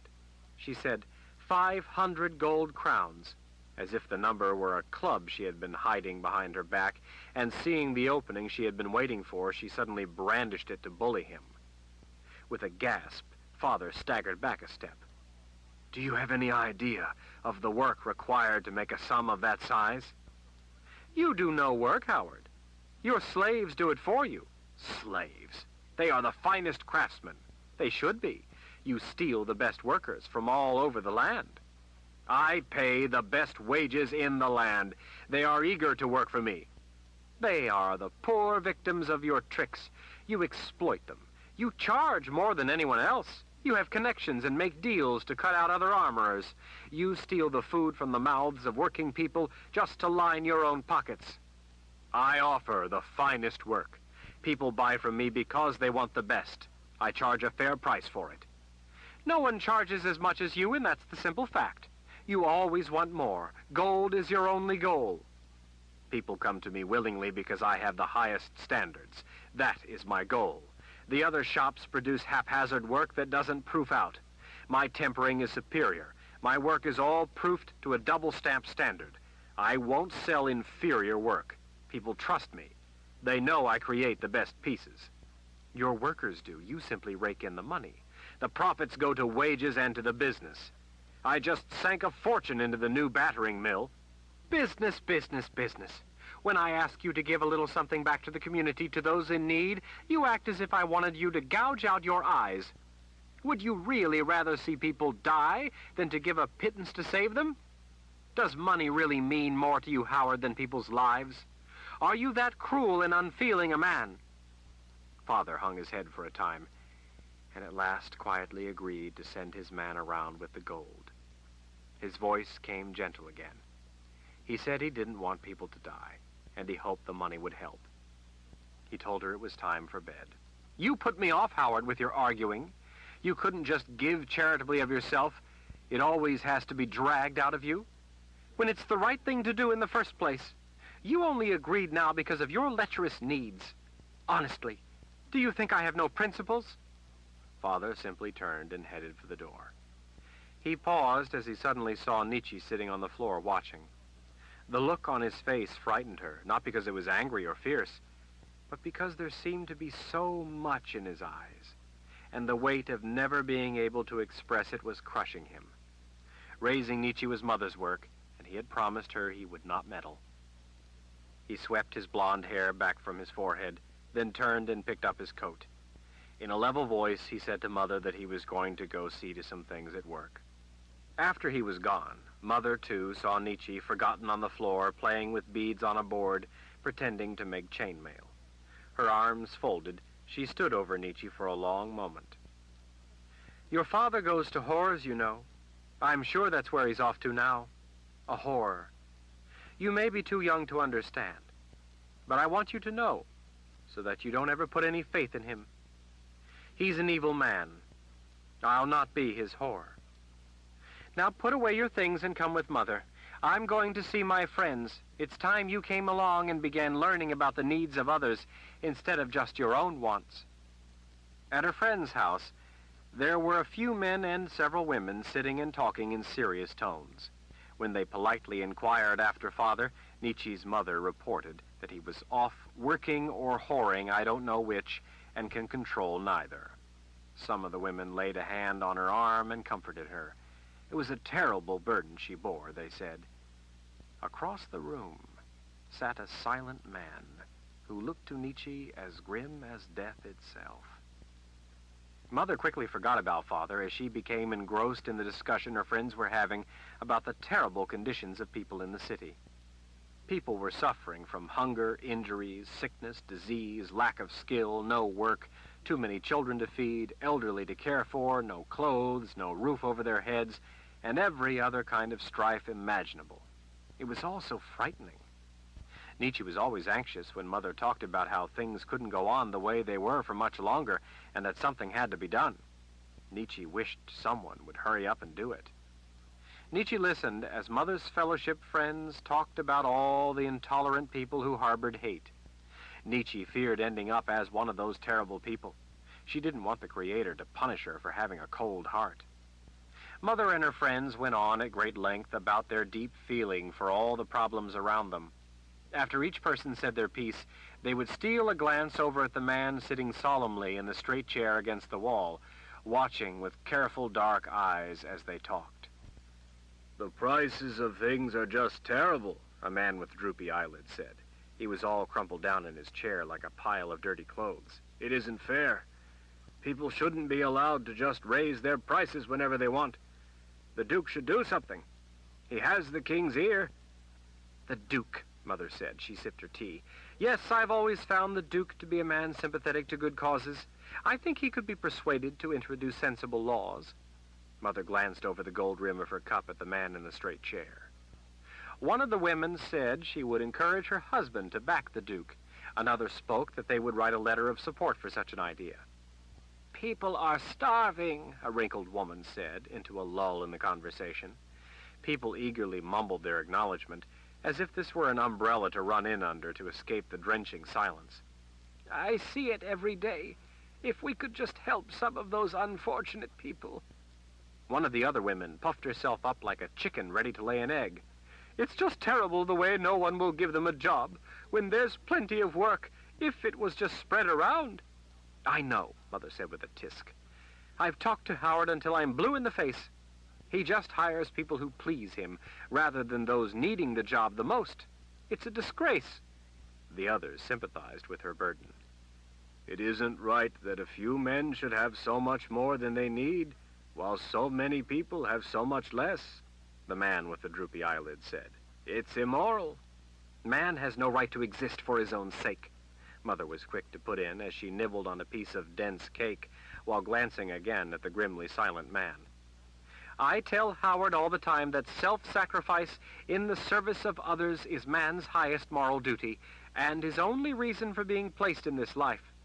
To that end," Mother announced, "I have decided to contribute 500 gold crowns to our cause." The other people gasped their delight and congratulated Mother for her charitable nature. They agreed as they sneaked peeks across the room that the Creator would reward her in the next life, and talked about all they would be able to do to help those less fortunate souls. Mother finally turned and regarded Nietzsche for a moment and then said, "I believe my daughter is old enough to learn to help others." Nietzsche sat forward on the edge of her chair, thrilled at the idea of at last putting her hand to what Mother and her friends said was noble work. It was as if the Creator himself had offered her a path to salvation. "I would so like to do good, Mother." Mother cast a questioning look at the man in the straight chair. "Brother Nariv?" The deep creases of his face pleated to each side as the thin line of his mouth stretched in a smile. There was no joy in it, or in his dark eyes hooded beneath a brow of tangled white and black hairs. He wore a creased cap and heavy robes, as dark as dried blood. Wisps of his wiry hair above his ears curled up around the edge of the cap that came halfway down on his forehead. He stroked his jaw with the side of a finger as he spoke in a voice that almost rattled the teacups. "So, child, you wish to be a little soldier?" "Well, no, sir." Nietzsche didn't know what soldiering had to do with doing good. Mother always said that Father pandered to men in an evil occupation. Soldiers. She said soldiers only cared about killing. "I wish to help those in need." "That is what we all try to do, child." His spooky smile remained fixed on his face as he spoke. "We here are all soldiers in the Fellowship of Order, as we call our little group. All soldiers fighting for justice." Everyone seemed too timid to look directly at him. They glanced for a moment, looked away, then glanced back again, as if his face was not something to be taken in all at once, but sipped at, like a scalding hot, foul-tasting remedy. Mother's brown eyes darted around like a cockroach looking for a crack. "Why, of course, Brother Nariv. That is the only moral sort of soldier, the charitable sort." She urged Nietzsche up and scooted her forward. "Nietzsche, Brother Nariv here is a great man. Brother Nariv is the high priest of the Fellowship of Order, an ancient sect devoted to doing the Creator's will in this world. Brother Nariv is a sorcerer." She cast a smile up at him. Brother Narev, this is my daughter, Nietzsche. Her mother's hands pushed her at the man as if she were an offering for the Creator. Unlike everyone else, Nietzsche couldn't take her gaze from his hooded eyes. She had never seen their like. There was nothing in them but dark, cold emptiness. He held out a hand. Pleased to meet you, Nietzsche. Curtsy and kiss his hand, dear, Mother prompted. Nietzsche went to one knee. She kissed the knuckles so as not to have to put her lips on the spongy web of thick blue veins covering the back of his hairy hand floating before her face. The whitish knobs were cold, but not icy, as she had expected. We welcome you to our movement, Nietzsche, he said in that deep, rattling voice of his. With your mother's caring hand raising you up, I know you will do the Creator's work. Nietzsche thought that the Creator himself must be very much like this man. From all the things her mother told her, Nietzsche feared the Creator's wrath. She was old enough to know that she had to start doing the good work her mother always talked about, if she was to have any chance at salvation. Everyone said Mother was a caring, moral person. Nietzsche wanted to be a good person, too. But good work seemed so hard, so stern, not at all like her father's work, where people smiled and laughed and talked with their hands. Thank you, Brother Narev, Nietzsche said. I will do my best to do good in the world. One day, with the help of fine young people like you, we will change the world. I don't delude myself with so much callousness among men. It will take time to win true converts. But we here in this room, along with others of like mind throughout the land, are the foundation of hope. Is the fellowship a secret, then? Nietzsche asked in a whisper. Everyone chuckled. Brother Narev didn't laugh, but his mouth smiled again. No, child, quite the contrary. It is our most fervent wish and duty to spread the truth of mankind's corruption. The Creator is perfect. We mortals are but miserable wretches. We must recognize our wicked nature if we hope to avoid his righteous wrath and reap our deliverance in the next world. Self-sacrifice for the good of all is the only route to salvation. Our fellowship is open to all those willing to give of themselves and live ethical lives. Most people don't take us seriously. Someday they will. Gleaming, mousy eyes around the room watched without blinking as his deep, powerful voice rose like the Creator's own fury. A day will come when the hot flames of change will sweep across the land, burning away the old, the decaying and the foul, to allow a new order to grow from the blackened remains of evil. After we burn clean the world, there will be no kings, yet the world will have order, championed by the hand of the common man, for the common man. Only then will there be no hunger, no shivering in the cold, no suffering without help. The good of the people will be put above the selfish desires of the individual. Nietzsche wanted to do good, she truly did, but his voice sounded to her like a rusty dungeon door grating shut on her. All the eyes in the room watched her to see if she was good like her mother. That sounds wonderful, Brother Narev. He nodded. It will be, child. You will help bring this to be. Let your feelings be your guide. You will be a soldier marching toward a new world order. It will be a long and arduous task. You must keep the faith. The rest of us in this room will not likely live to see it flourish, but perhaps you will live long enough to one day see such a wondrous order come to pass. Nietzsche swallowed. I will pray for it, Brother Narev. Chapter 11. The next day, loaded with a big basket of bread, Nietzsche was let out of the carriage along with a gaggle of other people from the fellowship to fan out and distribute bread to the needy. Mother had attired her in a ruffled red dress for the special occasion. Her short white stockings had designs stitched in red thread. Filled with pride to at last be doing good, Nietzsche marched down the garbage-strewn street armed with her basket of bread, thinking about the day when the hope of a new order could be spread to all, so that all could finally rise up out of destitution and despair. Some people smiled and thanked her for the bread. Some took the bread without a word or a smile. Most, though, were surly about it, complaining that the bread was late and the loaves were too small or the wrong kind. Nietzsche was not discouraged. She told them what Mother had said, that it was the baker's fault, because he baked bread for profit first, and since he received a reduced rate for charity, baked that second.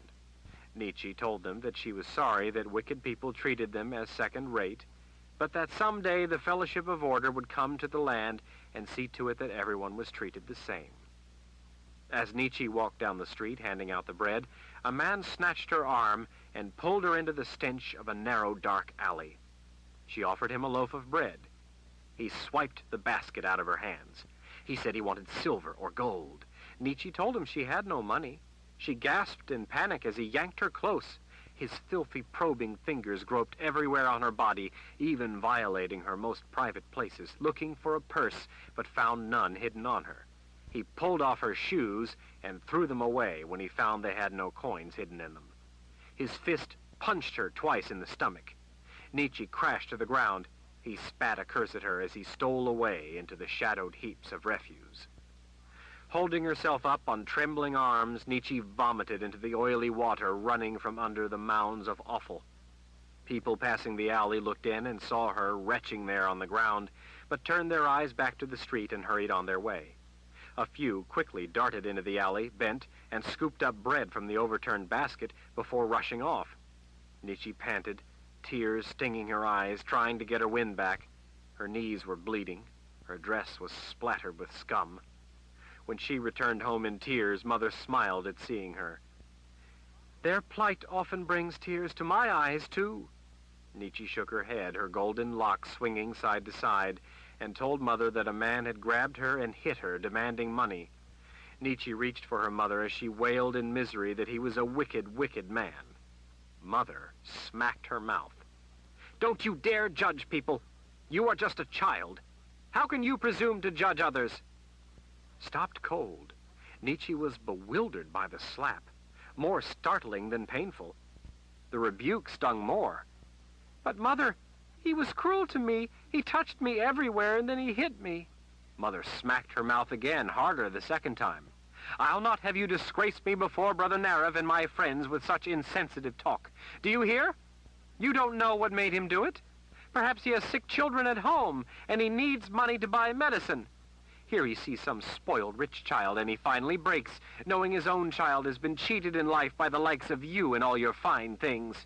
You don't know what burdens life has handed the man. Don't you dare to judge people for their actions just because you are too callous and insensitive to take the time to understand them." "But I think—" Mother smacked her across the mouth a third time, hard enough to stagger her. "You think? Thinking is a vile acid that corrodes faith. It is your duty to believe, not think. The mind of man is inferior to that of the Creator. Your thoughts, the thoughts of anyone, are worthless, as all mankind is worthless. You must have faith that the Creator has invested his goodness in those wretched souls. Feelings, not thinking, must be your guide. Faith, not thinking, must be your only path." Nietzsche swallowed back her tears. "Then what should I do?" "You should be ashamed that the world treats those poor souls so cruelly, that they would so pitifully strike out in confusion. In the future, you should find a way to help people like that because you are able and they are not. That is your duty." That night, when her father came home and tiptoed into her room to see if she was tucked in snugly, Nietzsche clutched two of his big fingers together and held them tight to her cheek. Even though her mother said he was a wicked man, it felt better than anything else in the world when he knelt beside the bed and silently stroked her brow. In her work on the streets, Nietzsche came to understand the needs of many of the people there. Their problems seemed insurmountable. No matter what she did, it never seemed to resolve anything. Brother Narev said it was only a sign that she wasn't giving enough of herself. Each time she failed, at Brother Narev's or Mother's urging, Nietzsche redoubled her efforts. One night at dinner, after being in the fellowship several years, she said, "Father, there is a man I've been trying to help. He has 10 children and no job. Will you hire him, please?" Father looked up from his soup. "Why?" "I told you, he has 10 children." "But what sort of work can he do?" Why would I want him? Because he needs a job. Father set down his spoon. Nietzsche, dear, I employ skilled workers. That he has 10 children is not going to shape steel now, is it? What can the man do? What skills has he? If he had a skill, Father, he could get work. Is it fair that his children should starve because people won't give him a chance? Father looked at her as if inspecting a wagon load of some suspicious new metal. Mother's narrow mouth turned up in a little smile, but she said nothing. A chance? At what? He has no skill. With a business as big as yours, surely you can give him a job. He tapped a finger on the stem of his spoon as he considered her determined expression. He cleared his throat. Well, perhaps I could use a man to load wagons. He can't load wagons. He has a bad back. He hasn't been able to work for years because of his back troubling him so. Father's brow drew down. His back didn't prevent him from begetting 10 children. Nietzsche wanted to do good, and so she met his stare with a steady look of her own. Must you be so intolerant, Father? You have jobs, and this man needs one. He has hungry children needing to be fed and clothed. Would you deny him a living just because he has never had a fair chance in life? Are you so rich that all your gold has blinded your eyes to the needs of humble people? But I need. Must you always frame everything in terms of what you need instead of what others need? Must everything be for you? It's a business. And what is the purpose of a business? Isn't it to employ those who need work? Wouldn't it be better if the man had a job instead of having to humiliate himself begging? Is that what you want? For him to beg rather than work? Aren't you the one who always speaks so highly of hard work? Nietzsche was firing the questions like arrows, getting them off so fast he couldn't get a word through her barrage. Mother smiled as Nietzsche rolled out words she knew by heart. Why must you reserve your greatest cruelty for the least fortunate among us? Why can't you for once think of what you can do to help instead of always thinking of money, money, money? Would it hurt you to hire a man who needs a job? Would it, Father? Would it bring your business to an end? Would that ruin you? The room echoed her noble questions. He stared at her as if seeing her for the first time. He looked as if real arrows had struck him. His jaw worked, but no words came out. He didn't seem able to move. He could only gape at her. Mother beamed. Well, he finally said, I guess. He picked up his spoon and stared down into his soup. Send him around, and I'll give him a job. Nietzsche swelled with a new sense of pride and power. She had never known it would be so easy to stagger her father. She had just bested his selfish nature with nothing more than goodness. Father pushed back from the table. I need to go back to the shop. His eyes searched the table, but he would not look at Nietzsche or Mother. I just remembered I have some work I must see to.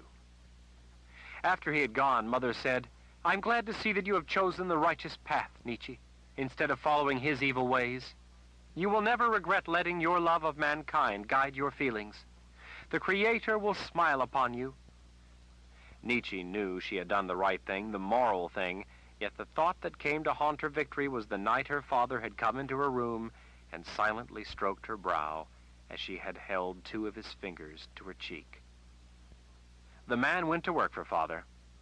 Father never mentioned anything about it. His work kept him busy and away from home. Nietzsche's work took more and more of her time as well. She missed seeing that look in his eyes. She guessed she was growing up. The next spring, when Nietzsche was 13, she came home one day from her work at the fellowship to find a woman in the sitting room with Mother. Something about the woman's demeanor made the hair at the back of Nietzsche's neck stand on end. Both women rose as Nietzsche set aside her list of names of people needing things.